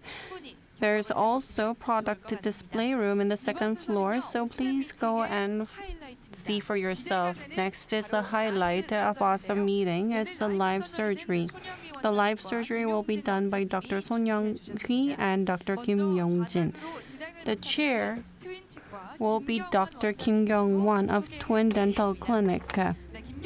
Dr. Kim Kyung-won has graduated from Seoul National University and he has completed maxillo-oral facial. He's a specialist of oral maxillofacial surgery. He's a dentist at Twin Dental Clinic and Director of Education and Research Institute at Osstem Implant. Let's call out to Dr. Kim Kyung-won. 안녕하십니까. 김경원 원장입니다. Hello, I'm Dr. Kyung-won Kim, Osstem Meeting 2022. So, the highlight of the meeting is the live surgery. And through the discussion of three speakers, I believe it was a very fruitful time, and they talked about one guide. How much of one guide have you used in this live surgery? Dr. Young Hee-son of Ijeon Dental Office and Dr. Kim Young-jin of Pocheon is going to talk about how to maximize aesthetic effect in the anterior region by using one guide. So live surgery will be done. First, let's hear from Dr. Son Young-hee regarding the treatment plan.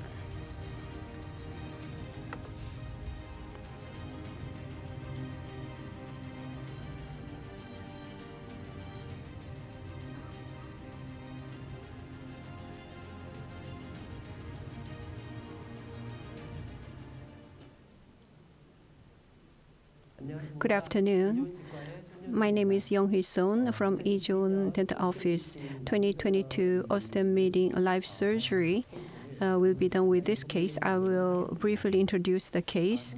First, I'm going to talk about information about the patient and treatment plan, and I will introduce a similar case in order to make you understand the case and the surgery better. The patient is 70-year-old male. Chief complaint, upper anterior bridge has mobility, and he's complaining about the discomfort.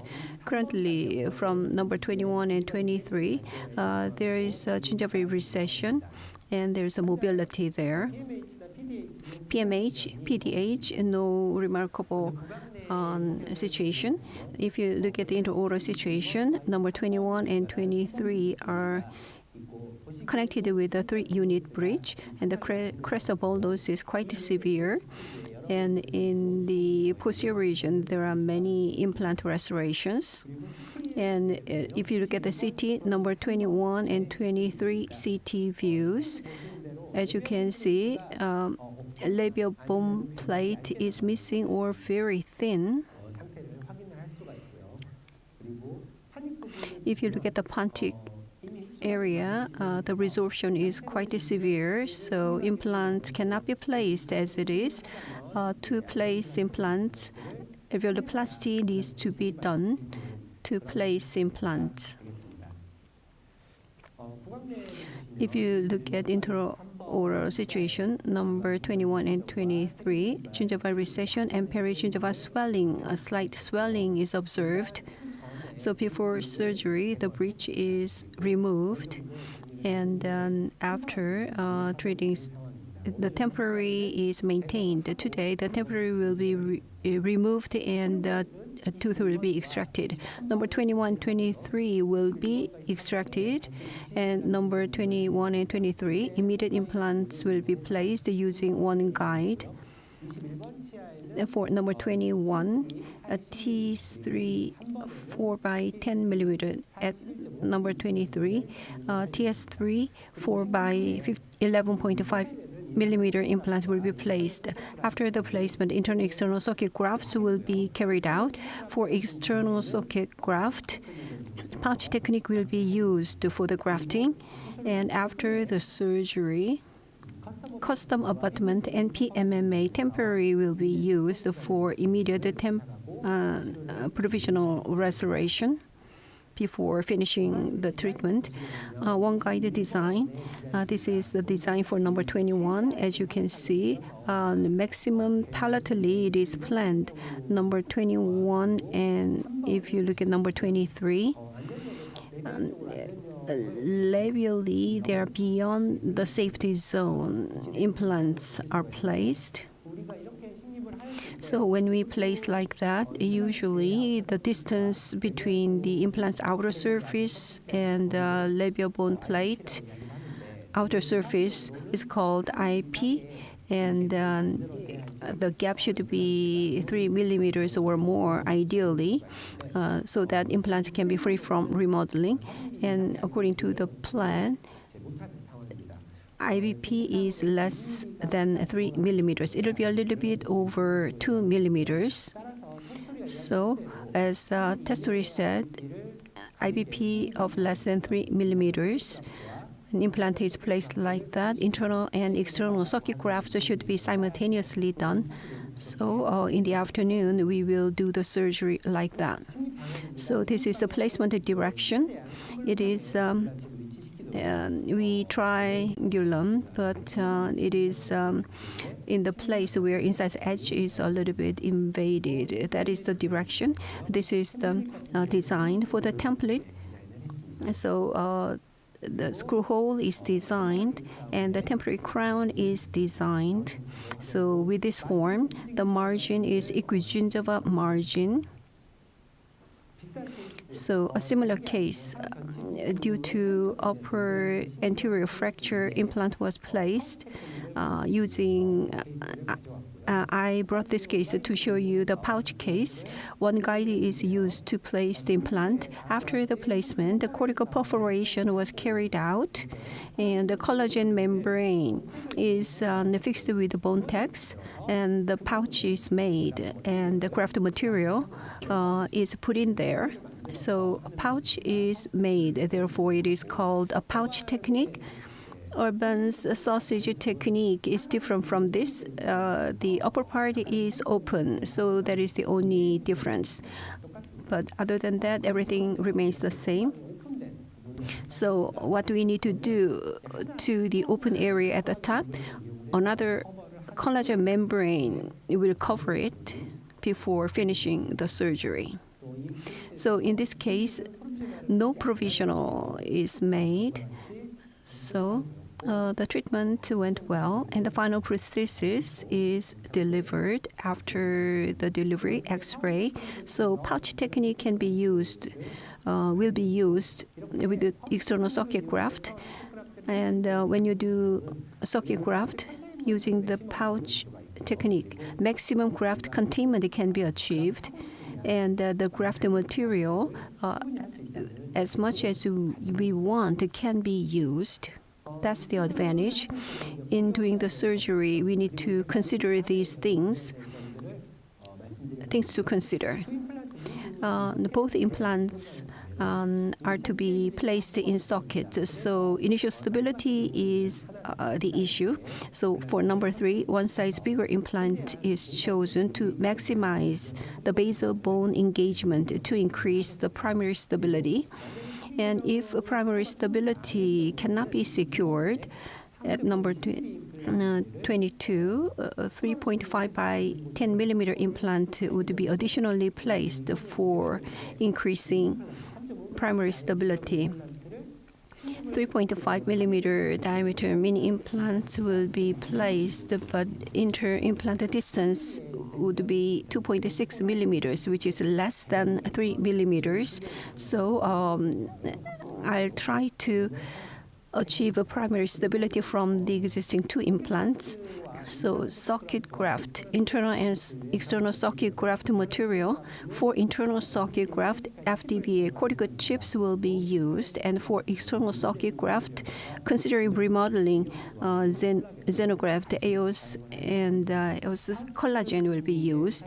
The membrane for pouch technique is skied membrane. So it is based on natural collagen, and it is cross-linked. So when it is hydrated and fixed, it tends to be torn out, so hydration will not be done before fixation. So if fixation is not feasible, then memory holding suture will be used to stabilize the membrane. And 1 feet cuspal abutment, we are the supragingival margin would be most convenient, but aesthetically there will be a problem. So acute margin will be set for the provisional restoration. So this has been the introduction of the patient. And let's go into the surgery. Thank you.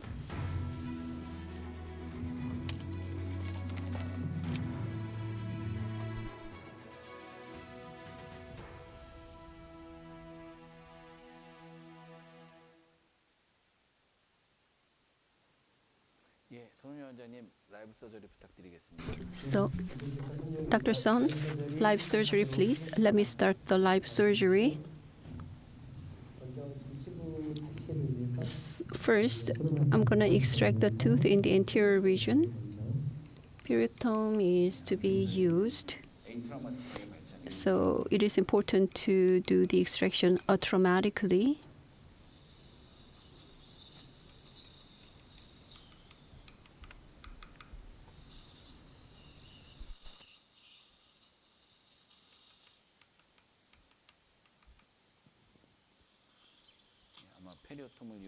Periotome is used.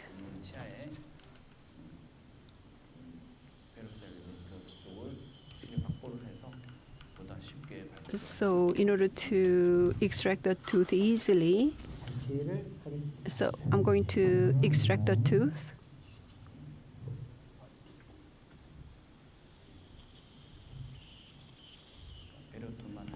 So using just the periotome, and the teeth are pulled out with the forceps. Extraction is very important in this case.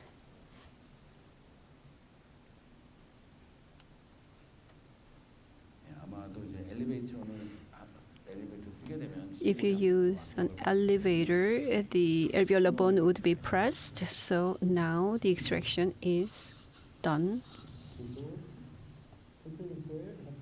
And template adaptation. So teeth remained, so the fitting could not be done. Now it is fitted and it fits very well.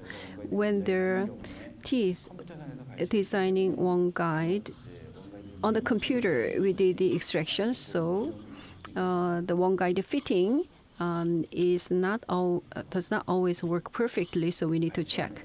So in this extraction socket, granulation tissue or others are removed.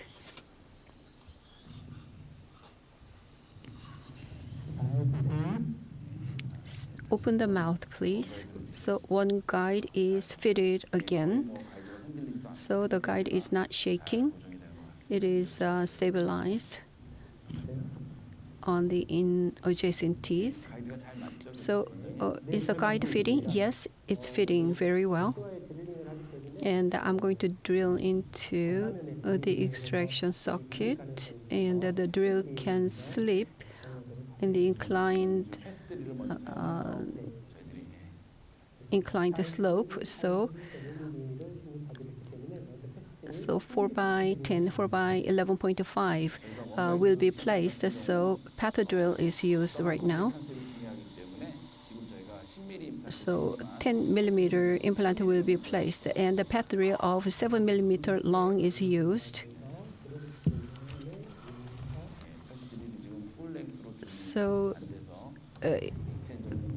extension is used because previously the full length drilling was not done. So 7 millimeter path is used. So short drill must be used first. At number 23.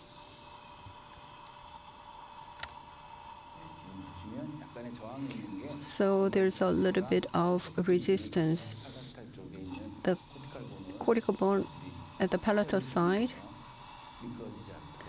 So not to make the drill slip.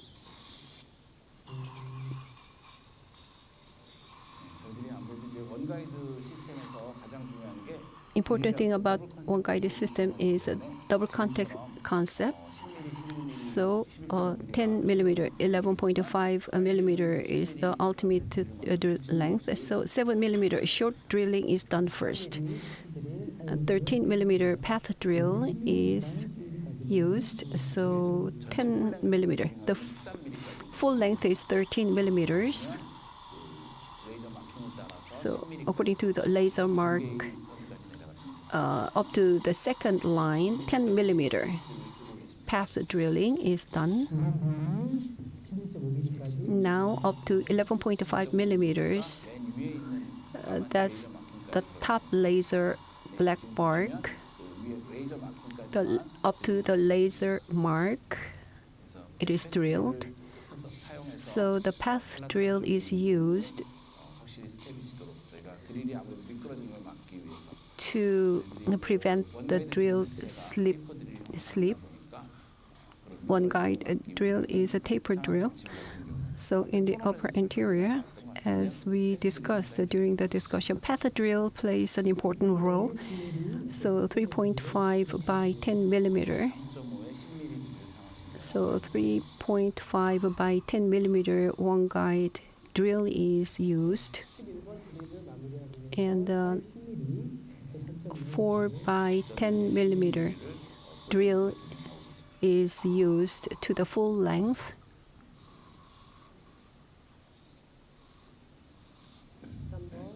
Number 13.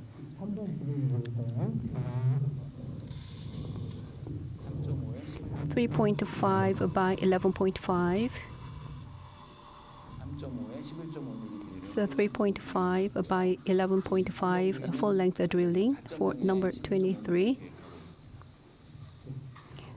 4 by 11.5 is planned. 4 by 11.5 millimeter.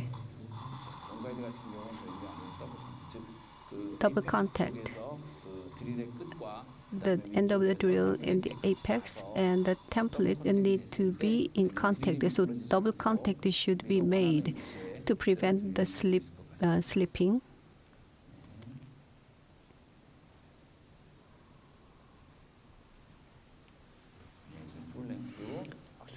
So we are checking whether it is a full length drilled.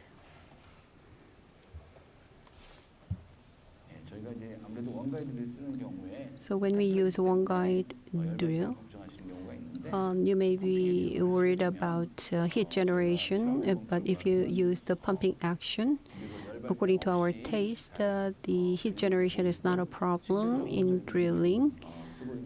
And the one guide drill that we use has very good cutting efficiency.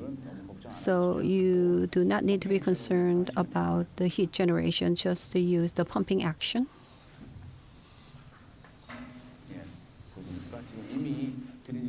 So drilling is completed.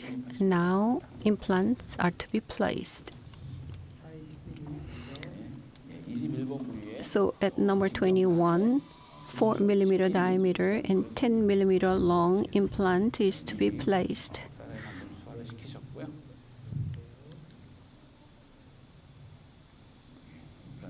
So the implant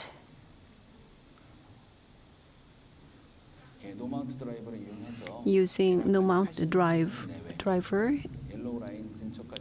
So about 80% of drilling is done up to yellow line, and implant is placed.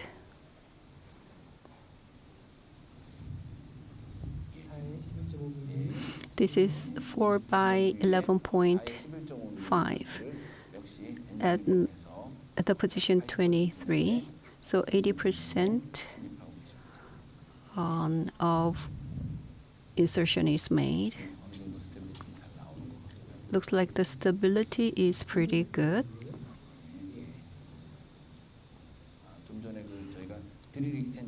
So a drill extension was used before. Now it's all removed. it doesn't happen if we didn't have a drill extension. And it happened because of the drill extension that we used. Unlike one guide drill, no mount driver, there's some 2 millimeter difference.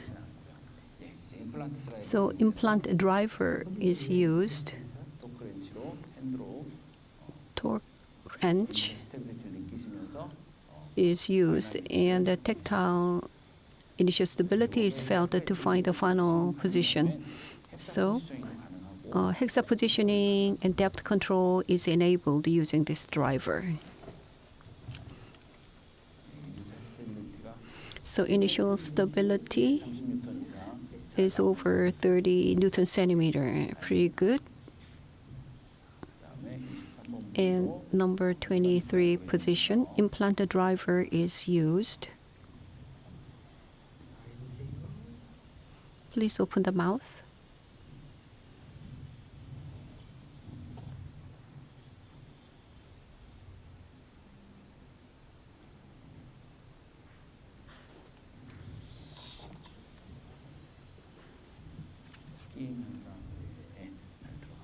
Now it's inserted. Hand wrench, one guide template, and implanted driver's yellow portion is adjusted. Hex control and depth control can be done.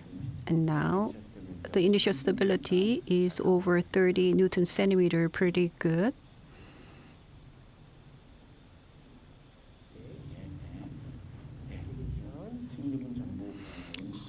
So the placement is over. Path drill is used by Dr. Son. So the sloped palatal bone, on the bone, the step is made to prevent the slip.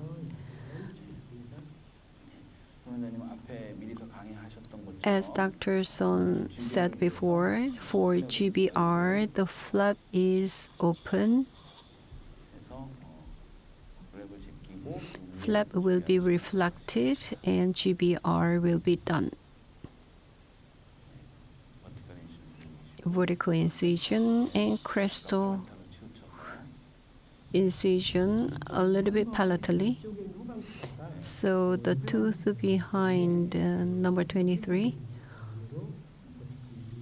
vertical incision for papilla preservation. So the distal tooth is implant. So to preserve a papilla, the incision is made like that. Vertical incision can be made from top to bottom, but Dr. Son made the incision the other way around, and you can make the incision as you want. In full thickness.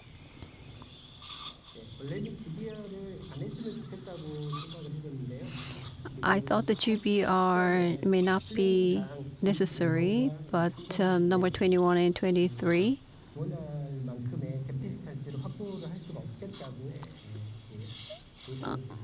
and the GBR was considered and decided to do it.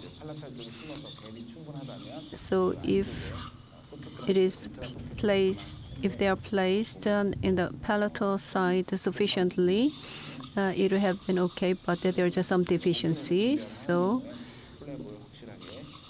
we open the flap completely to do GBR.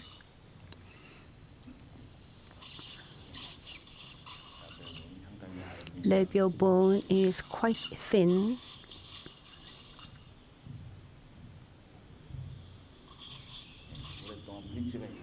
So there was a breach used for a long time, so the bone is deficient in number 21 and 23. Labial bone is very thin. And GBR is necessary. it can be okay at the beginning, but over time, resorption would occur.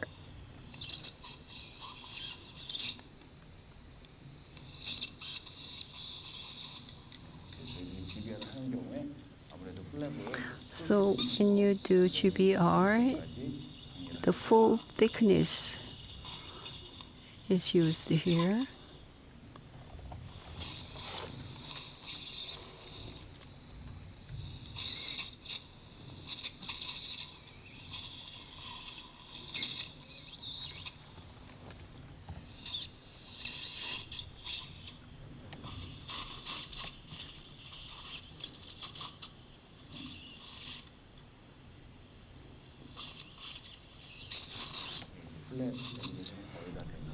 Flap elevation is almost complete.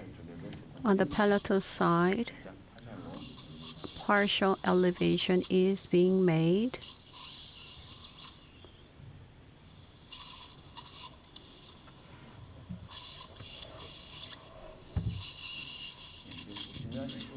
As you can see, implants are positioned palatally.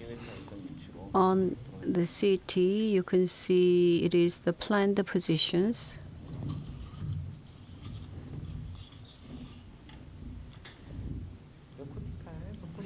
Cortical perforation is to be done before GBR for better blood supply to graft material. On the labial side, cortical perforation is made.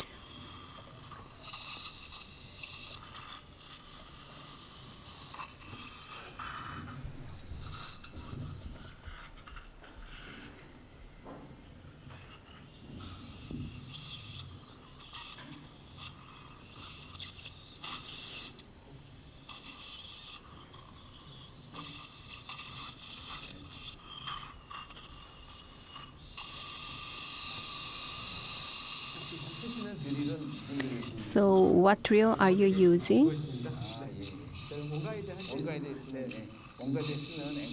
Anchor drill for one guide. So anchor drill is being used to do cortical perforation on the labial bone to provide blood supply to the bone. When you do grafting, some doctors do it before surgery, but Dr. Son placed the implants with one guide, and this is maxilla, so not a lot of perforation would be required.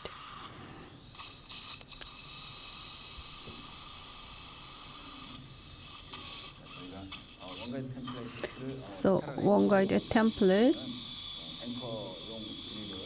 So anchor drill is used to perforate the labial bone.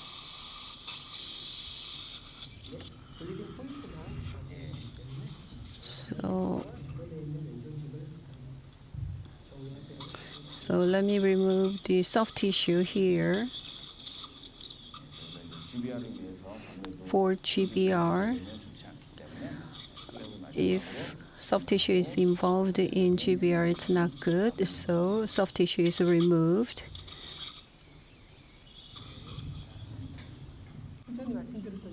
As I said before, a pouch technique is to be used. Guide and bone tags are used. A membrane is fixed first, and then graft material would be put in.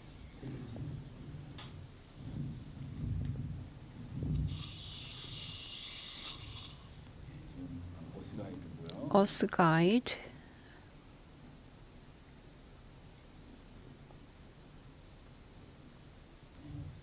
Os guide is positioned. You don't really need to trim it. Is it 2 by 3? Yes. 20 millimeters by 30 millimeters, and bone tag is used to fix it. the bone tags in GBR kit can be used.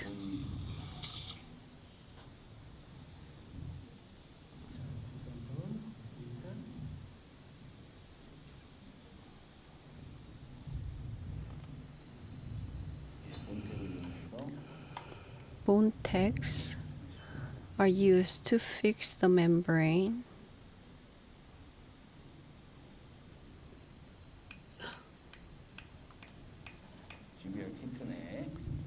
So bone tags are included in the GBR kit. It is a bone tag. It is not bony screws. It's one size. So I was wondering whether it is 6 millimeters. So bone tags are used to fix it.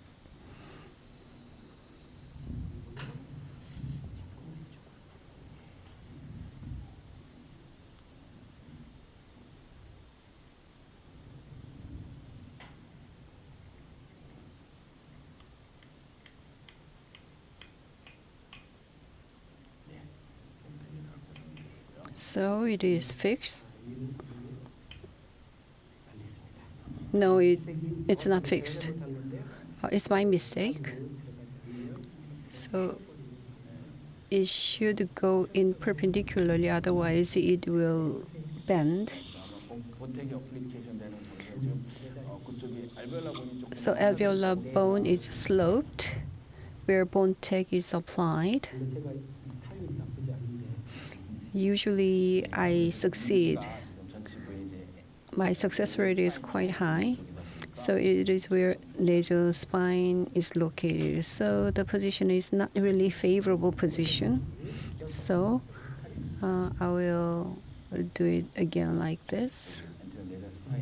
Though it is near anterior nasal spine.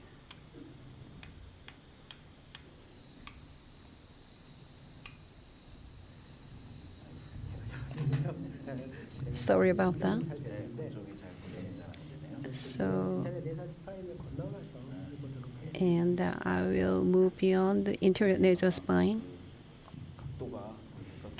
The angle is not very good, so actually this is bent. So also bone tag is good, but my hand is not working very well today. Number 23, it is fixed pretty well.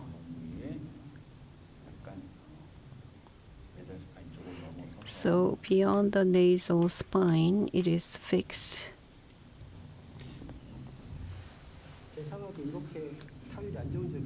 So I have never been unsuccessful like this before.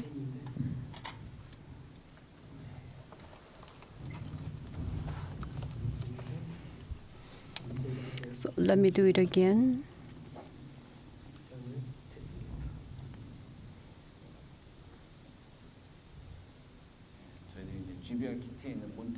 The bone tag included in GBR kit is used.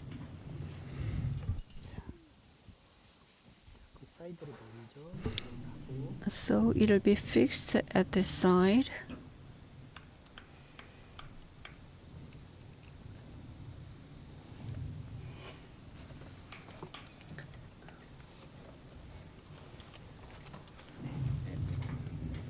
Now it is fixed. Because of the shape of the alveolar bone, the angle was not really good.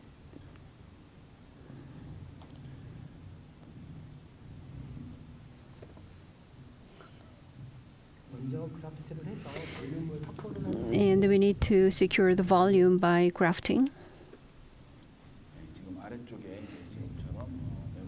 So membrane is fixed and a pouch is made.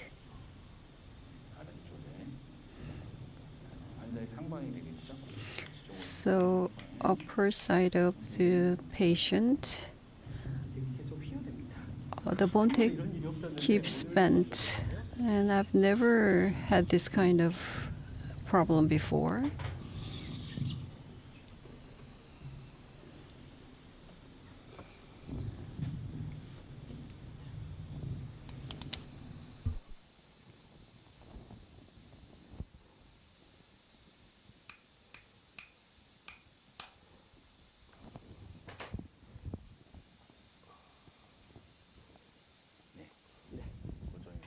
Now it is fixed. AOS collagen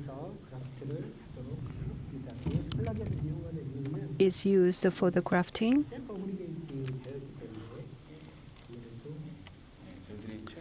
So it is launched recently, AOS collagen for socket preservation. This can be used to make a shape.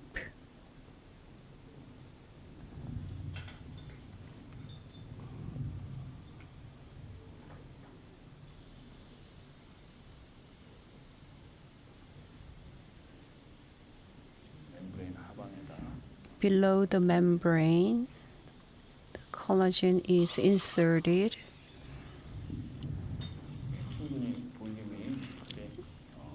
Looks like the volume is sufficient.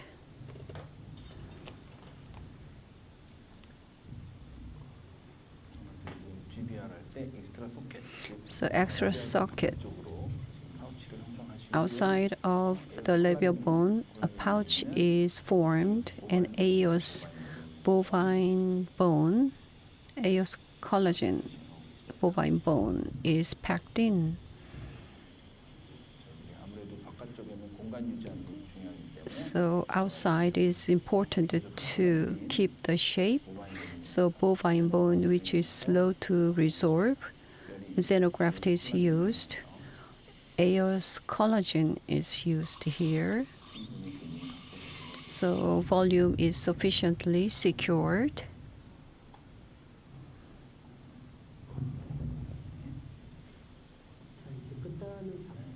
And holding onto here, and this will be removed later on the anterior side. It is fixed. So on the labial side, sufficient volume is secured, and the volume is distributed. Using the collagen membrane, a pouch is formed, so the form is made.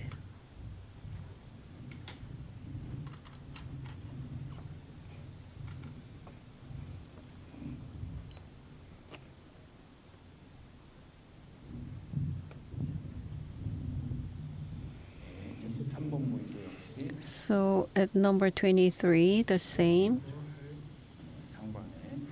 Over it, over the alveolar bone, it's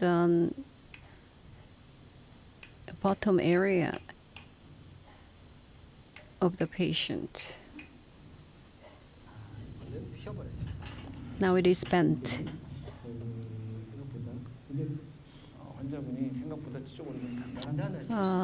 It looks like the patient's alveolar bone is very hard.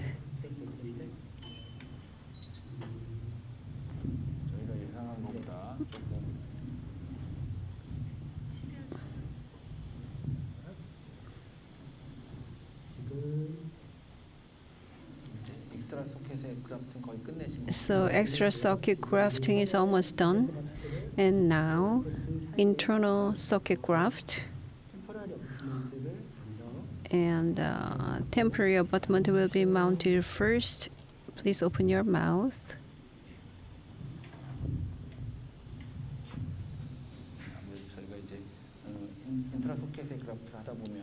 Intrasocket graft material will go inside the implants. So before the socket graft, suction please. So inside the implants, we need to prevent graft material go into the inside of implants.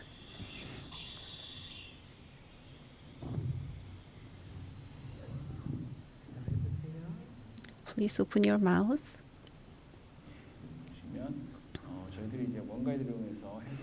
So one guide is used and hex is matched when implants were placed, and the prefabricated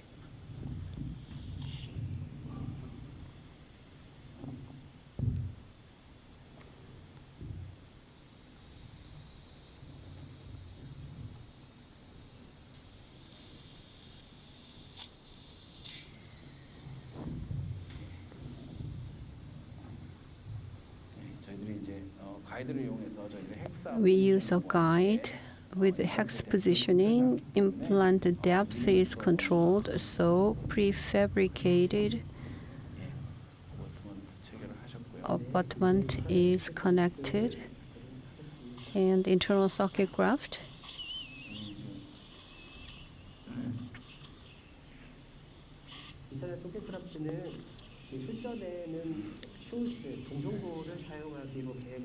And before surgery, I plan to have allograft, but AOS collagen, the xenograft, is chosen over it. So inside xenograft, AOS collagen is put in the intrasocket, and abutments are connected so that the graft material doesn't go into the implants.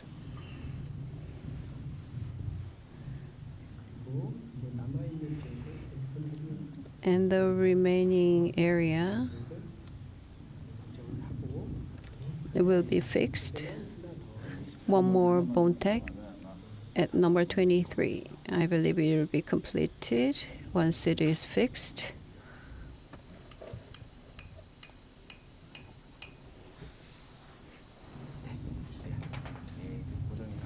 Now fixation is completed. As you can see, there is some exposure. So one more membrane will cover it where bone is exposed. So Oss guide will cover it.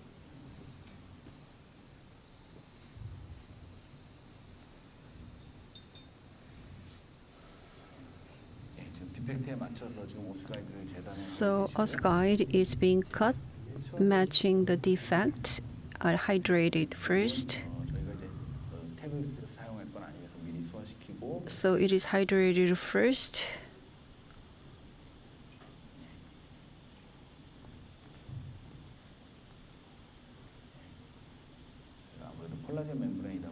It is a collagen membrane, so manipulation of it is easier. Open your mouth, please. And beneath the palatal flap, it doesn't require any stabilization. So for non-resolvable membrane, fixation is important, but this is a collagen membrane, so it is adapted to the form pretty well. Now the flap will be periosteal incision releasing should be done before raising the flap, but this is a pouching technique, so periosteal incision is made right now. Before grafting, periosteal incision can be made, but I usually do it after grafting. If you use Oss Builder, you can identify the surgical site better. So after the grafting, you can make it more tension-free. Periosteum is released tension-free. The flap is adapted.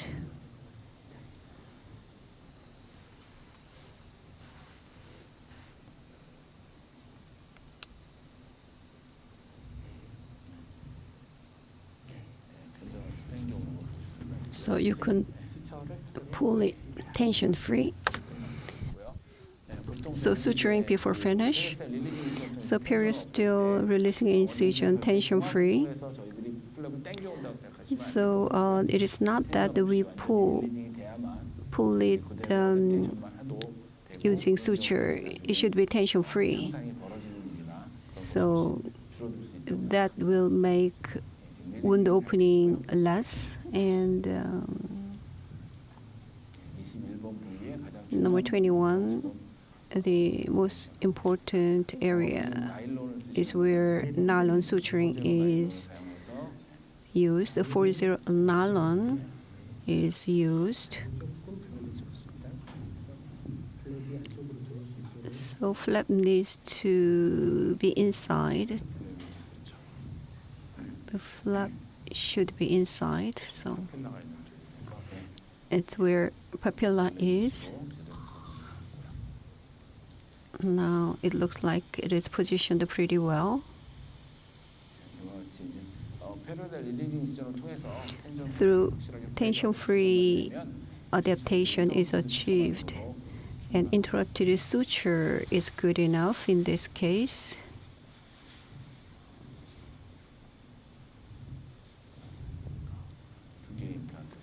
So between the two implants, as we expected at the beginning, if stability is not good enough,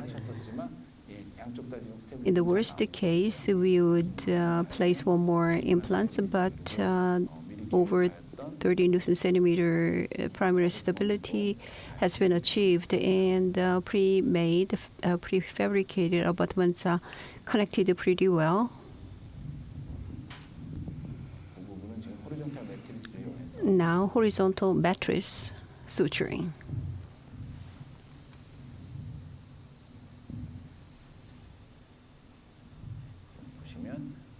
As you can see, the flap is tension-free.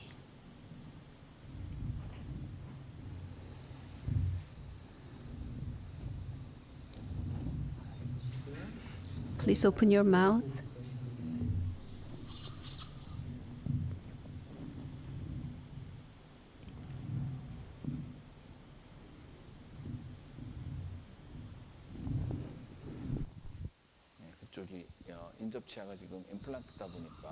So adjacent tooth is implant.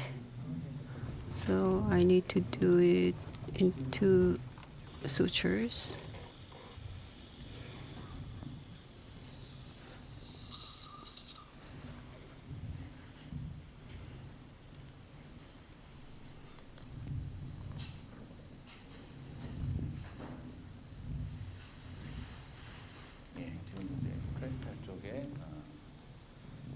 In the crestal area.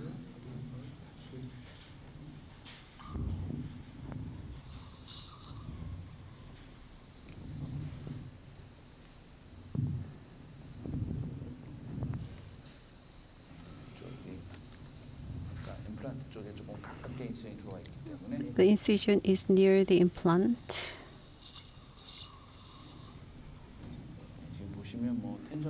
As you can see, it is tension-free suturing.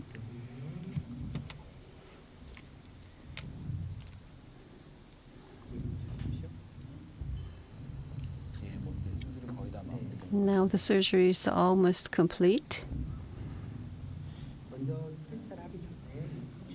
So proximal area before crestal. Distal to vertical incision.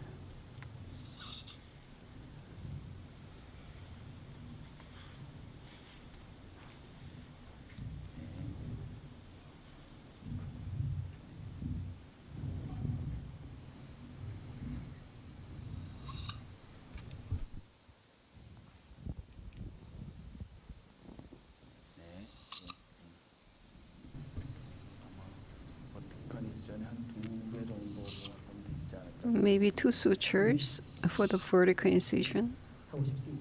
Yes, that's what I want.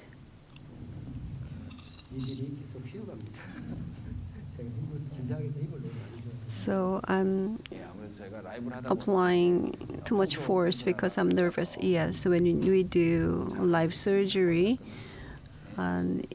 we get nervous, but you're doing pretty fine.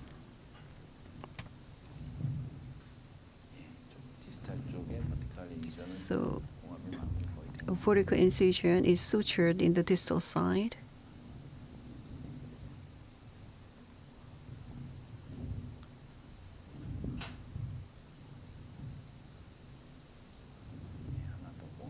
So one more suture.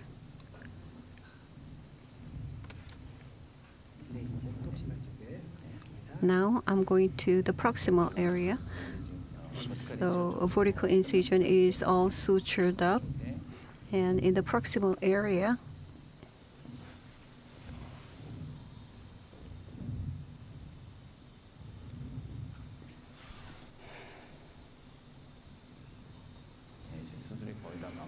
now surgery is almost complete. So when you raise a flap, so you can suture like this. We use a nylon these days. There's a reverse cutting.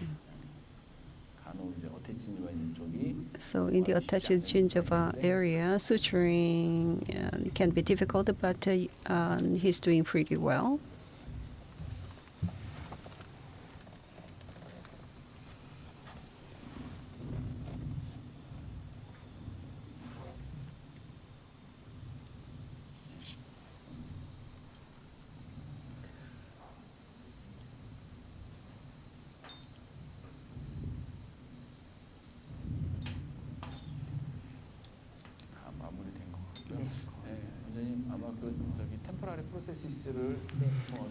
Temporary prosthesis can be adapted, and you can do the attachment later.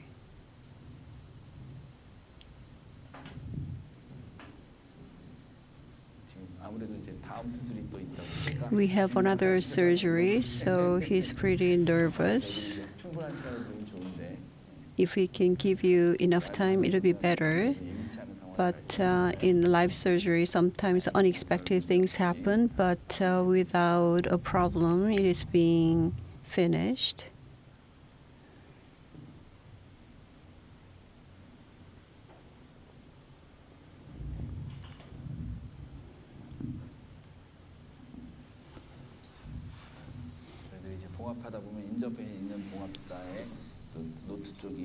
So the adjacent nut can be pushed in, preventing the suturing at the desired site.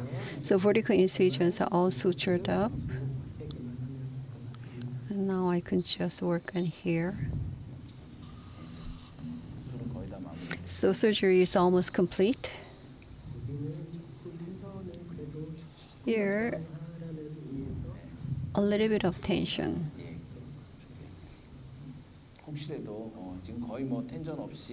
So it's almost tension free, and so figure of 8 is used. Horizontal matrix suture was done once before.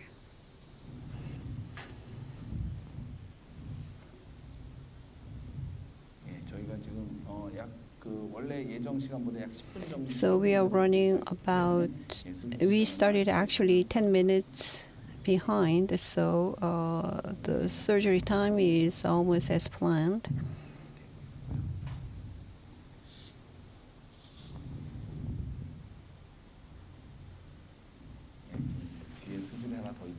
So we have one more surgery to do, and Dr. Son is rather hurrying up, and it looks like it's all done.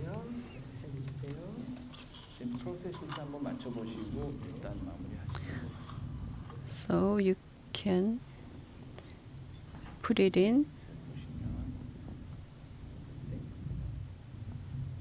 This is rather low. Please bite on it. So the implants are placed according to the plan, and temporary prosthesis is fitting very well. Thank you very much, Dr. Son. You had a difficulty with the bone tech, but thank you very much. So this concludes the surgery. Thank you, Dr. Son. He did a good surgery, calmly. Live surgery Q&A. will be done after Dr. Kim's surgery, inviting the two surgeons. Dr. Kim is preparing another live surgery. And let's hear from Dr. Kim how he is going to do the surgery.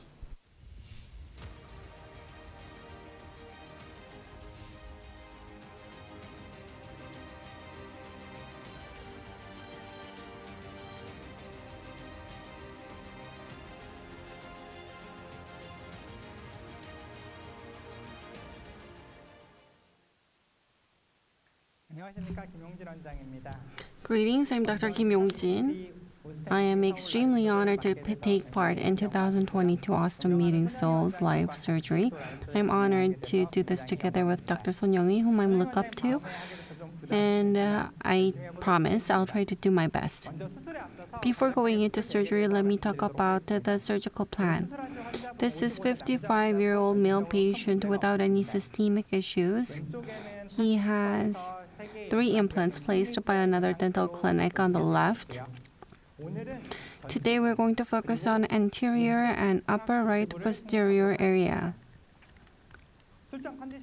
This is condition before surgery. The anterior prosthesis is as shown in number 21. Severe gingival resorption can be observed. In 22, period condition does not look good. A guide is going to be used to place the implant in the upper anterior. Prefabricated 1-fit abutment and PMMA bridge is going to be used for immediate restoration. Guide is going to be used. Trios is going to be used to fabricate guide.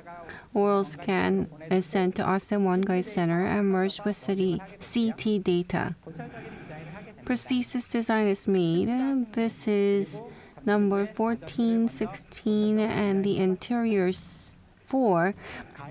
The prosthesis design is made. Guide surgery is planned for immediate implant placement. In surgical planning stage, you can see severe labial concavity on the anterior zone. Appropriate implant diameter and length was chosen in 11. Due to labial concavity, I don't think the implant will be exposed, but the implant apex area buccal wall is going to be very thin. Hence, I'm considering augmentation. Bone width for 14 is fine, and in 16, implant is going to be placed like this. If you look closer, look, a crestal approach is needed here. 5.0 by 8.5 millimeter implant is going to be placed. The residual bone is about 4 to 5 millimeter. One cast will be used for sinus lift for implant placement. Template design. On both sides of the anterior, in number 2, in 12 and 22, immediate implant placement after extraction will be done, and in 14, 16, simple implant placement will be done. One guide will be used for number 12, 14, and 22, and in 16, one casket will be used for crestal approach for implant placement. There are additional things to consider. In number 12, apex to the implant, the residual bone is very limited. Therefore, in a simple manner, I will not reflect the flap extensively, unlike Dr. Son, and am going to do contouring augmentation. The biggest area is number 21. Because there's stark difference in gingival level, I'm not going to place implant here, but for aesthetic anterior prosthesis, augmentation is needed. I need to consider the softer tissue, therefore, in a simple manner, socket preservation is going to be done. In number 12, on the apex side, contouring augmentation will be done using tunneling technique. I'm going to share a similar case. In number 11, extraction was done. In number 22, it looks very similar. Because there's concavity, guided surgery was not here. Implant was placed first. Post-op panoramic image and PA was taken, but it looks fine. In post-op CT, it is partially exposed. In order to augment it, I could have opened a big flap, but a very small vertical incision was made distal to the vestibule and the membrane was lifted. A pouch technique was used. Rather than granule type, I used a collagenated graft material, AOS for contouring, augmentation, and the apex of number 12. I'm going to do something like this. I did not use membrane. I'm not going to. You may be curious of long-term prognosis. Post-op CT, 2 weeks, 3 months after final prosthesis delivery. As you can see on CT, membrane was not used, but the bone augmentation was done nicely in the apical area. Labial contour is nice. This is possible because AOS collagen contains collagen and stabilizes graft material. Even if you don't use membrane, such healing can be achieved. This is another smaller case. Number 22 is problematic on the apex of side that there is severe concavity. One guide was used. In planning stage, I assume the apex area is going to be very thin. Extraction was done very carefully. One guide was used to drill and place implant like this. Vertical incision was made distal to the vestibule like this, and I did a full thickness flap elevation. Collagenated graft material was used for augmentation. I'm going to show this when I do the live surgery. This is the most difficult case. In number 21, gingival recession can be absorbed. The difference of gingival height with adjacent teeth is too stark. How can I overcome this? I can do connective tissue graft, but I didn't think it would be predictable. Collagenated graft material was used to do socket preservation. It's a similar case. In number 21, I'm not going to place the implant here, but for soft tissue contour below the pontic base, I'm going to use collagenated graft material for socket preservation. Pontic base in a ridge wrap form will be used to protect that area. After 3 months, it looks slightly different, but because the pontic is in ridge wrap form, the ideal gingival regeneration was achieved. This is final prosthesis. Gingival regeneration was achieved without a problem. In this case, the gingival recession amount is smaller than the case today, but I'm going to take the same strategy.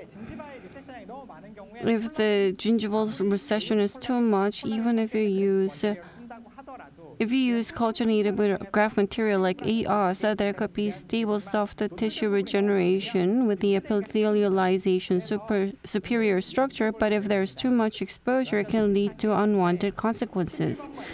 The plan for today is like this. So for this patient, 2 implants were planned for number 11 and 21, but the implanted position and distance of implant in number 11 was not good. After placing implant in number 21, final prosthesis will be connected to number 12, which was already placed. In number 11, gingival recession is excessive. I used collagenated graft material for socket preservation. This is panoramic image. 11, number 21 extraction was done, and in number 11, as shown, if the patient has chronic period disease in the anterior area, there is granulation tissue in the palatal area. Due to chronic periodontal disease, soft tissue is thickened. I do not remove such granulation tissue and attach it to the buccal flap and make a space. And in the socket, I remove granulation tissue fully, and I use collagenated graft material. After I use the granulation tissue, which I've attached to the buccal flap like a dressing material, like a membrane. Today, major things to look out for is that I'm going to use 2 implants using a guide in an area where there's apex concavity. In number 12 and 11, AOS collagen will be used in a tunneling technique manner for augmentation. In number 21, where there is severe gingival recession, primary socket preservation will be done using AOS collagen and the granulation tissue on the palatal side for socket preservation. Thank you.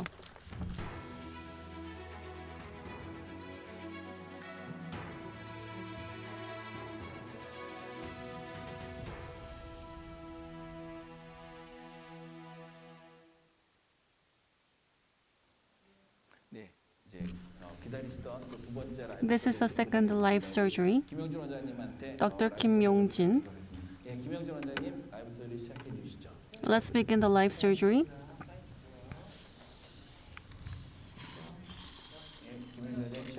Dr. Kim, you can start. Yes, I'll begin. As mentioned in the briefing, I'm going to extract the anterior teeth first. The anterior teeth with a bridge, it's very damaged. Number 21 is going to be extracted. There's very little attached. Just with forceps, tooth is being extracted.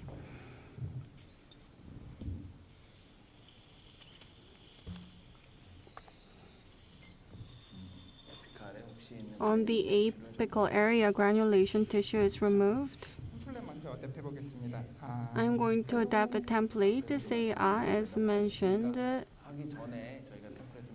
We make a template before extraction. This is one guide, the template. I think it fits well. It's accurately adapted.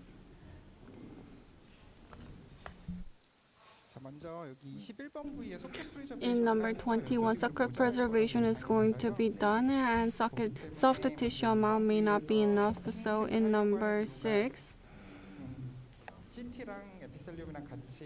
I'm just going to graft connective tissue graft as well as epithelium tissue.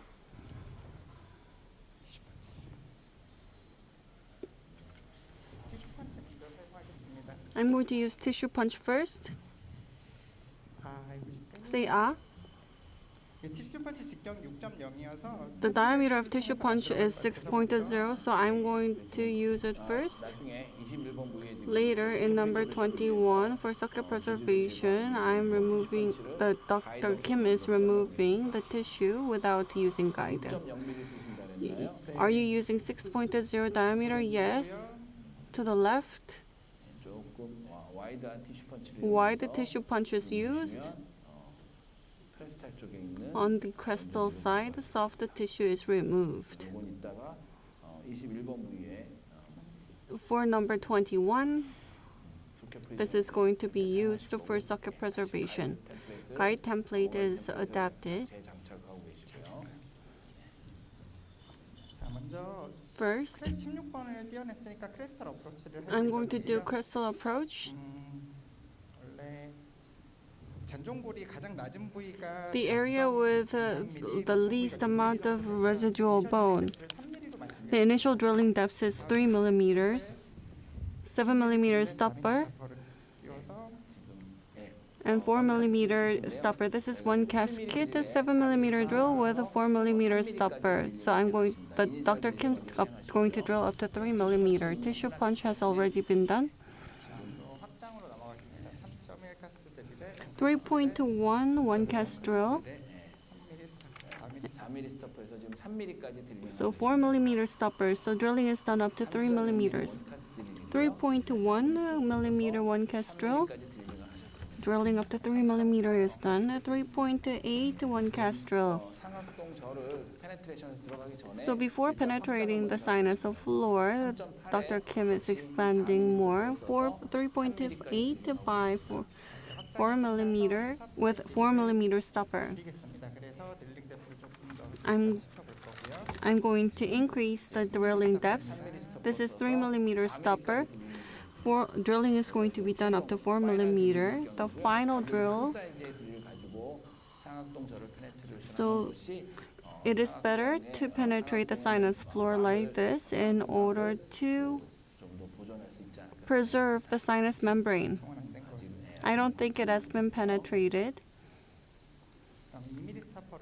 I'm going to use 2 millimeter stopper and going to use 5 millimeter drill. 3.8 by 5 millimeter drill is used. One cast drill. Unlike a cast drill, there is difference in stopper. It has not been penetrated fully. I'm going to use 1 millimeter stopper. The one castrol is 7 millimeter. One castrol and 1 millimeter stopper is used. The drilling up to 6 millimeter. I think it may have been penetrated. Yes, it has been penetrated.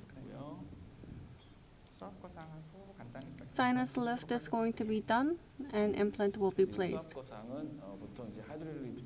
When you do hydro lift, you use a 3 cc syringe or 5 cc syringe.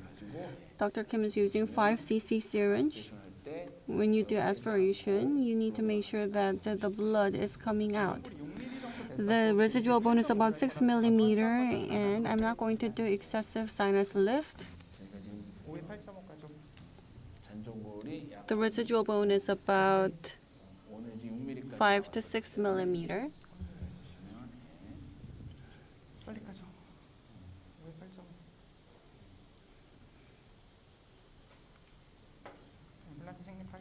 I'm going to place the implant. Are you going to do it without bone graft? Because residual bone graft? Yes, because I'm going to place 8.85 implant.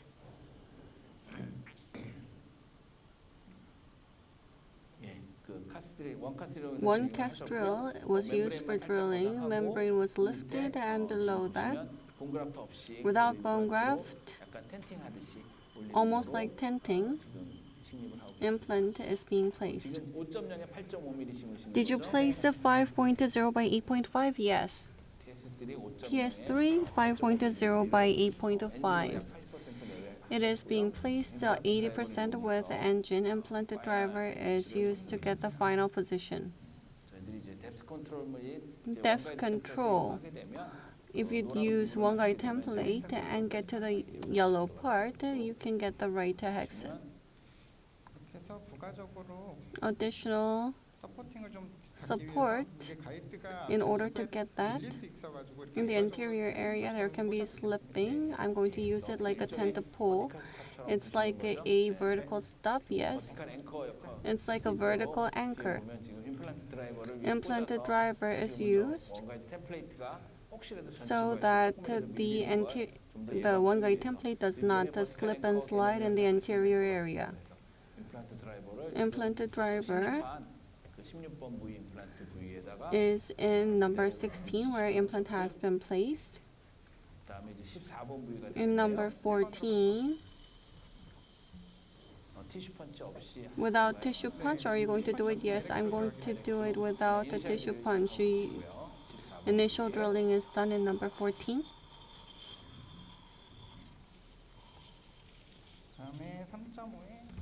.5 by 11.5 millimeter.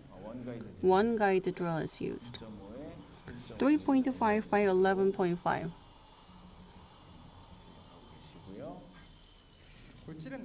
The bone quality seems to be okay, so I'm just going to do normal drilling. 4.5 one guide drill. Because 4.5 diameter implant is going to be placed and the bone quality looks okay, 4.5 by 11.5 millimeter drilling is done. The bone quality is good. In one guide drill, the amount of cortical bone looks very good. In number 14, drilling is done. Irrigation is slightly done.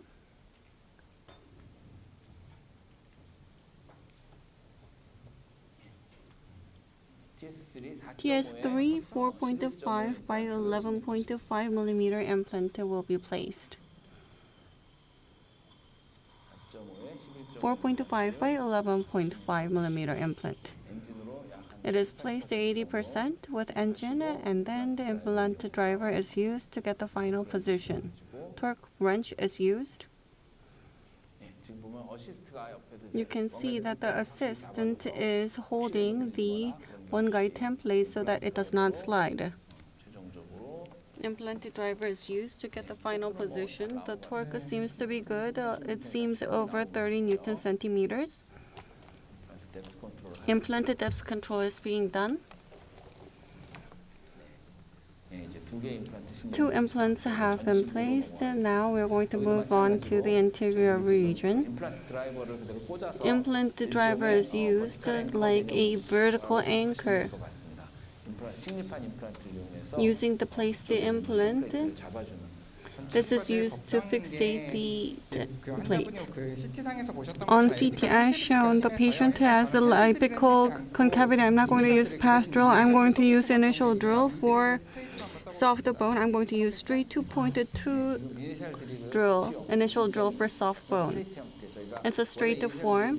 Initial drill is originally tapered form, but the 2.2 initial drill for soft bone is used.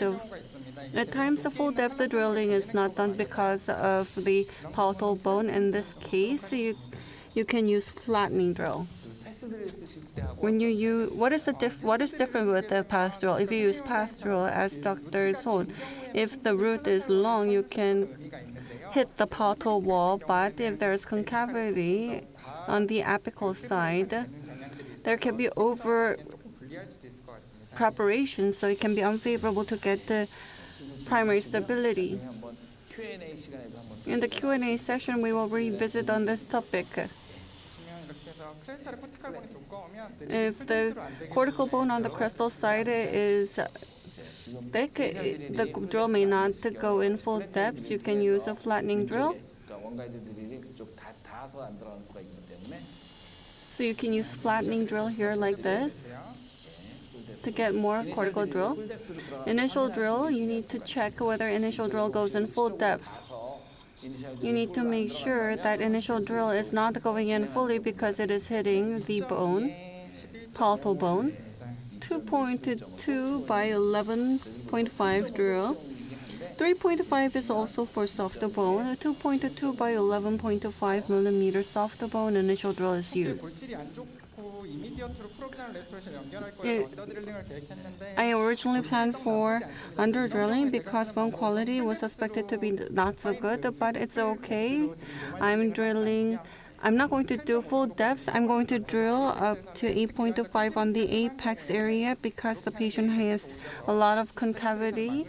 I think this will be a strategy to prevent perforation. 3.5 by 8.5. So you're widening just the superior part. TS3 is a taper design, therefore just on the top of the prep is being done.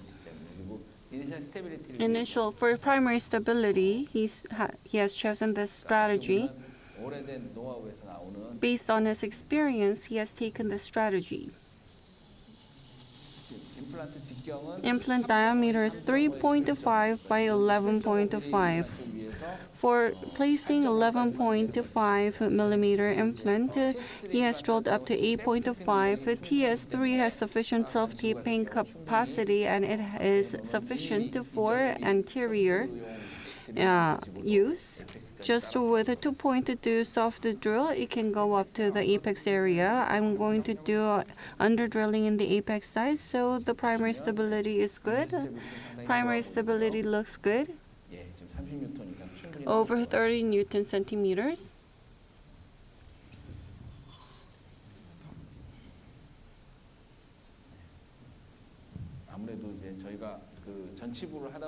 When you treat the anterior zone, TS3 implant can slip towards the labial side. You can see that implanted driver is used here as well.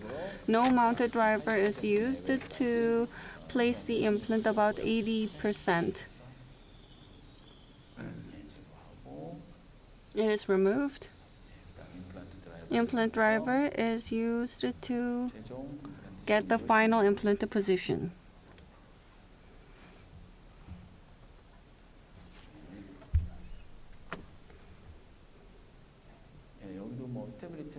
The primary stability looks good. Implant have been placed.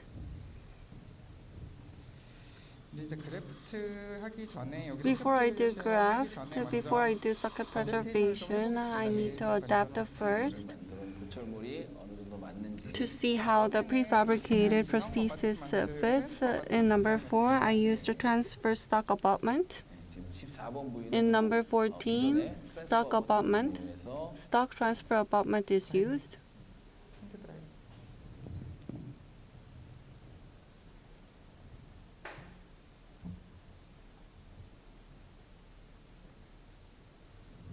헥사가 있는 어버트먼트겠죠? Is it an abutment with hex? Yes. 원가이드로 헥사 컨트롤 해놨기 때문에. Because one guy was hex card. 지금 보시면 I think it fits nicely. Can you bite? Say yeah. I think it fits nicely. 지금 14번은 In number 14, immediate provisional was provided. Say yeah. In number 16, Castrol was used and it touched the sinus. Therefore, healing abutment is connected.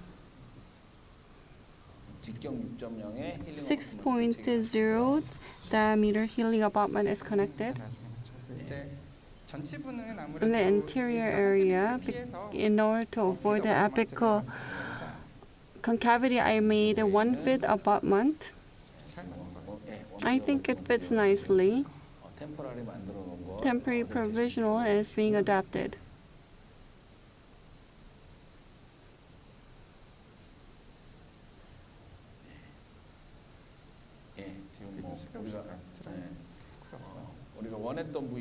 In the desired area, it has been adapted nicely.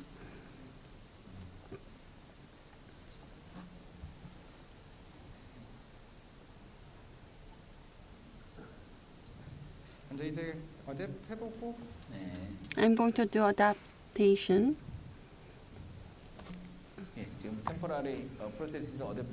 Provisional is being adapted, and now I'm going to move on to graft. In number 21, socket preservation will be done.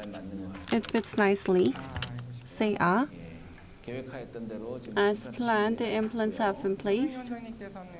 Dr. Son, he had a type 2 patient with no labial bone. I wanted to see type 1 socket preservation.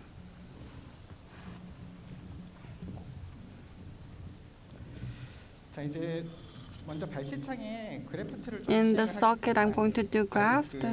EOS collagen will be used. Can you close slightly? Say yeah. If you look here, in order to prevent graft material going in, the implanted driver is connected. In the cervical area, gingival contour is very important.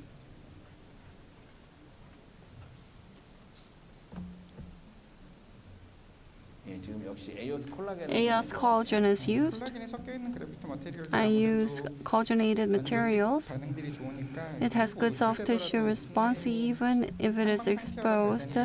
Epithelialization can occur, therefore it can be favorable.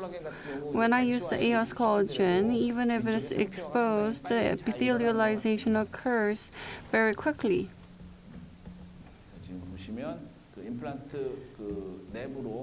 Within the implant and towards the internal connection, in order to prevent the graft material going in, implanted driver is used. During the morning session, cover screw was used, but now one guide the implanted driver is used. The good thing about implanted driver is that below the guide barrel, it is narrow, so it's good. It's a good tip. In general, at times you use a cover screw, but if you use this technique, unlike the general driver, one guide implanted driver, the lower portion is narrow, so you can put a sufficient amount of graft material to the internal socket. In the case where there's mobility, if there's no gingival recession, in order to prevent recession, you can do dual zone graft to prevent the gingival recession. In that sense, collagenated graft materials can be more favorable. In the case of AOS collagen, soft tissue regeneration is very good. You do not use alloplastic? Yes, I don't. Because there's organic component, I don't really use it. It's unfavorable to graft outside the socket.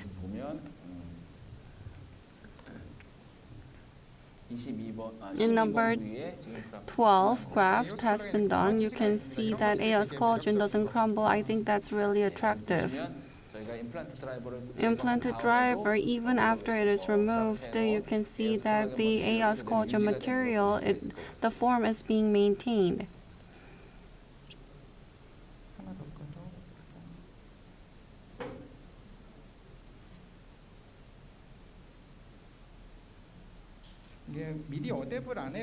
If you do not do adaptation and then do dual zone graft and then do adaptation, then it's very difficult to make sure that the adaptation is done nicely. So you do try in first, and because you have confirmed that it adapts nicely, you can proceed with graft.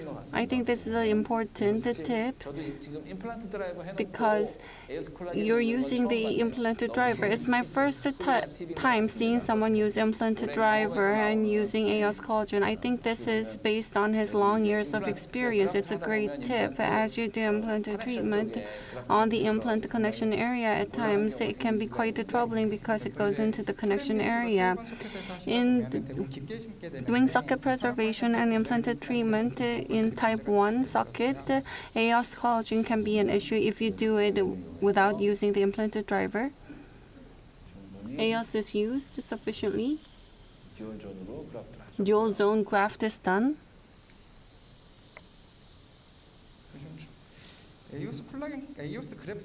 In the case of AOS collagen, porosity is good, so network is formed nicely. It's easy to handle. Recently, since AOS collagen has been released, I think it has gained a lot of popularity. I recommend you use it in your clinical practice. Temporary prosthesis is being adapted. If you do this, you can get the cervical gingiva contour that the patient had before extraction, and additional support can be gained with the graft material. Therefore, based on my short clinical experience, I think it's a good idea.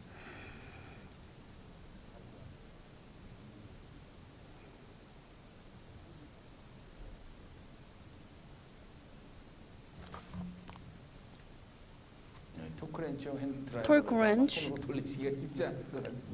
It's difficult to do it with your hands rather than a hand driver. The head is smaller, so it's not easy. I hope there's longer one available.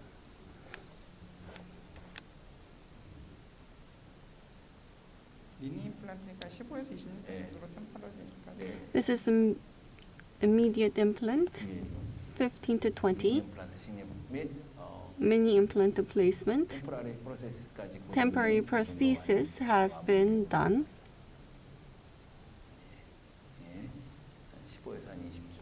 15 to 20 Newton centimeter. Once this is done, because if you use 1 feet abutment, cervical contour can be maintained and emergence profile can be given. I think a dual zone graft is very easy for this purpose. Irrigation. As you have mentioned, the AOS collagen overriding mucosa covers very quickly.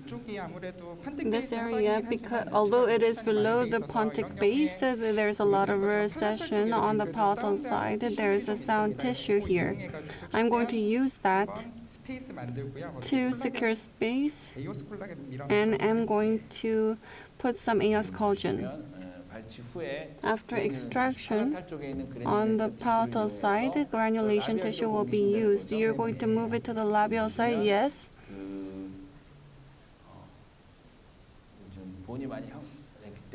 There's sufficient bone, so the granulation tissue on the palatal side is going to be moved to the labial side using the incision.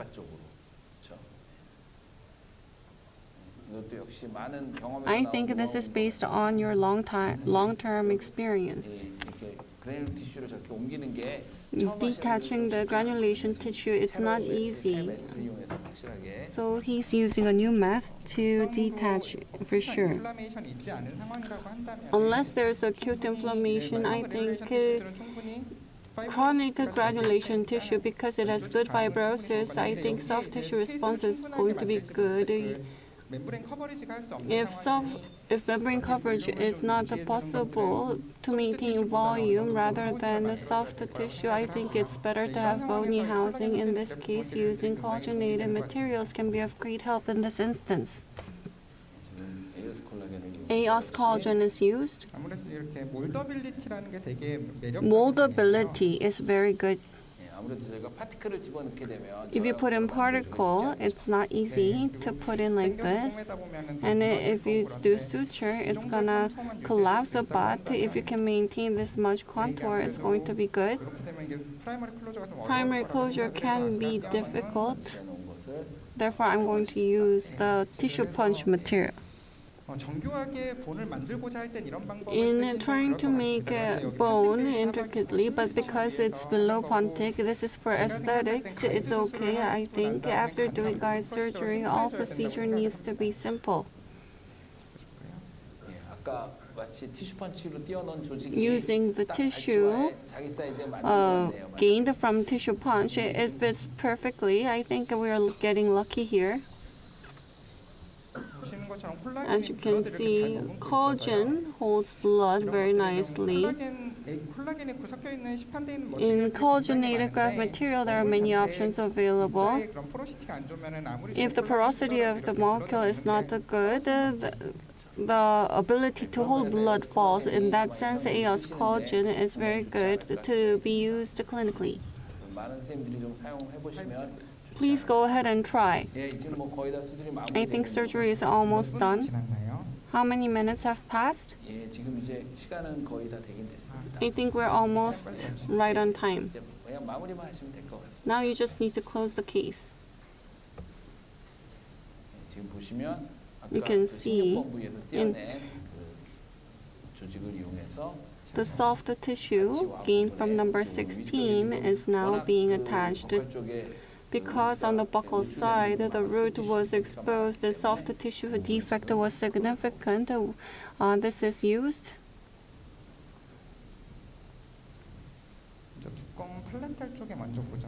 So I'm going to fix it towards the thick palatal area first. In some sense, without additional CT graft, this is a method to avoid CT graft. If additional connective tissue graft is necessary, yes, you may do it, but I'm not an excellent surgeon. I'm not really comfortable about doing CTG. Periodontists think pharyngeal graft is very easy, but as a surgeon, CTG is not really easy. If it's difficult for you, Professor, then what would it be for me? In number 16, tissue punch was done. 6 millimeter tissue punch. Did you get it separately? I have all sizes of tissue punch. The tissue punch set from Osstem is available. It's for Reisinger. I bought it. And there's also a trapine burr set for different diameters. 5-0 nylon is used. 5-0 nylon is used. Suture is almost complete.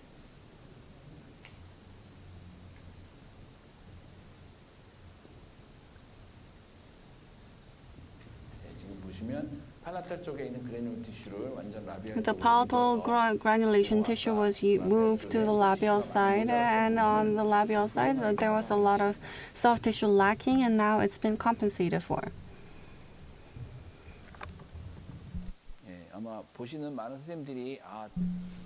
I'm sure you got a lot of clinical tips.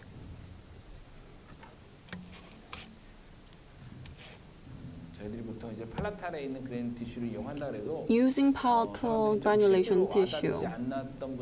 Some people may have only thought of it as a vague idea, but as we watched Dr. Kim do it, I think it has dawned on many people that that's possible.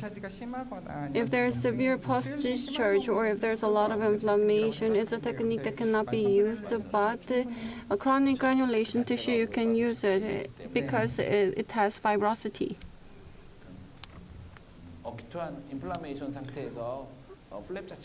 Unless it is acute inflammation and if the flap is flabby, you will not be able to use it. But if the patient has a chronic condition, then it will not be a major issue.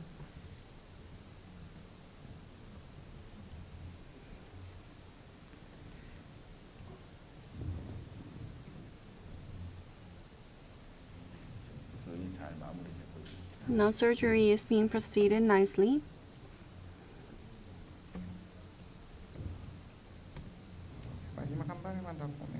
So I'm going to do suture just once more. Surgery has been done successfully.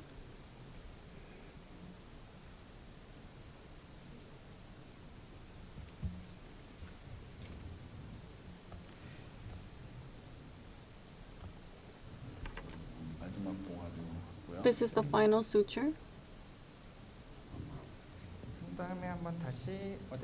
I'm going to do adaptation once again. Can you give me the provisional?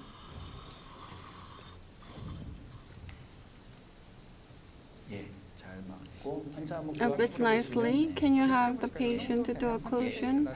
Pontic base, I think if you can get this kind of gingival contour, I think this can be addressed prosthetically. Congratulations on successful surgery. Now we'll move on to Q&A session. Thank you.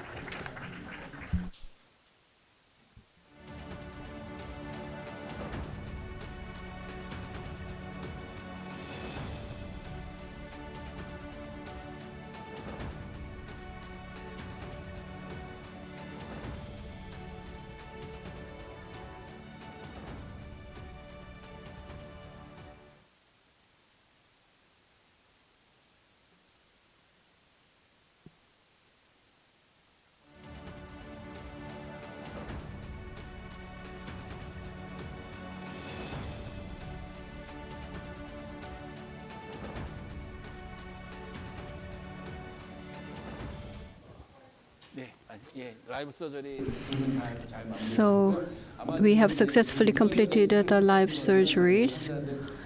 Dr. Kim may take time. He needs to take CT. So we will do Q&A first with Dr. Son.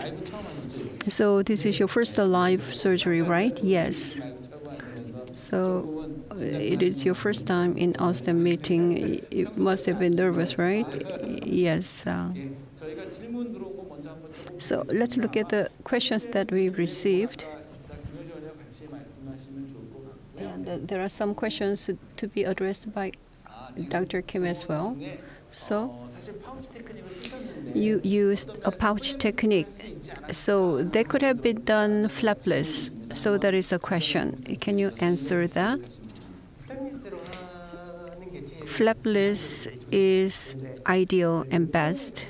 In the planning step, the outer surface of the implant to the labial bone outer surface, the distance is important. If it is more than 4 millimeters, internal socket graft is good enough to respond to remodeling. But during planning, if it is less than 2 millimeters and the gap is very small and the distance to the labial bone was very small, so external socket graft was a must.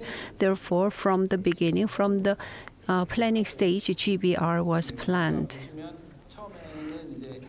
So at the beginning, internal socket graft, if the allogenic graft was considered, but the AOS collagen was chosen. So you use AOS collagen quite a lot? Yes. How do you use it? EOS collagen is a graft material, 10% collagen in it. By using it, there are many cases that can benefit from it. Internal circuit graft, dual zone graft can be done, benefiting from it, and it is not dispersed.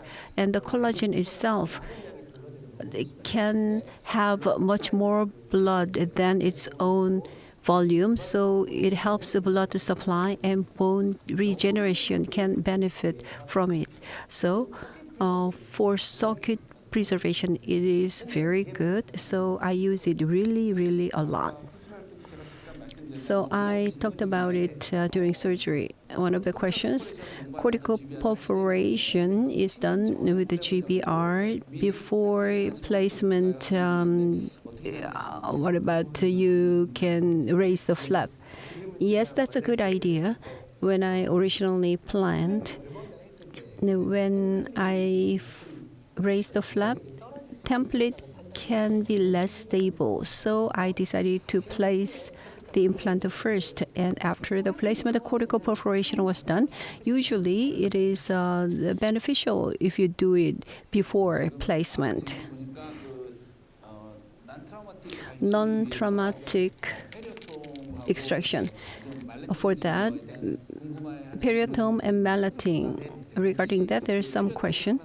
Do you always use a periotome? And when you do it, do you always use mallet? Yes, I always use mallet for periotome, even though it can be just a small amount.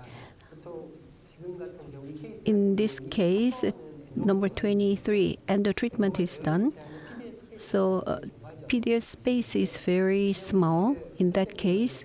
So if you just extract labial plate, when a labial plate is thin, that is problematic. So to avoid that occasion, when endo treated or PDL space is very thin, I use it. So in this case, a labial plate is thin.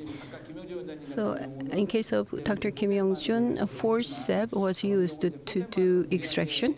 So if you use a forceps only to luxate the tooth, the labial bone can be fractured. So that's why periotome is used. So you can refer to this when a labial plate is very thin. When you do forceps delivery only, and if you do luxation with forceps, labial plate can be broken. That would be a problem.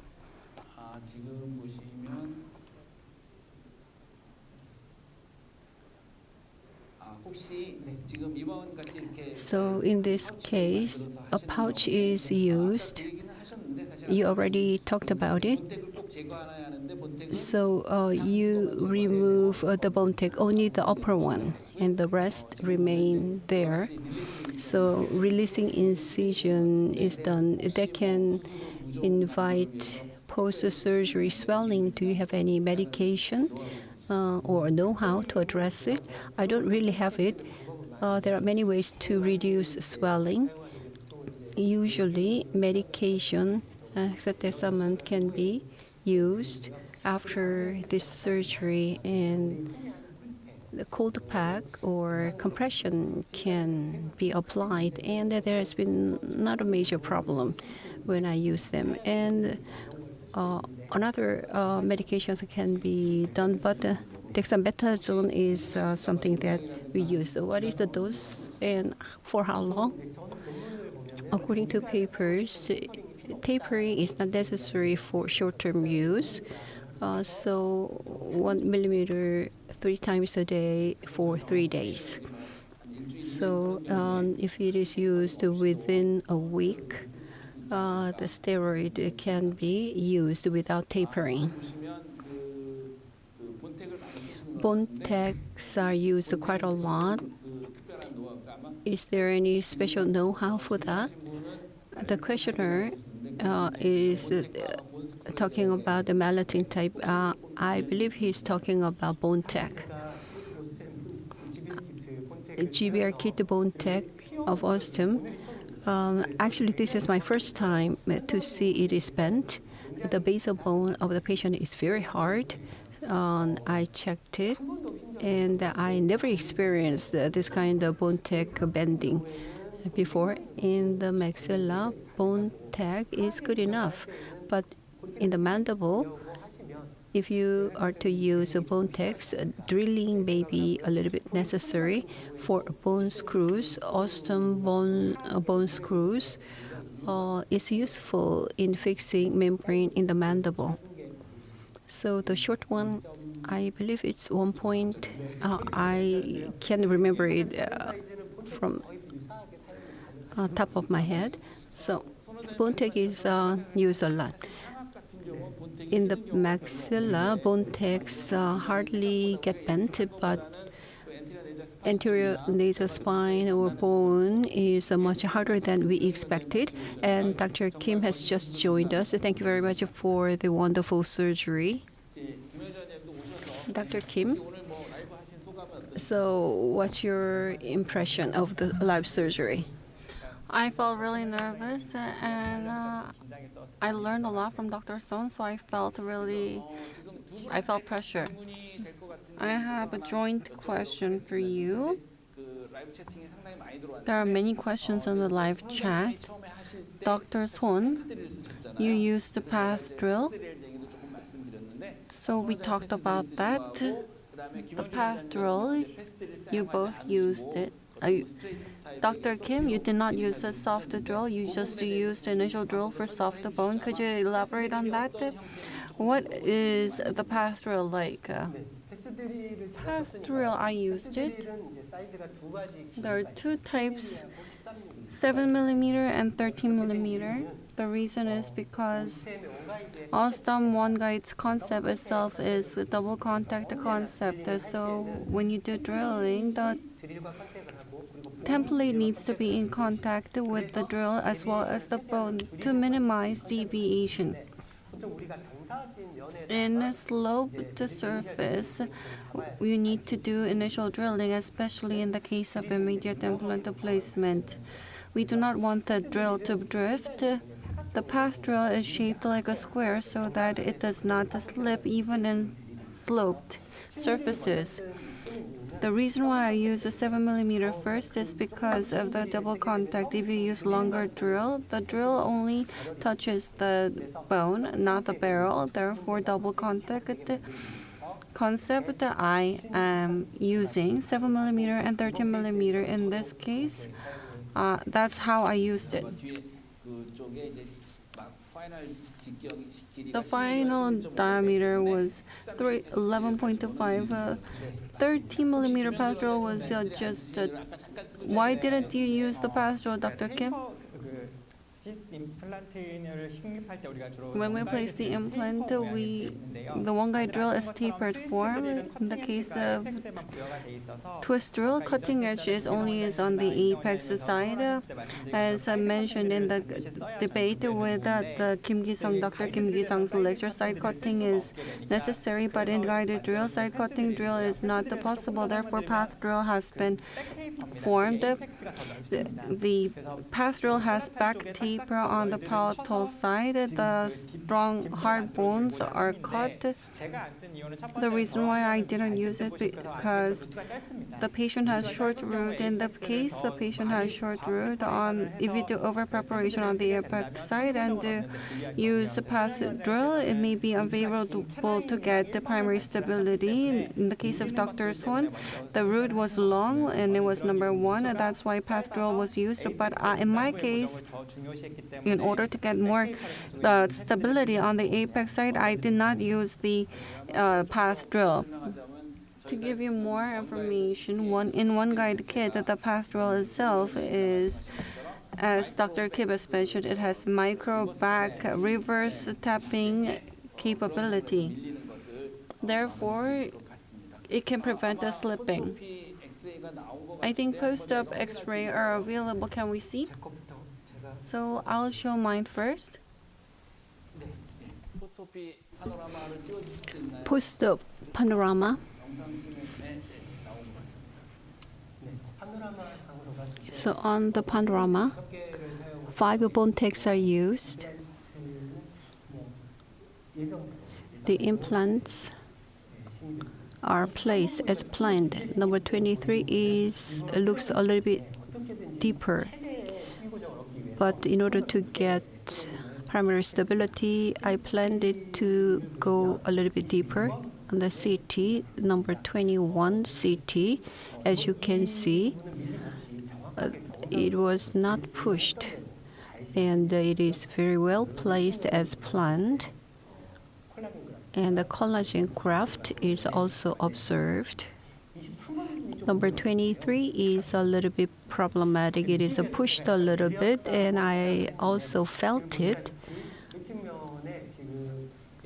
So the EOS collagen is pushed, and if only 50% is ossified, it will be okay. So I was wondering whether I should make modification, but it is definitely pushed. So it is a little bit pushed. Dr. Kim, post-op panorama.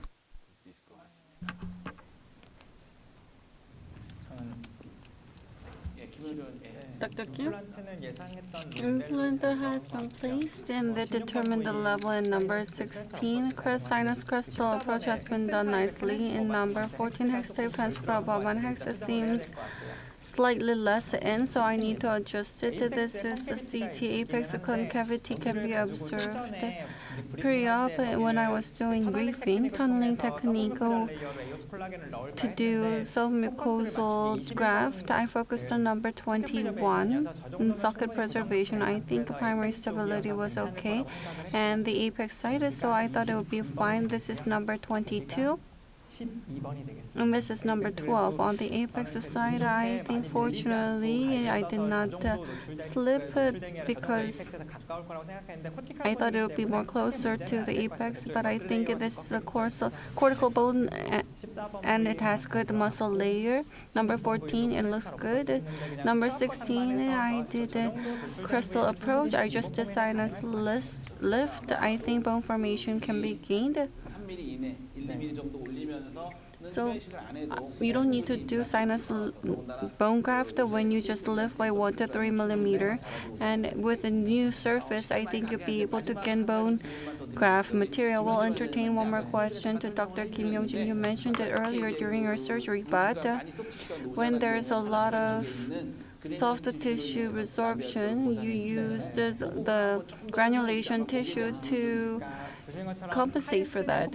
In type 3 socket, in chronic condition, chronic granulation tissue, if epithelium has been granulated, by using periodontal probe, you would be able to get a good sense. The pocket would not be bad, and if the palatal wall is intact, you can use the gingiva in a general method. If you open flap, it will be lost, but if you do lingualized incision and make a slight vertical incision, the GBR process itself, the soft tissue condition is not good, but by using it as a dressing material, it serves its purpose. Therefore, if it can serve that purpose, the epithelialization and ossification can occur. Therefore, by using this, a simple preservation can be good.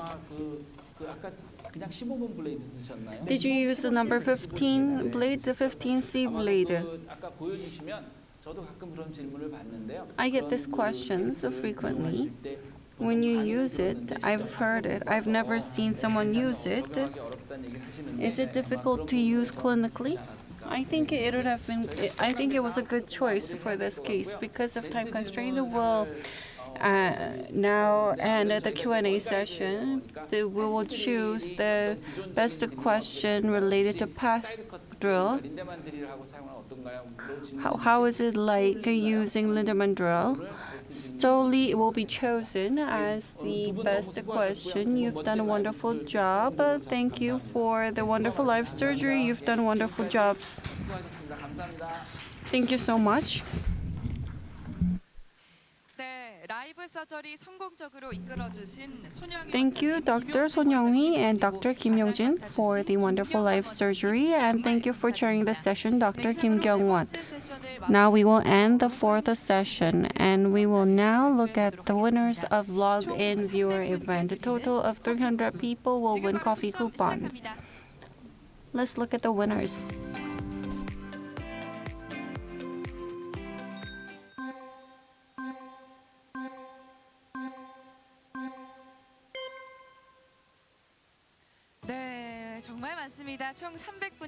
There are so many winners. Total of 300 people have won the coffee coupon. Please refer to the notice board and the dental site. Congratulations once again. The coffee coupon will be sent via the text. Now we will end the fourth session and have a brief break. In the first floor, there's the result of poster contest. It's a brief break, but please go to the bathroom and go to the first floor to look at the contest result of the posters. In the fifth session, we're going to have coffee coupon session and the lucky draw. Please stay with us and try your chance at winning prizes. During the break period, on the second floor in the product exhibit room, you'll be able to view different products. I look forward to your avid interest. Let's meet up again after 8 minutes.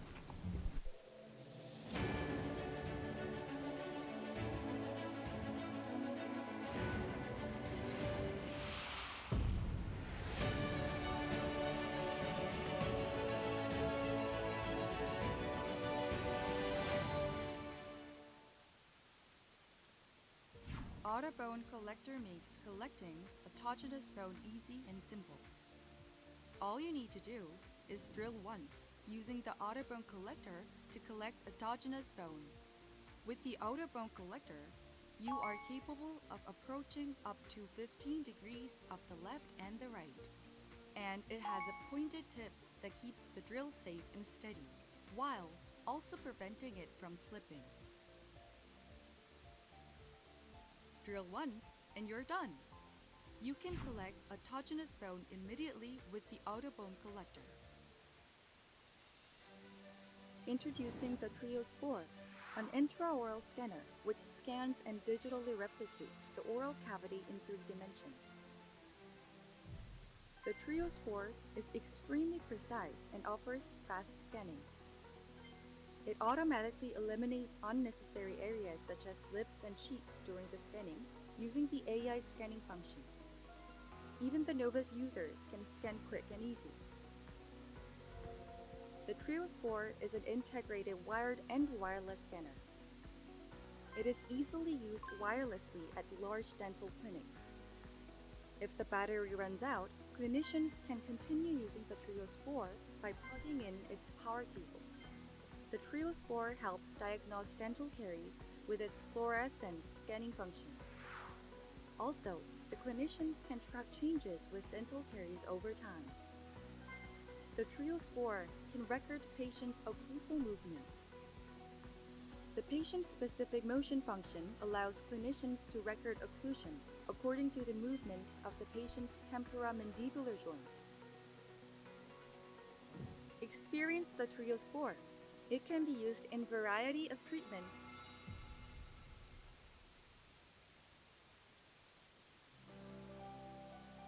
Introducing the OneCast kit, the digital sinus surgery kit.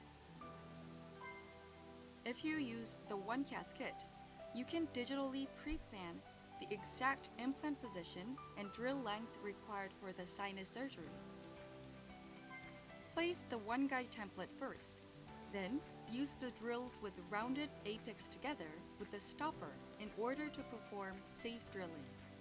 You can also perform hydraulic lifting and bone grafting while the template is still in the mouth. Try the OneCast kit for safe and precise sinus surgery. Introducing the 1485 kit, the implant surgery kit for mandibular posterior region. The 1485 kit is used for implant surgery in the mandibular posterior region with vertical bone resorption. The implant specification and position can be elaborated with digital planning. The surgeon can prevent damage to the inferior alveolar nerve even when the residual bone height is low, in case the surgeon places a one-guide template and performs drilling with the 1485 kit's round design drills. Also, the 1485 kit helps you to place from 4mm to 8.5mm short implants at proper depth and avoid any damage on inferior alveolar nerve. Try the 1485 kit when you need to perform a surgery in a mandibular posterior region.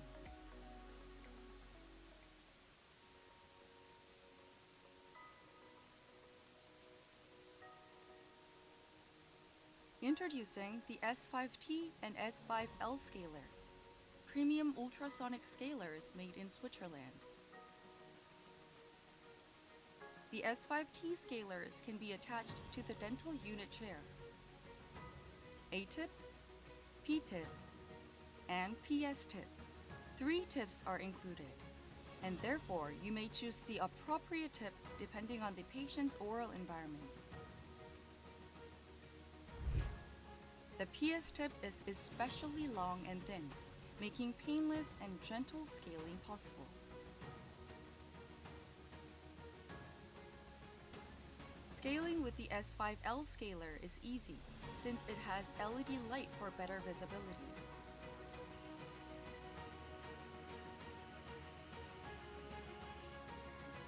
Experience gentle and easy scaling with the premium Swiss scaler S5T and S5L. 안녕하세요. 다시 뵙습니다. 아나운서 이만을입니다. 저는 지금 임플란트 PM팀 임종민 대리와 함께 Hello, I'm announcer Im Ha-neul again. Im Jong-min from Implant PM team is with me at the material zone in the Osstem product exhibition hall. At a glance, it is filled with so many products. What are in the material zone? Mr. Lim? All the materials in this zone needed in dental treatment are displayed, including Osstem's representative GBR products, AOS, QOS, SureOS, impression materials, resin, and nighttime file. Oh, okay. We could have special experiences in each zone we have visited, so I get a feeling another experience is prepared first in the zone. Yes, you can discharge a high C plus in the material zone. Let me show you. Anybody can easily apply high seal plus to a tray. You can squeeze it and feel the soft discharging of it.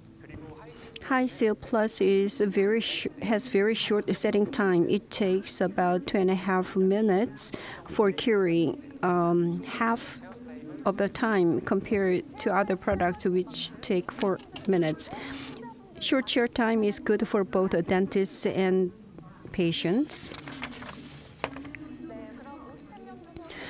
Osstem R&D Center Product Hall. We are already at medication zone the last visit. What we have here, various products from prescription drugs to lidocago spray, high functional premium toothpaste. You can experience chlorhexidine oral disinfectant with good taste and fragrance, which does not discolor teeth. Can I try it? Sure. As you can see here, there's a difference of chlorhexidine, which is from Osstem. Can you guess?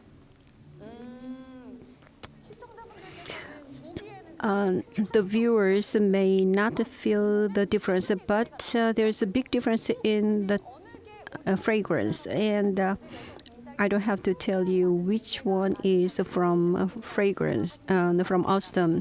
It is different.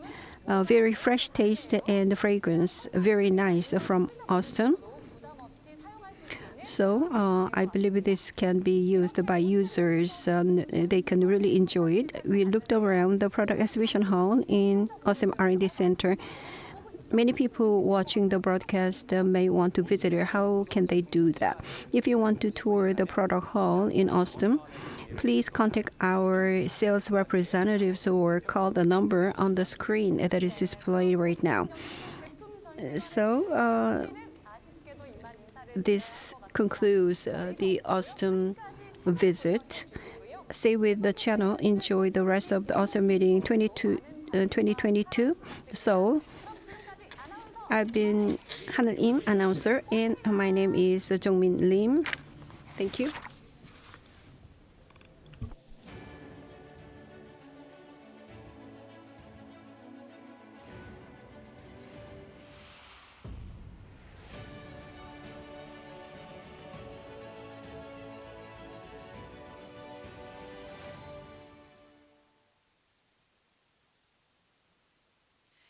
네, 오스템 미팅 2022 서울 이제 세션 5 다섯 번째 세션을 앞두고 있습니다.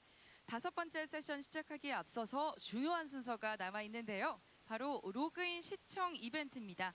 지금 바로 대놀 사이트에 로그인 하시고 팝업에 응모를 해 주시기 바랍니다. 그런데 여기서 끝이 아닙니다. 이번 세션의 첫 번째 강연이 끝난 후에 오늘의 하이라이트 통큰 이벤트의 응모가 또 준비가 되어 있으니까요. 끝까지 함께해 주시기 바랍니다. 네, 그럼 이제 오스템 미팅 2022 서울의 마지막 세션을 이어가도록 하겠습니다. 마지막 세션은 해외 연자분들의 강연이 진행이 됩니다. The final session is by the foreign speakers. The first is by Professor Marco Tallerco from Italia and Dr. Peter Heaney from Czech. Let me introduce the chair of session 5, Professor Park Chang-ju of Hanyang University. Professor Park Chang-ju has graduated from Seoul National University School of Dentistry, and he has gone through training in Department of Oral Maxillofacial Surgery. He's a research scholar, Department of Periodontics at School of Dental Medicine, University of Pennsylvania. He is a professor and practicing surgeon at the Department of Oral Maxillofacial Surgery at College of Hanyang University. Greetings. I'm the chair. I'm Professor Chang-ju Park, College of Dentistry at Yonsei University. And Osstem Meeting 2022 is the most prominent dental event of the year, with no doubt. Now we are having the final session. The session speaker is my friend, as well as an author of many researchers. Professor Marco Tallerco is from Italy. Italy is not participating in Qatar World Cup. The title of the lecture is Digital Solutions to Begin Surgery with Final Prosthesis in Mind for a Perfect Smile. After a brief introduction video, we'll start with a lecture. Professor Dr. Marco Tallerco, my friend and co-worker,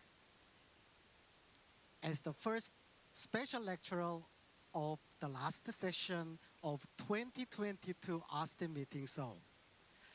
He is a world-renowned researcher, lecturer, and the current president of Osstem AIC Italy, and he's a real digital guy.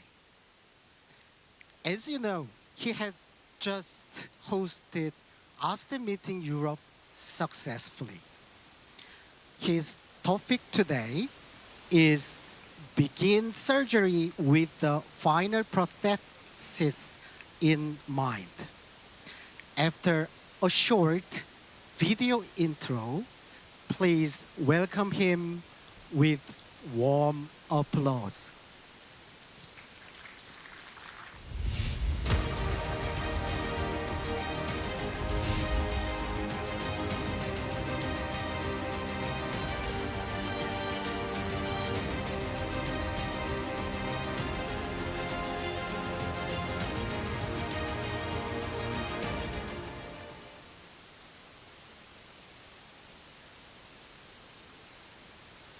Dear Professor Park, thanks for the warm introduction. Fortunately, you translate because the first part, I didn't understand nothing.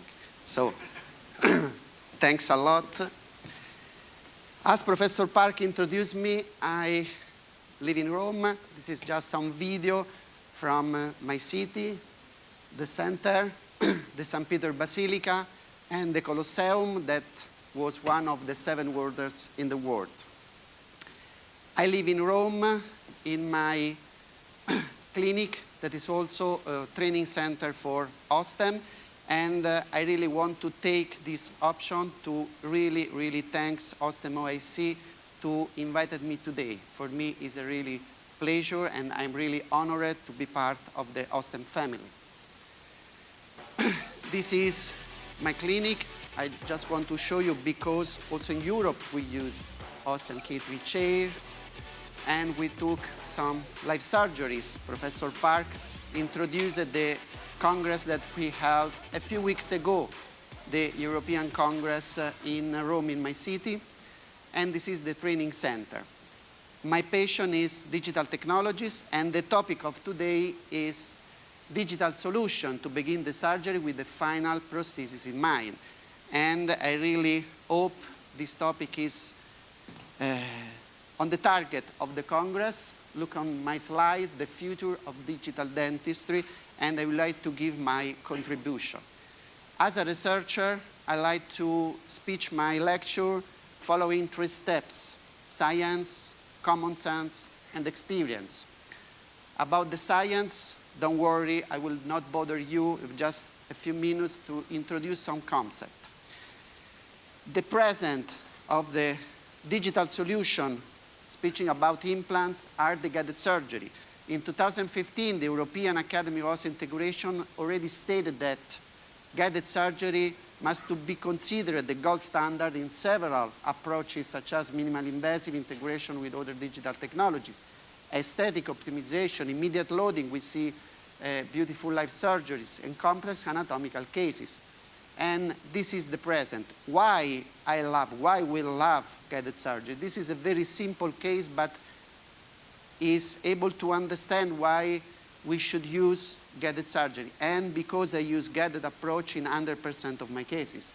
This is a cases with the problem on the canine. We have a root resorption and endodontic problem also in the lateral incisor. In this case, I don't like immediate implants in this case because there is infection, so extraction, socket preservation with collagen material and xenograft, the same material that the surgeon showed before, with connective tissue on the top, Maryland bridge, and wait the healing, and then plan the guided surgery. I also want to contribute with some tip. The surgeon before speech about the double contact in the one guy kit, but the double contact is only for the drills. With this approach, reverse and then forwards, if you look, the motor is in the reverse approach, the implant can sit in the previously prepared site, and then we switch to the forward in order to have a bone contact with the implants. Of course, this is very important for 13, 11.5, 10 millimeter implants. But coming back to the main topic of this surgery, this lecture, begin the surgery with the final prosthesis in mind. This is the final prosthesis. In the morning, we saw a lot of lecture about the digital solution. This is a T-link abutment, but if you look at the prosthesis, perfectly match with the planning. This is a canine position. This is a screw retainer restoration with link abutment and zirconia ceramic framework. So this is the present of the guided surgery. This is the follow-up, previous and after control, and X-ray endodontic treatment on the lateral, and implants placement in the canine position. So from a scientific point of view, I published several manuscripts with a couple of research groups. One from Professor Park, I'm really honored, and one from my research team in Europe. I just want to show you some manuscript. The conclusion from this randomized controlled trial are that with a guided approach, we can expect less postoperative pain and swelling, of course, but most important is less marginal bone loss at the 5-year follow-up. And if we look at the 10-year follow-up, we can expect very high implant survival rate, but mostly low prevalence of biological complications such as perimplantitis. I will show you, and also the previous surgeon and speakers show several cases with the one-guy kit. One-guy kit is unique because I have surgical template without metallic sleeves, and together with Professor Park and also Dr. Kim, congratulations again for the life surgery, we published several manuscripts, and we concluded that surgical template without metallic sleeves are more accurate than template with metallic sleeves. So this is the reason because we used. All of my patients it's been helpful for me to write this book. The title of the book is Diagnosis Prosthetic-Driven Treatment Planning and Guided Implant Placement, the Key of the Success. And this is also the topic of today. But as I told you before, guided surgery is the present. I want to look at the future of the digital dentistry. So I want to level up speaking about the guided bone regeneration. The guided bone regeneration means CAD solution for predictable, prosthetically driven, guided bone regeneration and aesthetics. I don't know the microphone. Maybe okay. I can move there. Change side. Okay, thank you. So the computer-guided bone regeneration, in order to approach with a prosthetically driven surgery, also complex cases that need bone regeneration, in aesthetic or not. In the 2015, with my best friend Silvio Meloni, we published the first manuscript. Why guided bone regeneration, computer-guided bone regeneration? Because in all of this symposium, we heard the same concept. Not only the bone, but the pink aesthetic and the function of the keratinized tissues is most important. So the take-home message is begin the surgery with the final prosthesis in mind.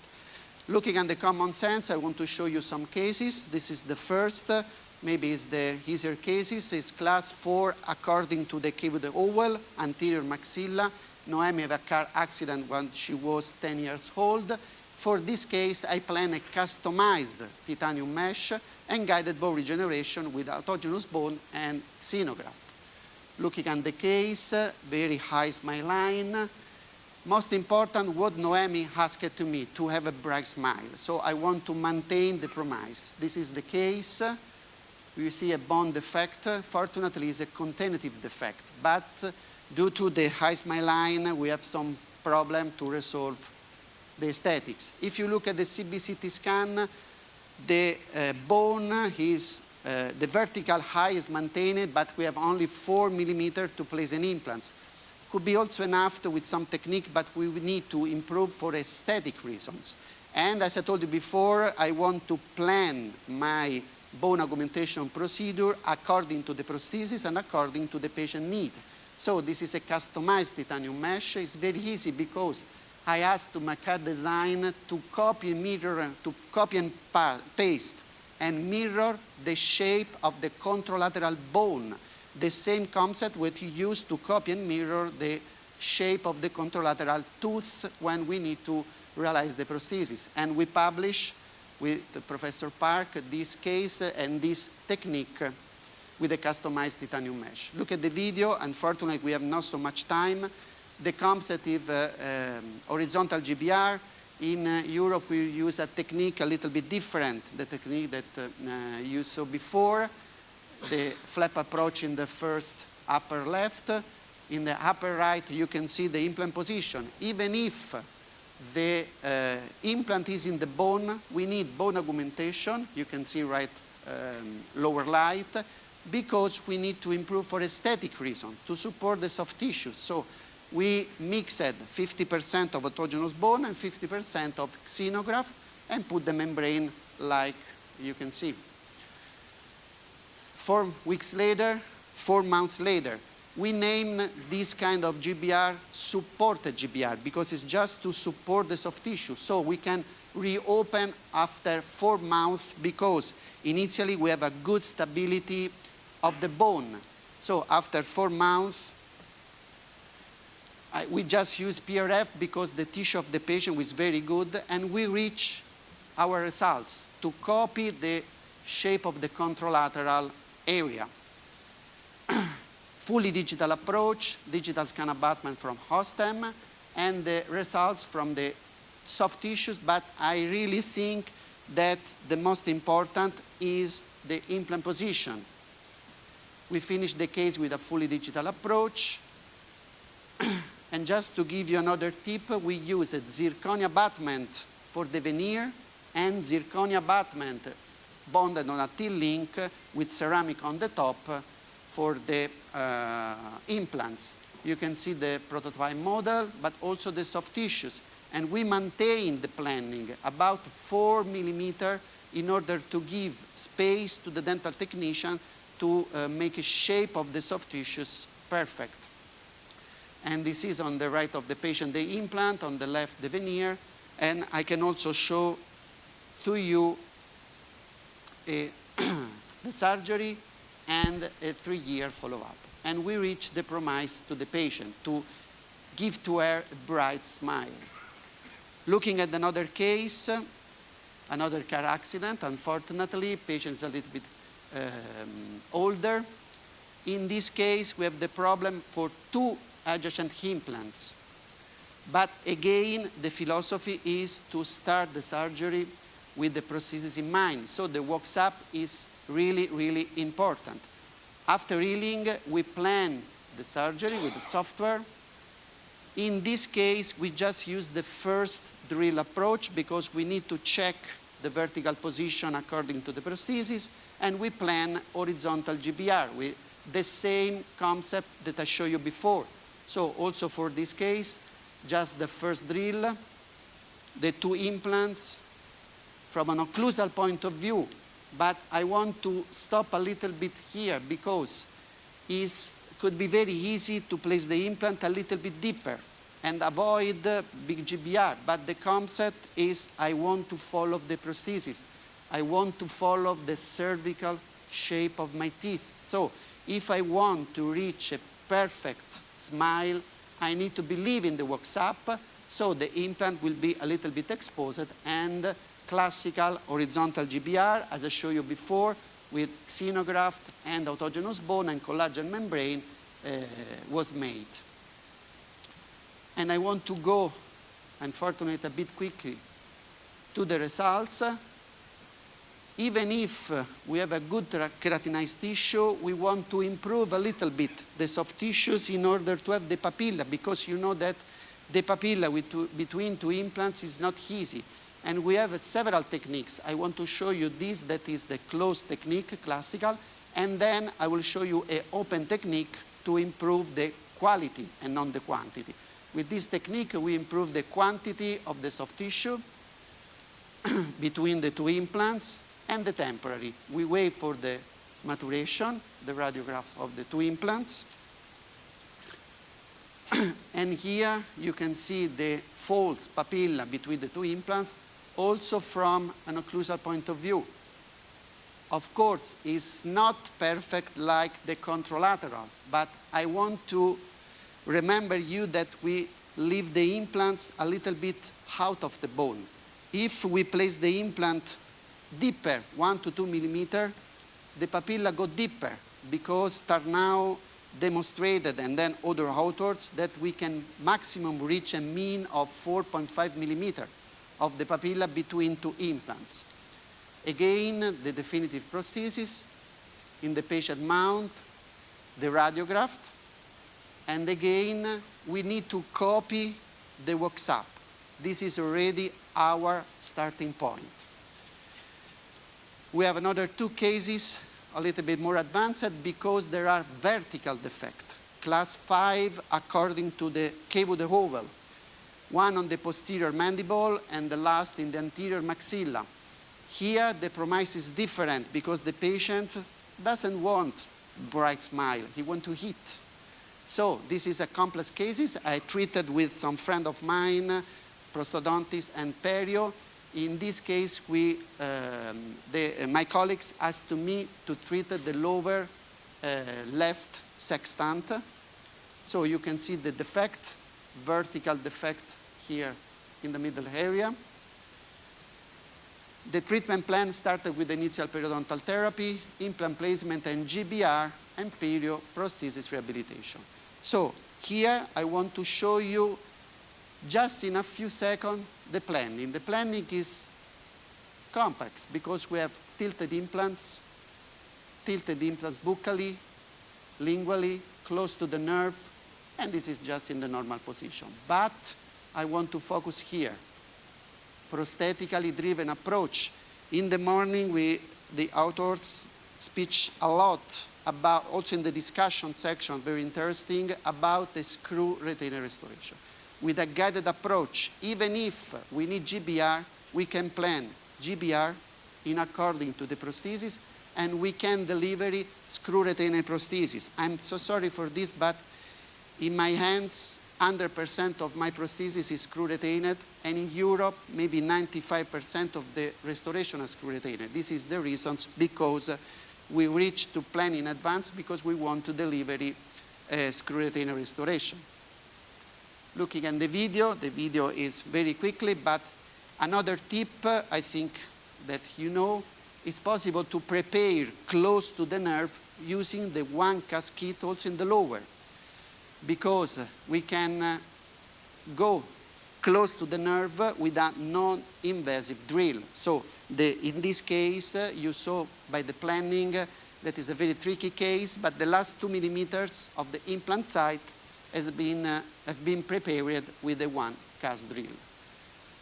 Smart build osmirdel membrane, the same 50% of autogenous bone, 50% of xenograft, and this is the post-op radiograph, also for a three-dimensional point of view.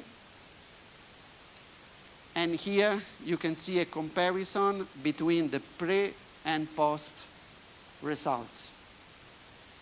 Horizontal GBR in the last implant and 4.4 millimeter of vertical gain in the middle implants.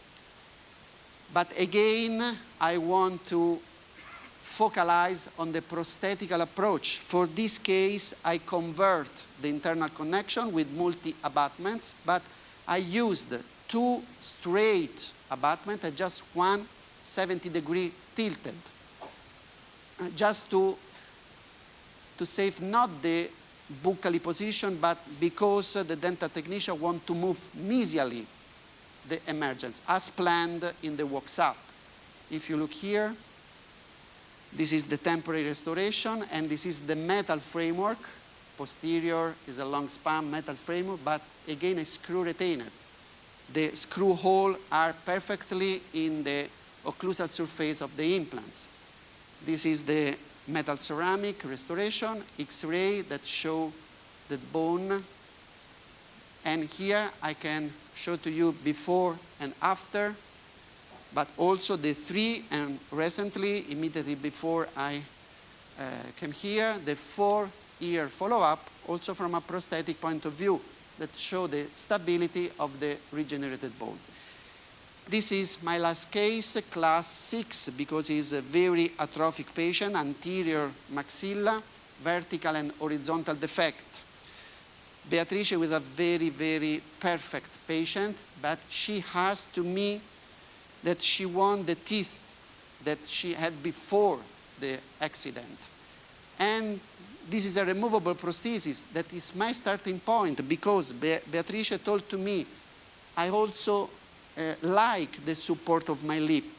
So the prosthesis is my starting point. Look the thickness of the prosthesis. We need to improve the bone in order to give to her the same support without the prosthesis. So I scan with the intraoral scanner the prosthesis, and we are able to pre-plan the amount of bone graft. If you look here, this is the amount of bone graft that we need, that incompatible with a one-stage approach. So in this case, we need more surgeries, two-staged approach. And Beatrice told to me, I want my teeth when I was young, but I don't remember, I don't know the teeth. So I take inspiration with her mother. I scan the teeth of her mother. This concept was published by Dr. Kochman several years ago. So we can scan with an intraoral scanner the teeth of her mother. We can create personal libraries, and we can move the shape of the teeth of the mother on her daughter in order to have a reference for the shape present in the family. The third step is to calculate the perfect position of the final prosthesis, because the axis of the implant, the position, the dipping of the implants are related to the prosthesis. So I want 4 millimeters, as I showed you before, between the cervical part of my teeth and the implants. And I want to deliver a screw retainer restoration. As you can see, we need to improve the bone before and place the implant later. But in the software, we can see everything. So looking at the surgery, just some spot vertical defect, more than 7-8 millimeters of vertical defect. The same concept, the same flap, the same procedure, but in this case, we use a very thick pericardium membrane, or alternative could be not resorbable membrane, but titanium mesh, for example, need to stay 2 millimeters far away from the adjacent teeth, so we prefer resorbable pericardium thick membrane. And this is the first surgery performed by Beatrice. After 7 months, second surgery, implant placement, and supported GBR. Why? Because even if the bone is good, it's bloating, we place the implant are not exposed, but we promise to Beatrice to support the lip. So after implant placement, we plan supported GBR. Supported GBR could be made with 100% of xenograft in this case, because we don't need to put the bone around the implants. So again, one guide kit, TS3 implants, reverse and forward approach. In case of regenerated bone, the torque was very low, about 10-15 millimeters, because the bone is not yet mature, but we don't plan immediate loading. So the implants are covered by the bone, but we need to improve a little bit more in order to reach the aesthetic results and to maintain our promise. So collagen membrane, in this case normal membrane, only xenograft in order to improve the thickness of the regenerated bone, and a first connective tissue graft on the top. As I told you before, connective tissue graft on the top is to improve the thickness of the tissues. There are some techniques, some speakers already stated about this. In this case, I prefer desepitalization technique, and to fix Eastern urban name sashimi, maybe because it's white and recall the sushi food. This is connective tissue graft on the top, fixed with internal suture.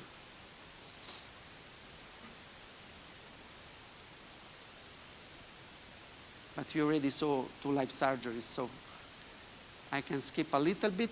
As I told you before, we don't need only of the quantity of the soft tissue, but we also need of the quality of the soft tissue. So the second technique that I want to show you is to improve the keratinized tissues. This technique, the name is strip technique. Also, there are several literature that stated the importance of the keratinized tissue to avoid bone resorption. And I had a personal consideration. Keratinized tissues is most important. It's most important today with the surfaces of the implants, of the modern implants, but is particularly important in case of regenerated bone that have a quality, a different quality compared with the native bone. So this technique is named open approach, strip technique. The concept is to put some strips of epithelium around the area that was left open so that the healing could be from the top to the crest. From a genetic point of view, we have cells that we call the epithelium because we want to improve the keratinized tissue.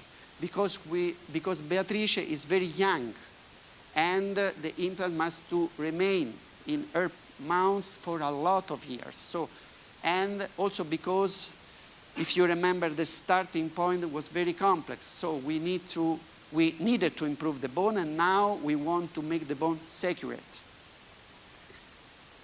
The flap is open, connective tissue is exposed, strip of epithelium on the border, so that inside the garden, Eastern urban names garden technique, can heal for second intention. And we put a membrane on the top just to protect the healing phase.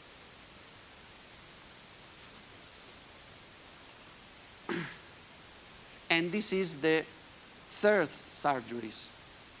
Bone augmentation, vertical and horizontal, implant placement and supported GBR with the first connective tissue graft, and the third surgery to increase the amount of keratinized tissue. Beatrice, as I told you before, is very nice. With a removable temporary restoration, she graduated 110 cum laude in chemical engineering. Why I told you this one? Because to reach good results is most important, maybe the surgeon, the materials, but also the patient must be really collaborated. And Beatrice was really fantastic. See the healing, we increase the amount of keratinized tissue, and we are ready to reopen the implants. We started from this to this, reopening with customized healing abutment, temporary restoration, healing the false papilla. With the fixed temporary restoration, Beatrice also took a silver medal in swimming. As I told you before, he has fantastic patients. This is the results, and we reach with all of this plan and surgery to maintain, also to improve a little bit the aesthetic lines. Or aesthetic lines mean support for the lip. On the left with the temporary prosthesis, on the right with the fixed prosthesis on implants. So we move to the final restoration. We copy the shape of the mother here. Maybe the case is not perfect, but we have false papilla. The anatomy of the teeth is quite good. The tissues around the implants is good. But most of all, Beatrice is completely happy. This is some emotional pictures. Comparing to the before and comparing with her mother. So just 1 minute to conclude this short and quick presentation. I'm so sorry for this. The conclusion is from two sides. The first is a personal conclusion. I'm really proud to feel part of the Osstem OIC community. And my dream is that become the biggest scientific community in the world. From the lecture point of view, the conclusion is the beginning. Begin the surgery with the final prosthesis in mind. As I told you before, the key of the success of the guided surgery is the prosthetic plan. Place the implants according to the prosthetic plan. So we move for the future of the digital dentistry the same concept on the guided bone regeneration, to pre-plan the amount of bone we need in order to try to reach the perfect aesthetic results, but most of all, the long-term results of our implants. I really want to thank my staff. Fortunately, I work with all female. I'm really happy for this. This is my wife and all of my staff. This is the gala dinner of the Osstem IOSN meeting in Europe that has been held in Rome the end of October.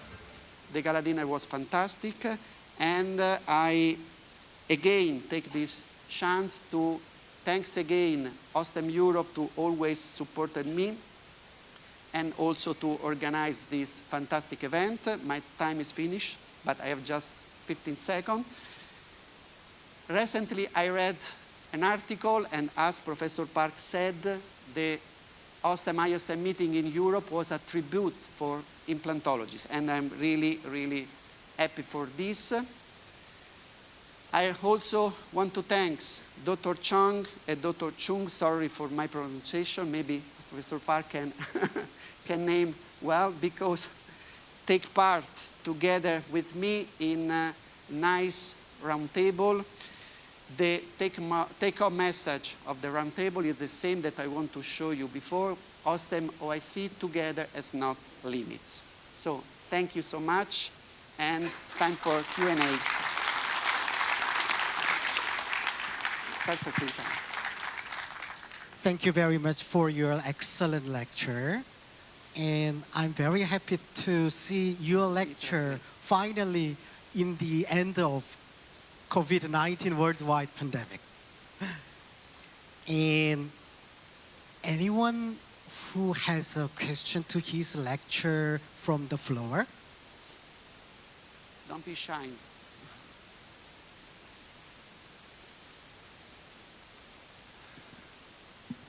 예, 강의 너무나 감사드리고요. 간단한 건데 전치부에서는 심리가 중요한데 그 엠브레조브의 파필라를 살리기 위해서 특별히 사용하시는 방법이 있으신지 여쭤보고 싶습니다. Now, Professor Park will translate, maybe. Yeah, his question is to save and reconstruct the interdental or inter-implant papilla. Yeah. You used the connective tissue graft, right? You used connective tissue Yeah. graft from palate. Yeah. So his question is about No, your own tip or technical tip about using connective tissue graft to reconstruct the inter-implant papilla. Thank you for the question, because allow me to explain. In the first case that I show, is a small part of connective tissue was arrested from tuberosity, because the tuberosity is the first choice to reconstruct the papilla, because it grows during time. In the last case, I used connective tissue graft from the mid of the palatal because I needed a big amount of connective tissue graft. It was not possible between the tuberosity. Finally, the patient, Beatrice, was satisfied. But if you need to reconstruct more, for the last case, you should need a first connective tissue graft during implant placement, as I performed. Then improve the keratinized tissues as performed. And if you want more, the third connective tissue graft from the palatal, from the tuberosity. So just to reassume, to reconstruct the papilla, tuberosity is the first choice. And I teach it on my skin that connective tissue grafts are never enough. So it's very common, if you want to reach aesthetic results, to perform 2 or 3 soft tissues augmentation. Usually 1 to improve the thickness, 1 to improve the quality, the keratinized tissues. And as I told you before, the first choice for the papilla should be the tuberosity. In the last case, I didn't use the tuberosity because I needed a big amount. Maybe it could be another procedure. Maybe she did. You can summarize.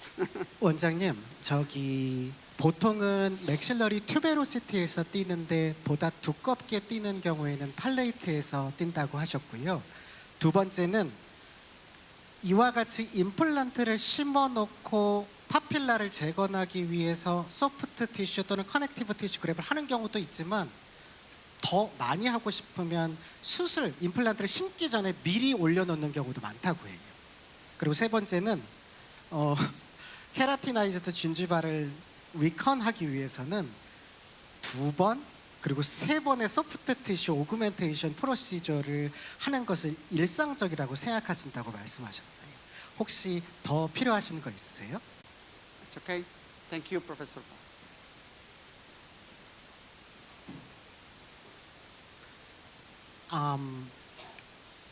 If you have no question from the floor, I'm going to pick up one question online from live chat in Korean. So 제가 읽어보도록 하겠습니다. 스마일 디자인 과정이 매우 독특하다고 합니다. 라이브러리를 가족에서 가져왔잖아요. 그런 것이 어떻게 되는지 좀 더 자세히 설명해 줬으면 좋겠다는 그러한 질문이 있어서요. 제가 영어로 번역하도록 하겠습니다. Professor Tellerico, you showed in your lecture the smile design from library from the patient's family. But if the patient wants smile design from library of famous actor or celebrated, there will be very complicated requests from the patient. So do you have any protocol to imitate the smile design from the library?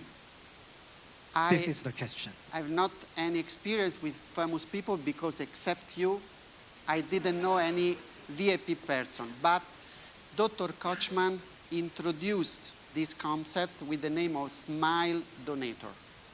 As a researcher, I don't like Smile Donator because it's most from a marketing point of view. But the protocol is very simple because fortunately I have a perfect staff team in my practice with also some CAD designer. But it's just needed to take a scan with the software to make the outline of the tooth, to segment tooth by tooth and store it in a computer. The software make this procedure very easy. About the VIP person, the celebrity, it's possible, but the celebrity make to donate a scan impression. But it's very easy because the protocol is to segment the tooth one by one and store. Then it's possible to modify the shape starting from the original one. 선생님, 사실 카우치만이라는 의사가 제안한 스마일 도네이터라는 컨셉이라고 합니다. 하지만 문제는 의외로 쉽다고 하는데요. 치아를 각각 세그멘트해서 저장한 다음에 위치와 모양을 모디파이 하는 것은 디지털적으로 그렇게 어려운 일이 아니라고 합니다. 다만 이제 이것은 제 생각인데요. 스마일 도네이터에 따른 스마일 디자인을 하다 보면 정말 대량의 GBR이 필요한 경우가 있잖아요. 그런 경우에는 결국 타이타늄 메쉬 같은 것을 사용할 수밖에 없고요. 수술이 다소 복잡해질 수 있겠다는 생각은 들어서 이걸로 일단 이 온라인 질문에 대한 정리는 하려고 합니다. And this, I want the last person to have question to his lecture from the floor.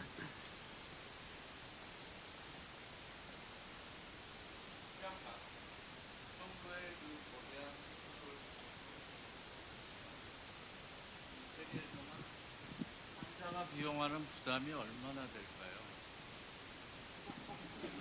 I'm a little bit scared.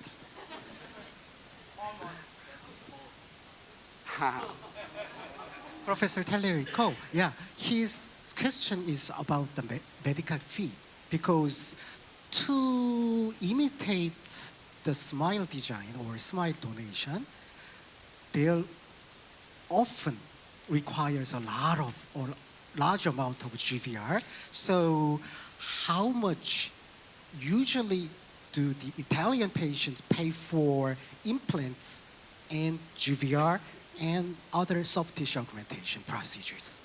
Okay, regarding the Smile Donator, in this case, it's free of charge because it's the mother. Easy. And I will not perform Smile Donator for a VIP for money.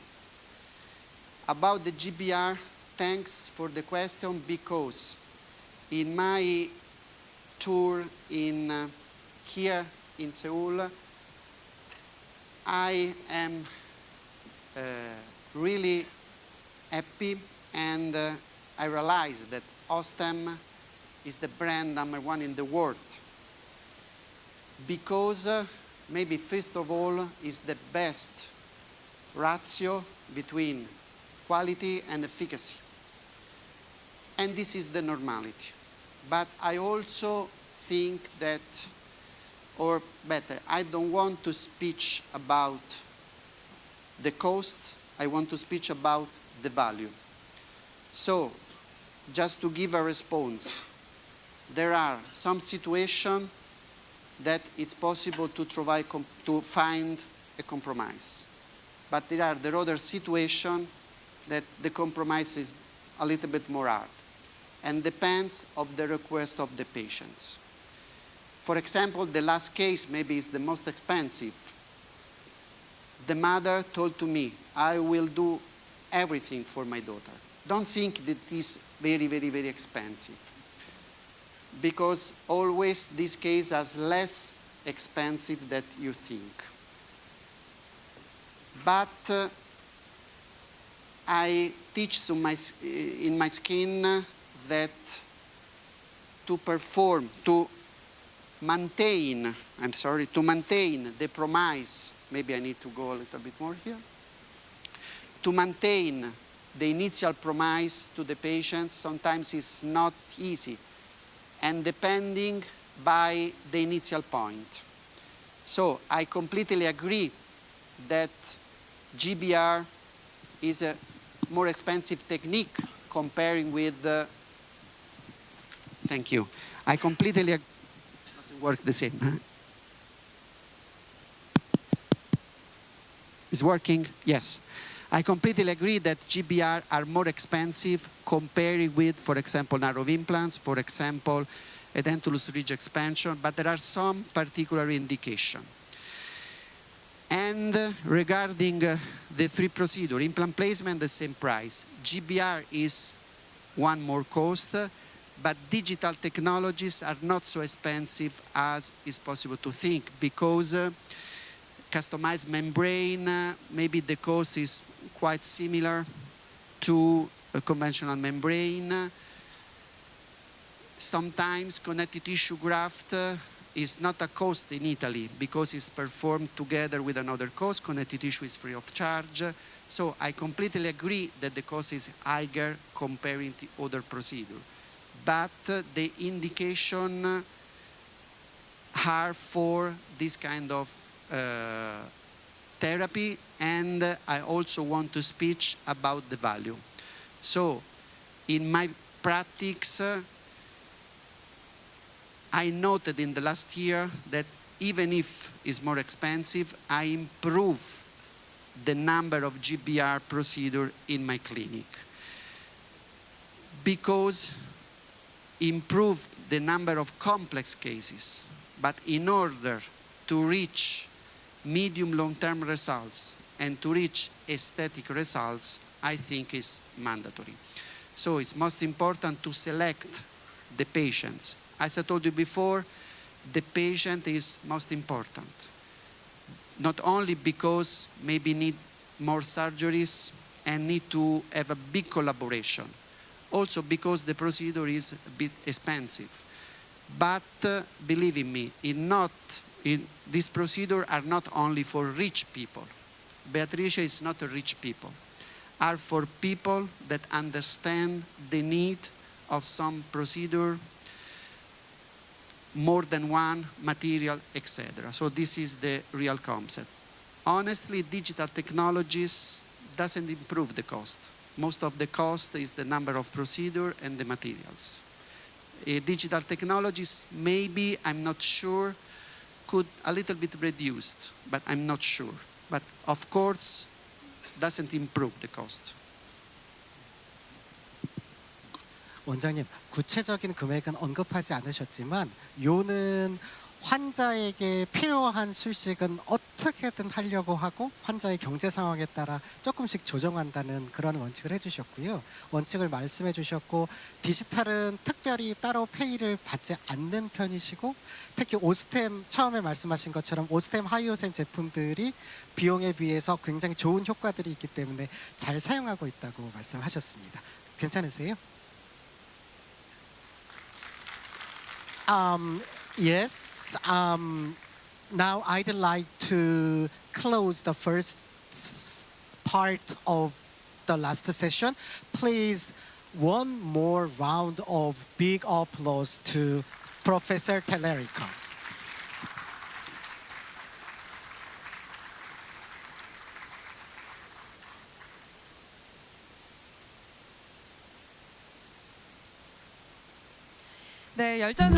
Please give another round of warm applause to Professor Marco Tellerico and the chair, Professor Park Chang-ju.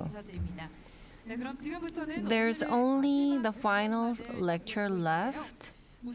We're going to announce the winners of Coffee Coupon event, which was held with the start of the final session. Please take a look.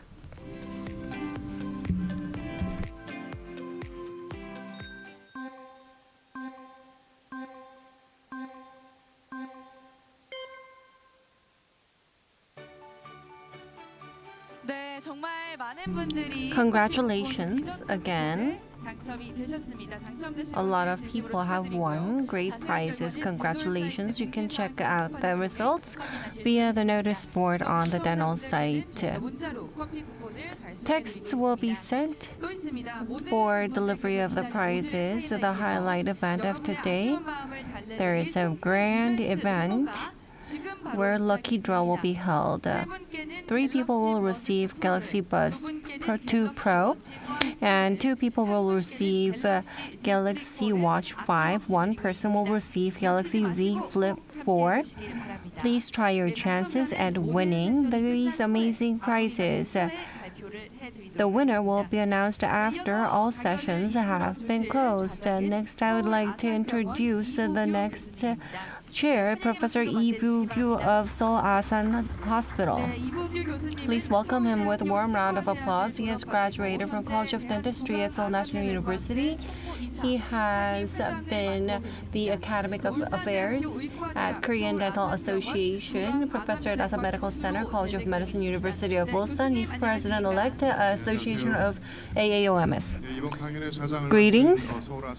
I am Professor Lee Boo-gyu, chair of this session. I would like to thank the audience for being with us despite today being Sunday. I hope you gain a lot from this experience. This is the final lecture. The lecture is going to be provided by Dr. Peter Heine from Czech. The title is Digital Aesthetics from Plan to Articulation. Please welcome the doctor with a warm round of applause.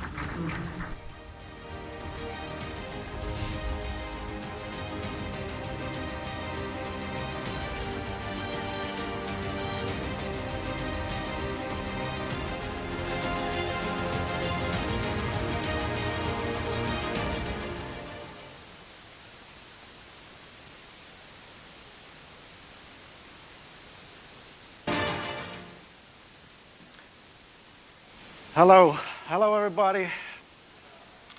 My name is Peter and I came from Prague, but I will not show you the Prague because I know that you know it. I saw a lot of Korean couples making wedding photos on our Charles Bridge, so I know it was in some movie in here, but you will see it at the end.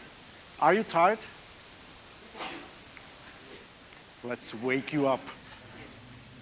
Let's wake you up. You know what, I'm in a digital dentistry since 2005, when I started to scan, when I started to leave the analog way. And first time I saw the CAD cam when I was 17. I was in Sweden, and I saw the CAD cam in time when we didn't have optical impressions. We didn't have scanners. It was a manual scanner. And in that time, as a dental technician, I was looking at it like, okay, this is the future that maybe I will never see in my lab or my office. But just in a few years, everything has changed. Now we have everything digital. We can digitize each step of dentistry. But all the equipment, you saw I have a lot of equipment, all the equipment that we use needs to be user-friendly. It needs to be easy to use. It needs to be everyday usable. If it's something that is too difficult, usually you see those colleagues that are not that familiar with that and they don't use it. So throughout the digital dentistry, we have some advantages, okay? We have some numberized information so we can objectivize all those information. We can send everything everywhere. We can copy that. We can repeat it. We can do the same restorations even before the patient is coming. You saw a lot of those things. I have to thank to Osstem to be a part of this because I saw so many amazing lectures. You know, every time I'm on some congress, I ask myself, did you see something new? And this time I can say, yeah, a lot of. And I think that I don't need to explain each part of this digital dentistry because you saw a lot of it. But I have to tell you that what changed my way of praxis was that now I do full mouth reconstructions in one day. I do a lot of restorations. My maximum is 158 ceramic restorations a week and 4,500 veneers a year. So I have a lot of, a volume of data, so a lot of studies, and we can really compare, you know, how the materials work and how the technology works. In average, when I calculate the time for one restoration in a year, if I calculate all the restorations, I know that it's 24 minutes. So if I know that the patient is coming for 10 restorations, I know that I will need 5 hours and still I will have a little break for that. So everything got more precise, everything got more automatic. Because I have 6 4-axis milling units, I can mill 6 units every 10 minutes. So it's something that no lab can offer me. And this is what I like, because in the heart, I'm still the dental technician, more than a dentist. So yes, I'm a user of Osstem implants, but I'm sure I'm not the one who can talk about the surgery today, because I saw those gods. And I have to thank again to Marco, you know, to show us, you know, the premium implantology.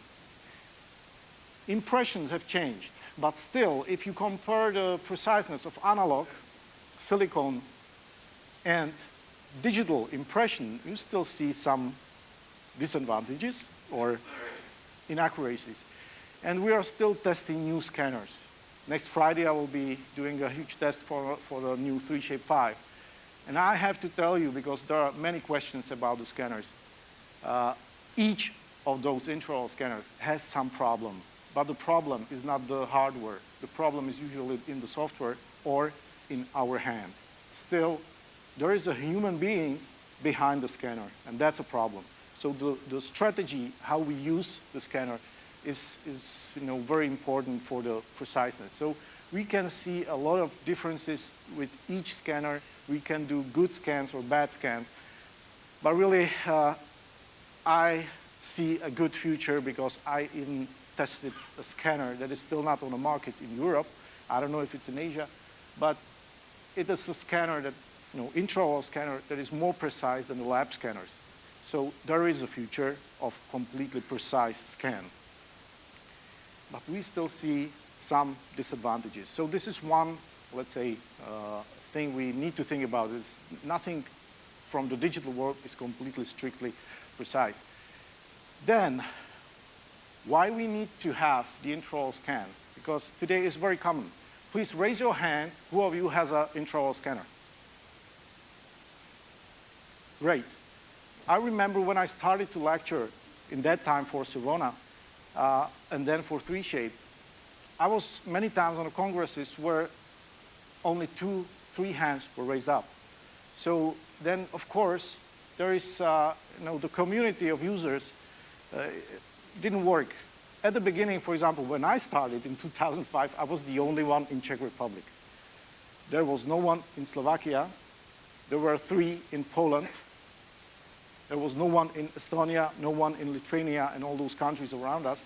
So there was nobody to talk about it. Today, we have an internet, we have social media, we have a lot of options, a lot of scanners, and we can communicate all together. We use the intraoral scanners for many things. And my dream is to have the intraoral scanner by each dental unit, because each dental hygienist or each assistant should know how to make the scan. Because in the intraoral scan, we can get more information than just the 3D data. So we have a lot of options how to use the intraoral scanners, for what we use the intraoral scanners. Today we do, normally as a general practitioners, we do orthodontic treatment. We discussed it with your chairman. Yeah, this is the future. Everybody will do the orthodontic treatment because of digital dentistry. We can do the scans even with the telephone. This is, thank you. This is a scan with a very old iPhone X. Today, it's much better. So, in the future, maybe we will not need even intraoral scanners. Who knows? There were the face scans already mentioned in those lectures before. It's still improving. We can do a lot of those 3D scans directly from our cell phones. And yes, sometimes we even use it for some planning. So, you know, each year we have more options how to use our digital equipment. If we have intraoral scan, it doesn't mean we can do only communication with the lab. The way we know, like I do the scan and the lab will do the work. No. We can have a dental designer in the lab, send her the data, but the data can come back to the office. So the final or temporary restorations can be done immediately by the 3D printer or some milling unit in a dental office. And we can communicate with the lab like this way, so even the final restorations should not be all the time done in the lab. It should be done in the clinic by the dental chair. So it depends, you know, what is the most efficient workflow for you, because now we have a lot of options. It's not just one way. Thanks to the digital dentistry, a lot of materials appeared. We have more options of treatments in prosthetic point of view. But when we talk about digital aesthetic, can we even combine those two words? You've heard about copying of some shapes of artists, for example. Why not? It's possible. Actually, we don't do that because most of our famous stars we have, like my patients, they don't have a pretty, teeth. But the main thing is that if we want to talk about the aesthetics, we need to know the basic rules of aesthetics. We need to have a lot of knowledge. We need to have a lot of skills. We need to have a lot of experiences. Because if somebody says, I know the morphology of the tooth, it's wrong. It's the lifetime problem. We need to learn from each case, from each patient. In a past time, every dentist using, so which microphone now for it? Okay, thank you. Each dentist using some metal-free material thought that he's doing aesthetic restorations. And this is the result. Yeah, we had not metal crowns, but some crowns covered with something. But the basic thing is to learn how the tooth should look like. Then we can talk about the aesthetics, and then we can say we know how to prep or how to place the implant. That's what Marco was talking about. We need to know the future shape of the tooth and the position of the tooth to be able to plan. And if we are not able to imagine that, we need wax-ups, we need mock-ups, we need to plan. If we know how to do it, if we know the future shape, maybe we can make it in a shorter time without all those helpful things. but it needs a lot of time. When I started, I spent every weekend making wax-ups. I did all the wax-ups for my patients, but I spent all the weekends, at least for 2-3 years. And yes, then after those 3 years, I slowly stopped doing it. We can choose even the color digitally. There are many options, but it should not be expensive. We can do it very cheap. We just need some camera. Now everybody has a very well-known cameras in Samsung phones or anywhere else. It's excellent, so we don't need even those huge cameras. And if we know how to use it, if we know how to use the lights and how to use the filters, we can record the pictures that well that we can read the shade from the picture. I saw in some of those lectures today there was a ELAP, you know ELAP for the shade analyzing, but we can use even simpler way. Just make a picture with a shade guide and use some graphic software or even PowerPoint or Keynote, and we can just match the piece of a shade guide to match to the teeth. And when you do that, you will realize that not any tooth is same color like the other. And we need to learn that in today's aesthetic prosthetics, we have not even shades. We have a lot of options. We have many translucencies. We have many other effects in new materials. So it's not about a shade all the time. Yes, shade is one information, but we need to know something about the value, about the translucency, about opalescence and other effects. But there is even easier way with some equipment that does it for us. When we talk about the planning, when you say planning today, it means digital smile design. Okay, it's the way we did because it was very modern. But sometimes you don't have a time, and sometimes it's too expensive, regarding the time. So when the patient asks just, okay, I want new teeth, how it will look like, we can just use some simple softwares. It doesn't matter if it will be paid Photoshop or if it will be some cheaper version. We can do it very fast. And that's the point.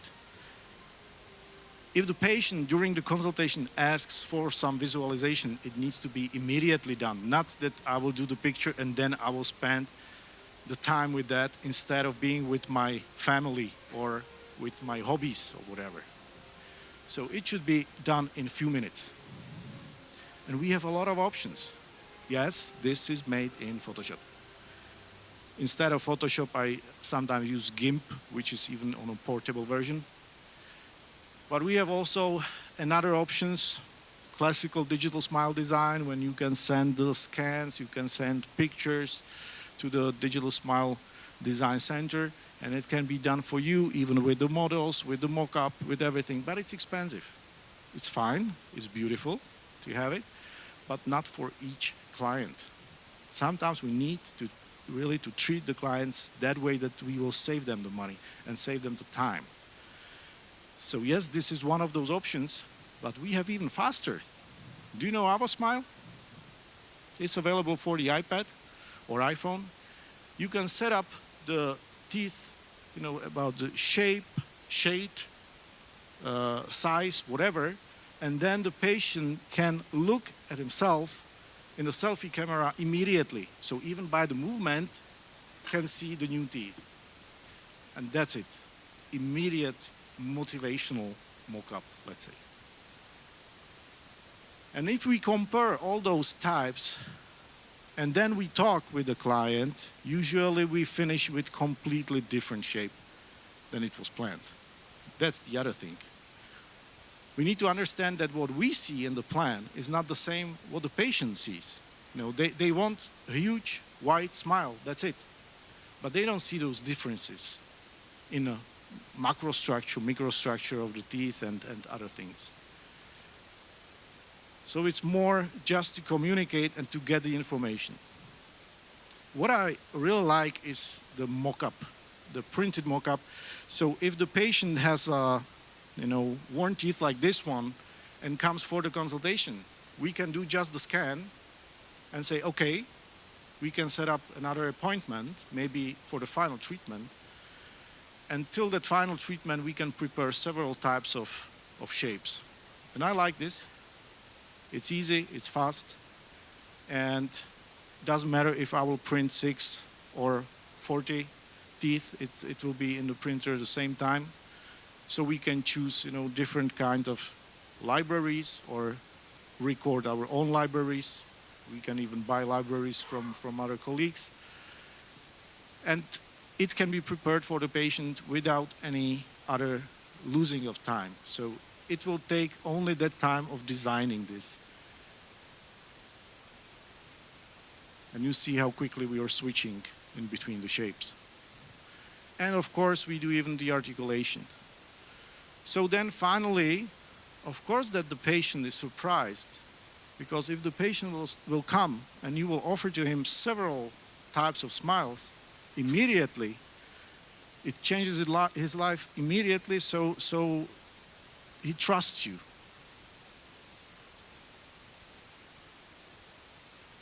Yeah, it's a lawyer, very famous lawyer, very stressed lawyer, as you see.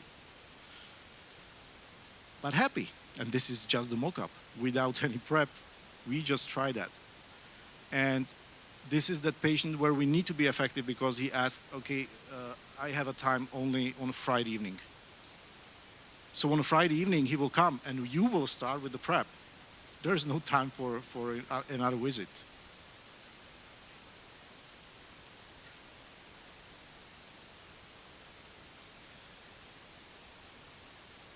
Simple cases. I like those copyings, and this is where I explain even to dental technicians how to choose the proper material for creation of such restorations.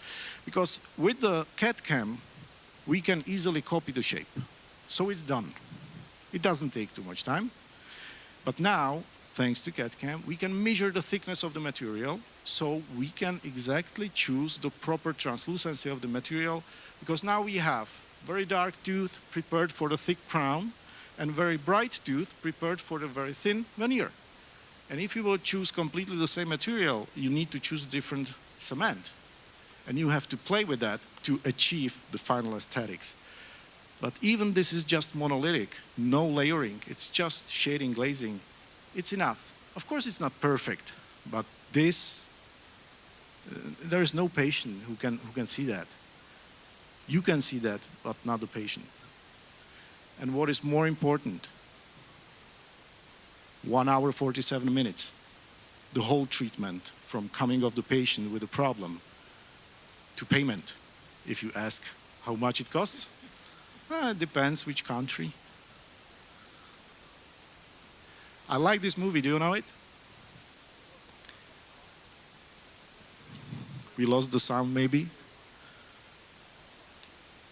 Can you check it, please? This is the movie where it's a science fiction, but they paid with their own time for everything.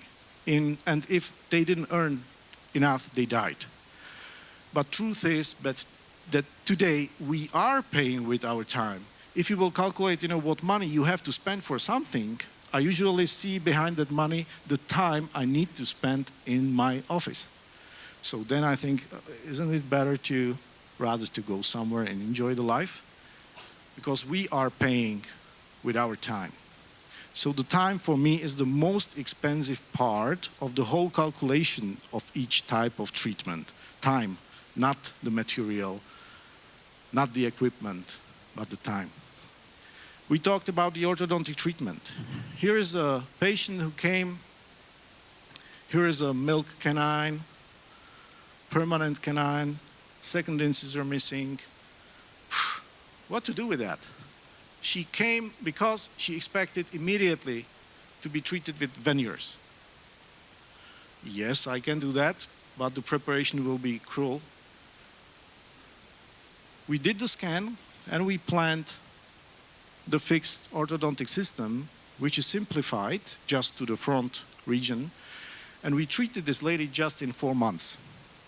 After 4 months, she came, we just removed, we put it in a retainer and did the preparation without extraction of that milk tooth. The root wasn't that long, but it was working. There was no problem. So we explained, okay, we can change the shape of the tooth. We will need to touch the gingiva also. And in time, this tooth will be extracted. We will put the implant, but we will treat just that one tooth. In time, you will have a problem. This is done already 8 years ago, and it works. So why to do that, what we call the over-treatment?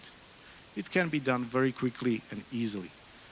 And of course, quicker you do that, cheaper it can be. Another case, this one was very cheap, because when we saw this guy, and he was a student in that time, we realized, okay, this is a nice case where we can present all the digital plans and mock-ups and everything. And we offered him a big discount, huge discount, if he will be, available for all those pictures. So we have a lot of pictures by a checkup. And this was the first visit. This was the first time I saw him. He had some braces for 5 years. He didn't know why, but he had it. So we removed this and made a scan, just to have a chance, to plan something, to check everything. We did the scan with already prepared position of the bite. So we designed the new teeth according to the wished shape and size of the teeth. So this was the initial situation at the beginning. This is the scan and the plan in the 3D. And then we printed and milled different kind of mock-ups. And finally, he came and we immediately done everything. We just placed that white mock-up. I made it white. You know why? Because I wanted to push him to normal colors. I wanted to ask him, do you like it? No, it's too white. Okay, thank you. Because otherwise, everybody answers, if I will show B1 shade guide, they say, oh, it's yellow. So most of the teeth we do now is bleach 2, bleach 3. So in that time, I thought, okay, let's do it white. So he will rather step backward to the normal shades. So during one visit, all the teeth, 12 in the upper and 14 in the lower were done. And again, we had a scan of the mock-up inside of the mouth, then the preparation. We tried different designs. We milled it with different materials because we wanted to show all those options. I don't use zirconia for single crowns. I love zirconia, I use it, but I don't use it for single crowns. And I don't even use zirconia for abutments. I use lithium disilicate. You know why? Because it works, and I have a final aesthetics from the bone level. So I can support the gingiva with colored ceramic, with fluorescency, and with proper dentin color. So this is the final restoration. Everybody asks, and it doesn't fall? No. Adhesive dentistry works if we do it properly. Of course, if I say 1 day, this means really the whole day. There is no break for lunch. Actually, it's not only a day. You are finishing in the evening or night. So yeah, it's a whole day of treatment. But this is what I like, because you can focus just on one case, on one patient, and you can do it even more comfortable for the patient. And what's nice by this patient that we can see him after years. So we can see the movement of the teeth. We can see how the translucency changed a little, but also how papillas growth. So there were no defected papillas. There was just missing tooth structure, and we changed it with ceramics. And in 5 years, it grew this way. So from my point of view, we did it wrong, because there was not enough space in the interdental places. Next time, when you see this, you do the morphology of the contacts a little bit different. to leave more space for that. Okay, but we have to articulate such cases. And believe me, articulation paper doesn't work. In 80% of articulation with the paper, it's wrong. And 20% is a good luck. So now we are digitizing even those contacts. We can measure those pressures. We can see the movements during the articulation, and we can treat such cases. This is a simple case because I did already the articulation in the software when we were doing the morphology. But usually where is the problem, and that's why I'm telling it here, is a combination of teeth and implants. Because everything in the mouth has some movement. Bone is moving, joint is moving, tooth is moving, not the implant. Actually, even the implant is moving a little. It's about 10 microns. So we can divide, let's say, the pressure separately on normal teeth or on the implants, and we have to see it differently. Today there is an option to import the STL data to that scanner, so we can see even exactly where are those contacts on the teeth, not only in that graph. And I will show you one of my very old cases just to see what happens if we just do the crowns on implants and we believe to the patient that everything is okay.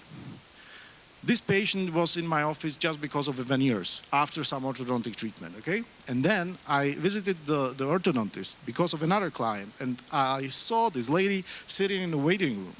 And I asked her, "Are you okay? Is everything fine?" And she told me, "Yes, everything's fine, but sometimes, especially in the morning when I wake up, I have a problem. I feel like there is something, some pressure in front." And when we checked with the paper, it was there, yeah.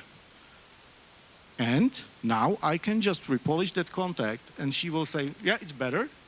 And I will be happy, she will be happy, but the problem is not solved.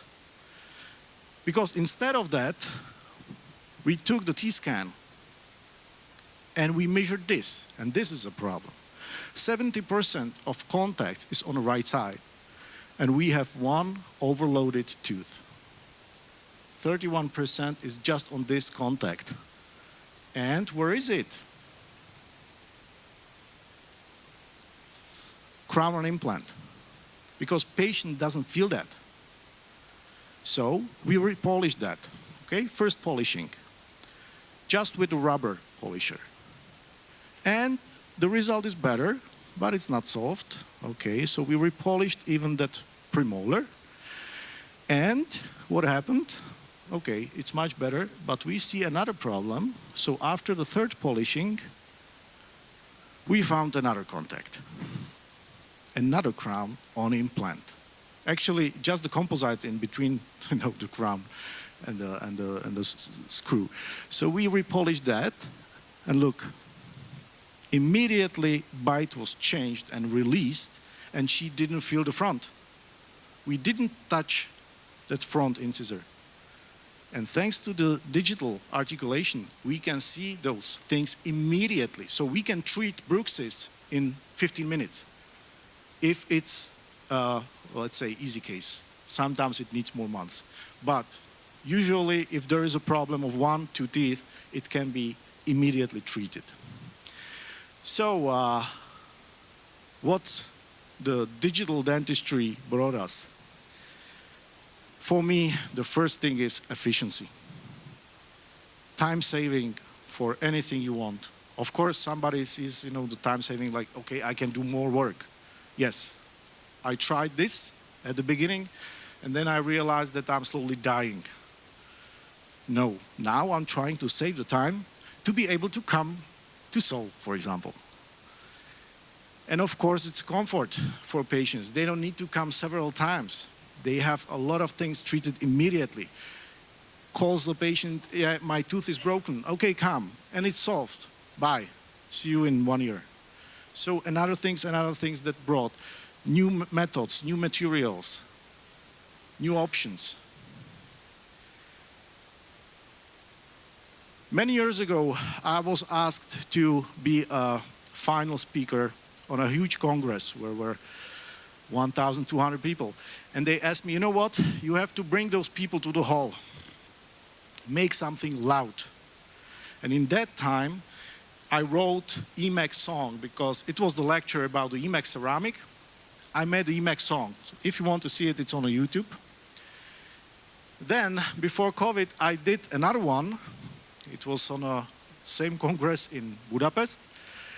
And when I discussed, what to do for you, for Osstem, because I really like the company, and what I told to Chairman, I don't think Osstem is number one. I think the Osstem is the only one. There is no other company like that. So I thought, okay, you're coming second time to Seoul, make something that nobody will forget. So 2 days ago, I wrote the Osstem song. Actually, I wanted to prepare also the movie, the music clip. Okay, maybe next time. It wasn't enough time for that. I already started, so I can send you the working version. But now, yeah, it is the Emacs song 1. Finalization of the song was on the way from Prague to Seoul. First connecting flight was delayed, so I had a lot of time for that. So finally I finished it, and please enjoy, because I don't feel that strong to sing now, but you will hear me. This is the first Please make it loud. song. Doesn't matter who you are, doesn't matter where you're from, doesn't matter which you call, doesn't matter there's a storm, doesn't matter what you like, doesn't matter where you go. Now it's time to grab the mic, now it's time to make the flow. Doesn't matter if there's bone, doesn't matter if there's not. Osstem's got some solution, Osstem's got all what you want. Osstem's got all what you want, Osstem's got all what you need. Osstem knows what's the blood clot, Osstem's never let you bleed. Doesn't matter who you are, doesn't matter where you're from, doesn't matter which you call, doesn't matter there's a storm, doesn't matter what you like, doesn't matter where you go. Now it's time to grab the mic, now it's time to make the flow. Doesn't matter if you're poor, doesn't matter if you're rich, doesn't matter if there's crown, doesn't matter if there's bridge, doesn't matter if you're nice, doesn't matter if you're bad, doesn't matter what's the reason for smiles, we screw it down and make you glad. Doesn't matter who you are, doesn't matter where you're from, doesn't matter which you call, doesn't matter there's a storm, doesn't matter what you like, doesn't matter where you go. Now it's time to grab the mic, now it's time to make the flow. Doesn't matter if in Seoul, doesn't matter if in Prague, doesn't matter if in Rome, doesn't matter if in Hague. Everybody wants to smile, everybody wants to bite. Osstem knows how to serve you well, Osstem knows how to make life right. Doesn't matter who you are, doesn't matter where you're from, doesn't matter which you call, doesn't matter there's a storm, doesn't matter what you like, doesn't matter where you go. Now it's time to grab the mic, now it's time to make the flow. Doesn't matter who you are, doesn't matter where you're from, doesn't matter which you call, doesn't matter there's a storm, doesn't matter what you like, doesn't matter where you go. Now it's time to grab the mic, now it's time to make the flow.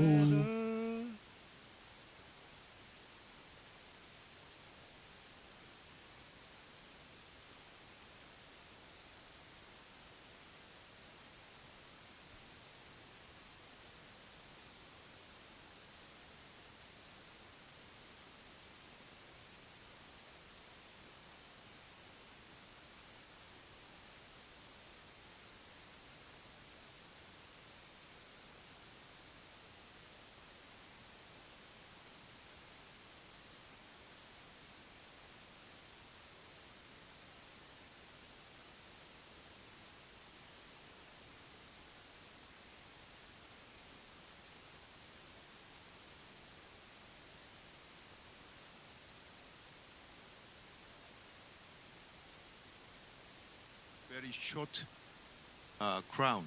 So many doctors ask about that teeth endodontic treated before, or how to attach it.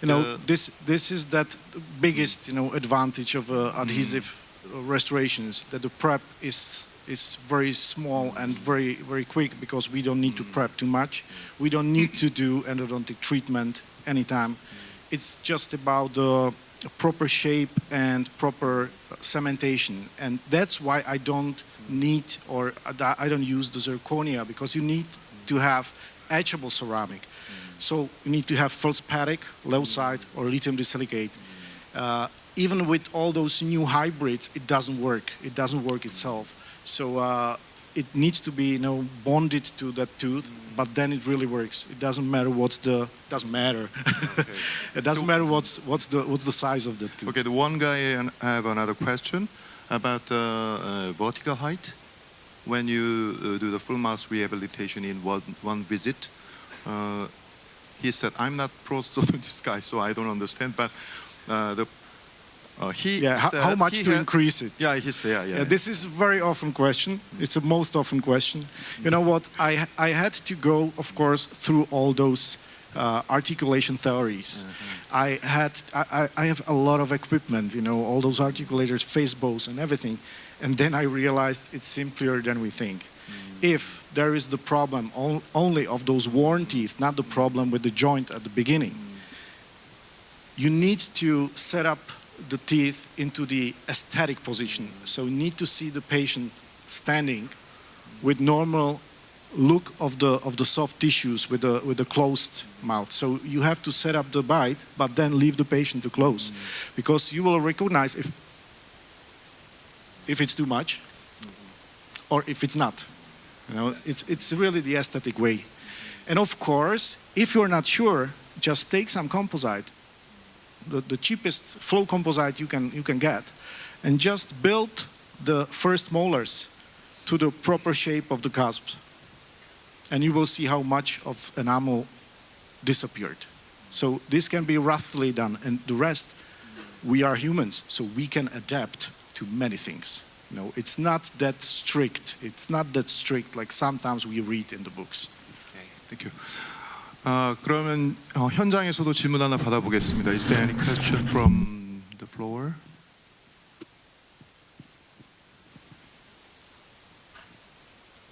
I got a question. When we can meet next time? I'm not the owner of Osstem. Sorry. Because I like Osstem, that much that really, it doesn't matter if it will be here or in Rome. But actually, I'm very close with him. Okay. Yeah, I can tell him. Okay. So thank you. Yeah, but the last question, I just got the very important question. The song you showed, that song is written, the lyrics and the melody? Yeah, I do. Whole by yourself? Actually, I do everything. That's why I need to save the time, because, I have a lot of hobbies.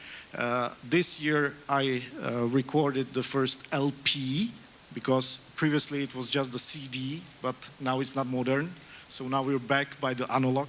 I got a new LP. But soon I will transfer everything to the Spotify and Apple Music and all those, so you will find it. Actually, there is already my old work from 2001, and I wrote even the COVID song during one lockdown. So it's very depressive. It's very how to say that? You will feel like you can't breathe, really, when you will hear that. I can say it is really addictive. Yeah, I can dream that song today. Now, just try to find the COVID-19, and or maybe I will later send some QR code. Okay, yeah, a really good lecture. I think you are the pioneer of the future dental clinic. So I hope every dental clinic, as you showed, in the near future, every dentist do like you. So 큰 박수 한번 부탁드리겠습니다. Please give Dr. Haini a warm round of applause.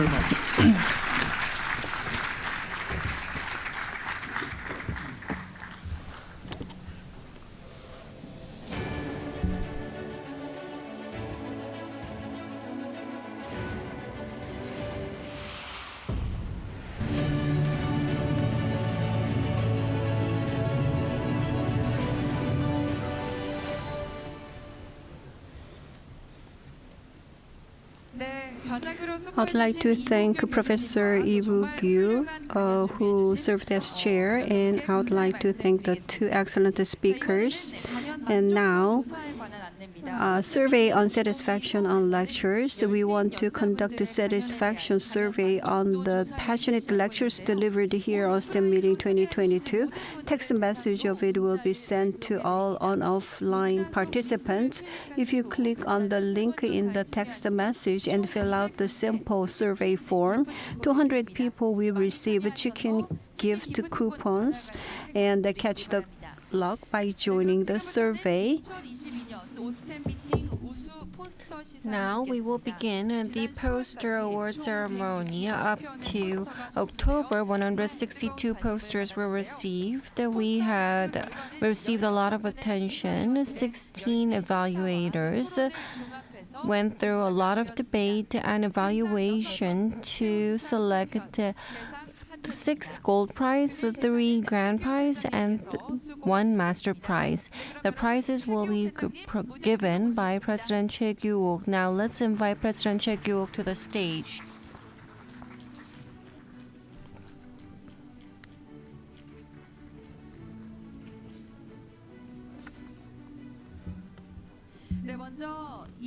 First, the gold prize of the poster contest at 2022 Osstem Meeting, 500,000 won in award will be given to the winners. A total of 6 people will be named. Please come up to the stage. I'll call names. Dr. Kang Hyun-mo of Yonsei Dental Clinic, Prosthodontic Department. Dr. Yoon Si-won of Periodontic Department at Ide Mokdong Dental Hospital, and Dr. Hyun Jin-ho of Seoul Gaon Dental Clinic, Dr. Yu Jae-young of Maxillofacial Facial Department of Jeonnam University Hospital, Dr. Moon Soo-in of Prosthodontic Division at Kyunghee University Hospital, and Dr. Lee Hwa-sun of the Classic Dental Clinic.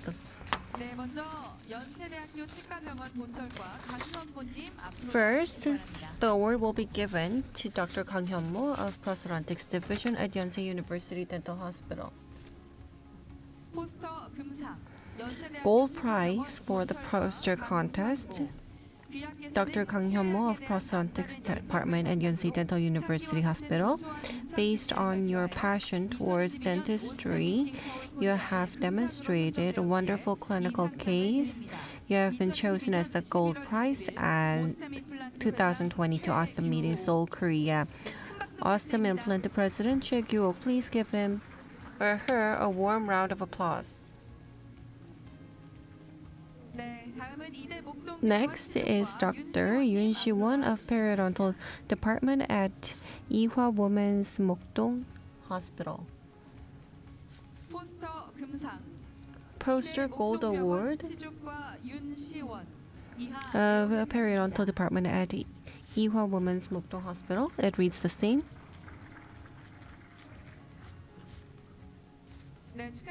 Congratulations. Next is Dr. Hyun Jin-ho of Seoul Gaon Dental Clinic.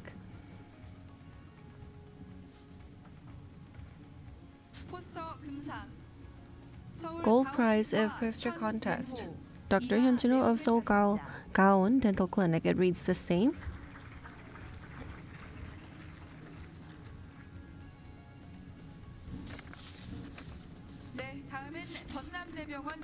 Next, Dr. Yu Jae-young of Maxillofacial Department of Jeonnam University Hospital.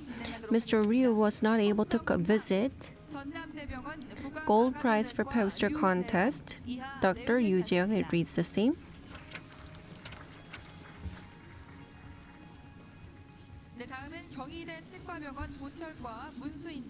Dr. Moon Soo-in of Prosthetics Division at Gyeonggi University Hospital Dental Clinic. 포스터 금상. Gold prize for the 문수인. 이하 poster 내용 contest gold prize. It reads the same.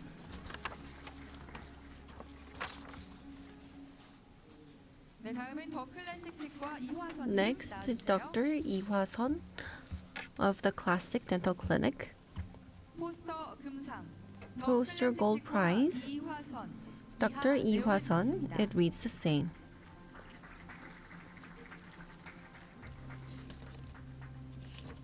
네, 이렇게 금상 수상을 완료했는데요. 수상 All 소감을 winners have 대표로 received the gold 이화선님께서 prize. Dr. Lee Hwa-sun will make a comment on behalf of all winners. 안녕하십니까. 저는 Greetings. I am Dr. Lee Hwa-sun of the Classic Dental Clinic. 이어서 올해까지 상을 받게 La- 돼서 I've- 너무 영광으로 생각합니다. I'm really honored to receive an award following my previous award last year. Osstem has really helped me investigate into matters of which I thought was whether it was possible or not. Osstem has provided a lot of innovative products. I'm really honored to receive this award and I will continue to push forward. We'll have a photo shoot for the winners. Please step forward to the stage.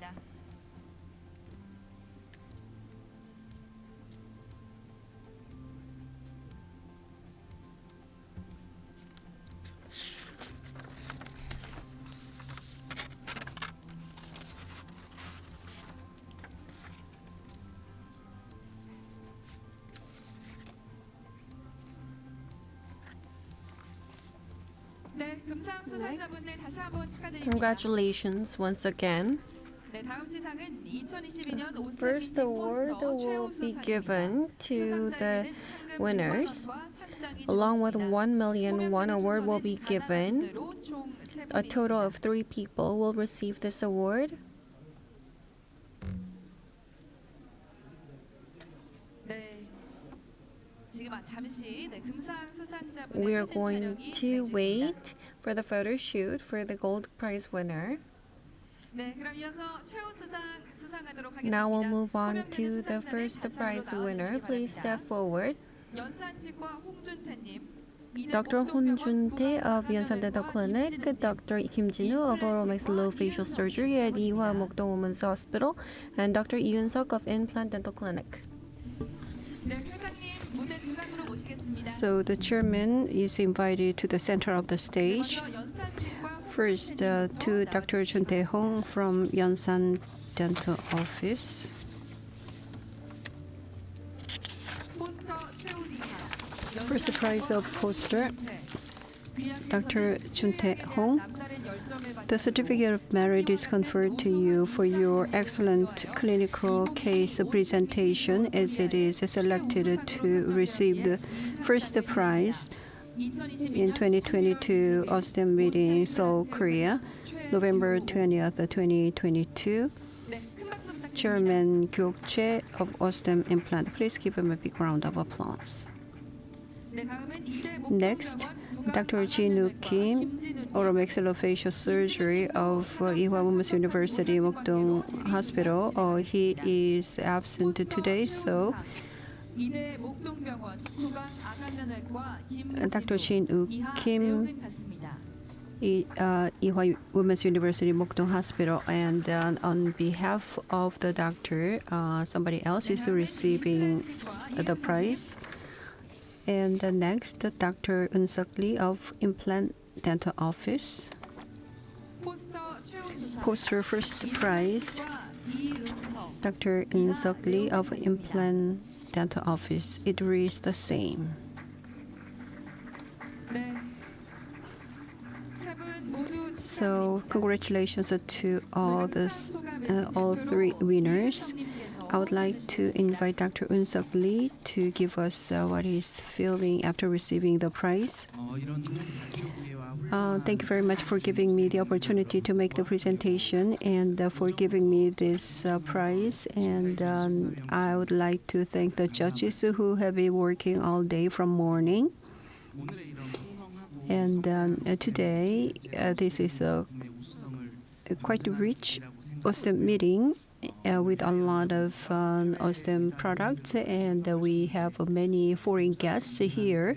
And Osstem is moving beyond the local market, and I hope Osstem implant would become a worldwide K-implant company. And I would like to thank my mentor, Dr. Park, Dr. Ho, and others who have guided me to this position.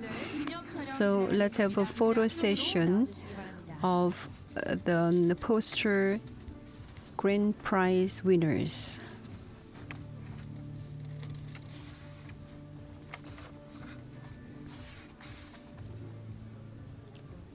I mean, the first prize winners.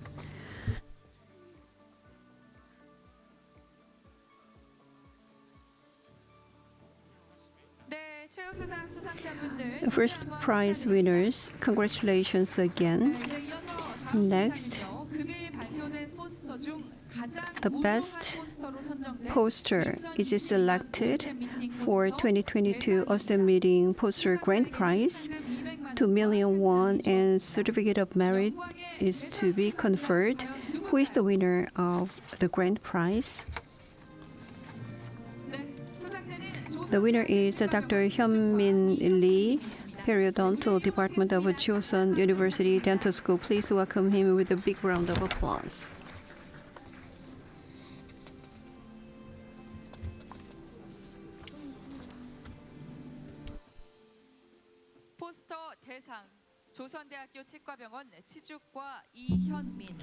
Dr. Lee Hyun-min of Chosun Dental Hospital. Based on your passion for dentistry, you have demonstrated an outstanding clinical case at 2022 Osstem Meeting Seoul, Korea, and you have been awarded with the grand prize. November 20th, 2022, Chair of Osstem Implant, Choi Gyuk. Please give him a warm round of applause.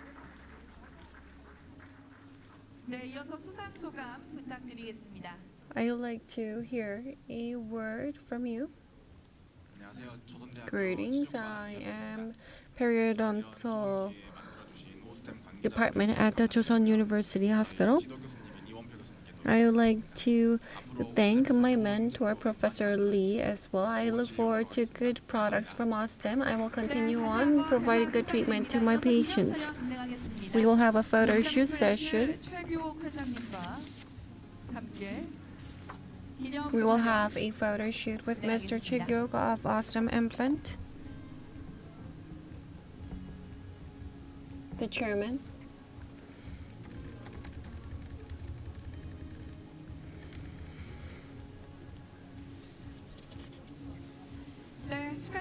Congratulations once again. We will now conclude the poster award ceremony for 2022. I would like to congratulate all awardees once again, and I would also like to extend my gratitude to Chairman Choi Gyuk for giving out awards. Digital Dental Technician Contest and Osstem Meeting 2022 Seoul have been with us following yesterday's event, and today we are towards the end of our wonderful ceremony. I wish it could last longer. In light of such feeling and sentiment, we have a fabulous event. I'm sure a lot of you have been waiting for this highlight event. Three winners will be given Galaxy Buds 2 Pro, 2 will win Galaxy Watch 5 Pro, and 1 person will win Galaxy Z Flip 4. Lucky draw will be done because a lot of people have 2875 in their phone number. We're going to go through lucky draw in the middle part of the cell phone number. If there are there are overlapping numbers, another number will be drawn immediately. Let's start the lucky draw from the third prize. The third prize, Galaxy Buds 2 Pro.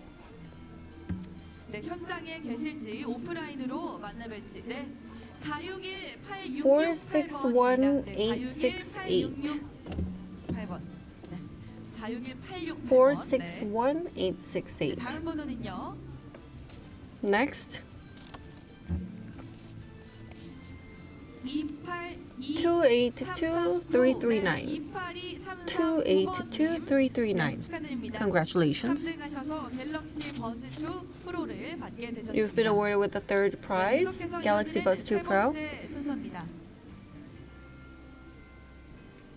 Third but not least, 474849. It's a unique number, 474849. Congratulations. Next is the second prize. You'll be able to win Galaxy Watch 5 Pro. Who will win this fabulous prize? Congratulations. 529049. 529049. Galaxy Watch Pro. The second winner. 529297. It's similar. 529297.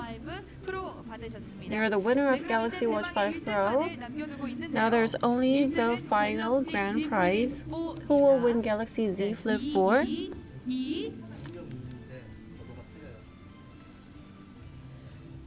(222,620). Congratulations. You're the winner of Galaxy Z Flip 4.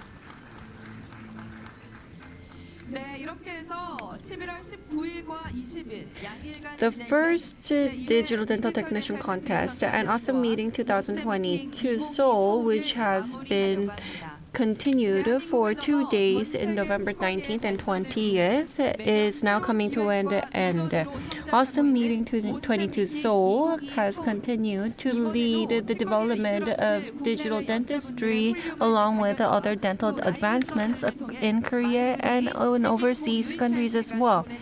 I hope you have had meaningful lectures from prominent speakers at home and abroad. I'm sure you have learned about through the live surgery. We will now have a award ceremony and offline lucky draw after the ending video. Stay with us till the end and perhaps you'll win. I'd like to thank once again for the chair, speakers, and the audience who are with us today. Now I will close this session. I'm announcer Kim Yoo-soo. Thank you for being with us.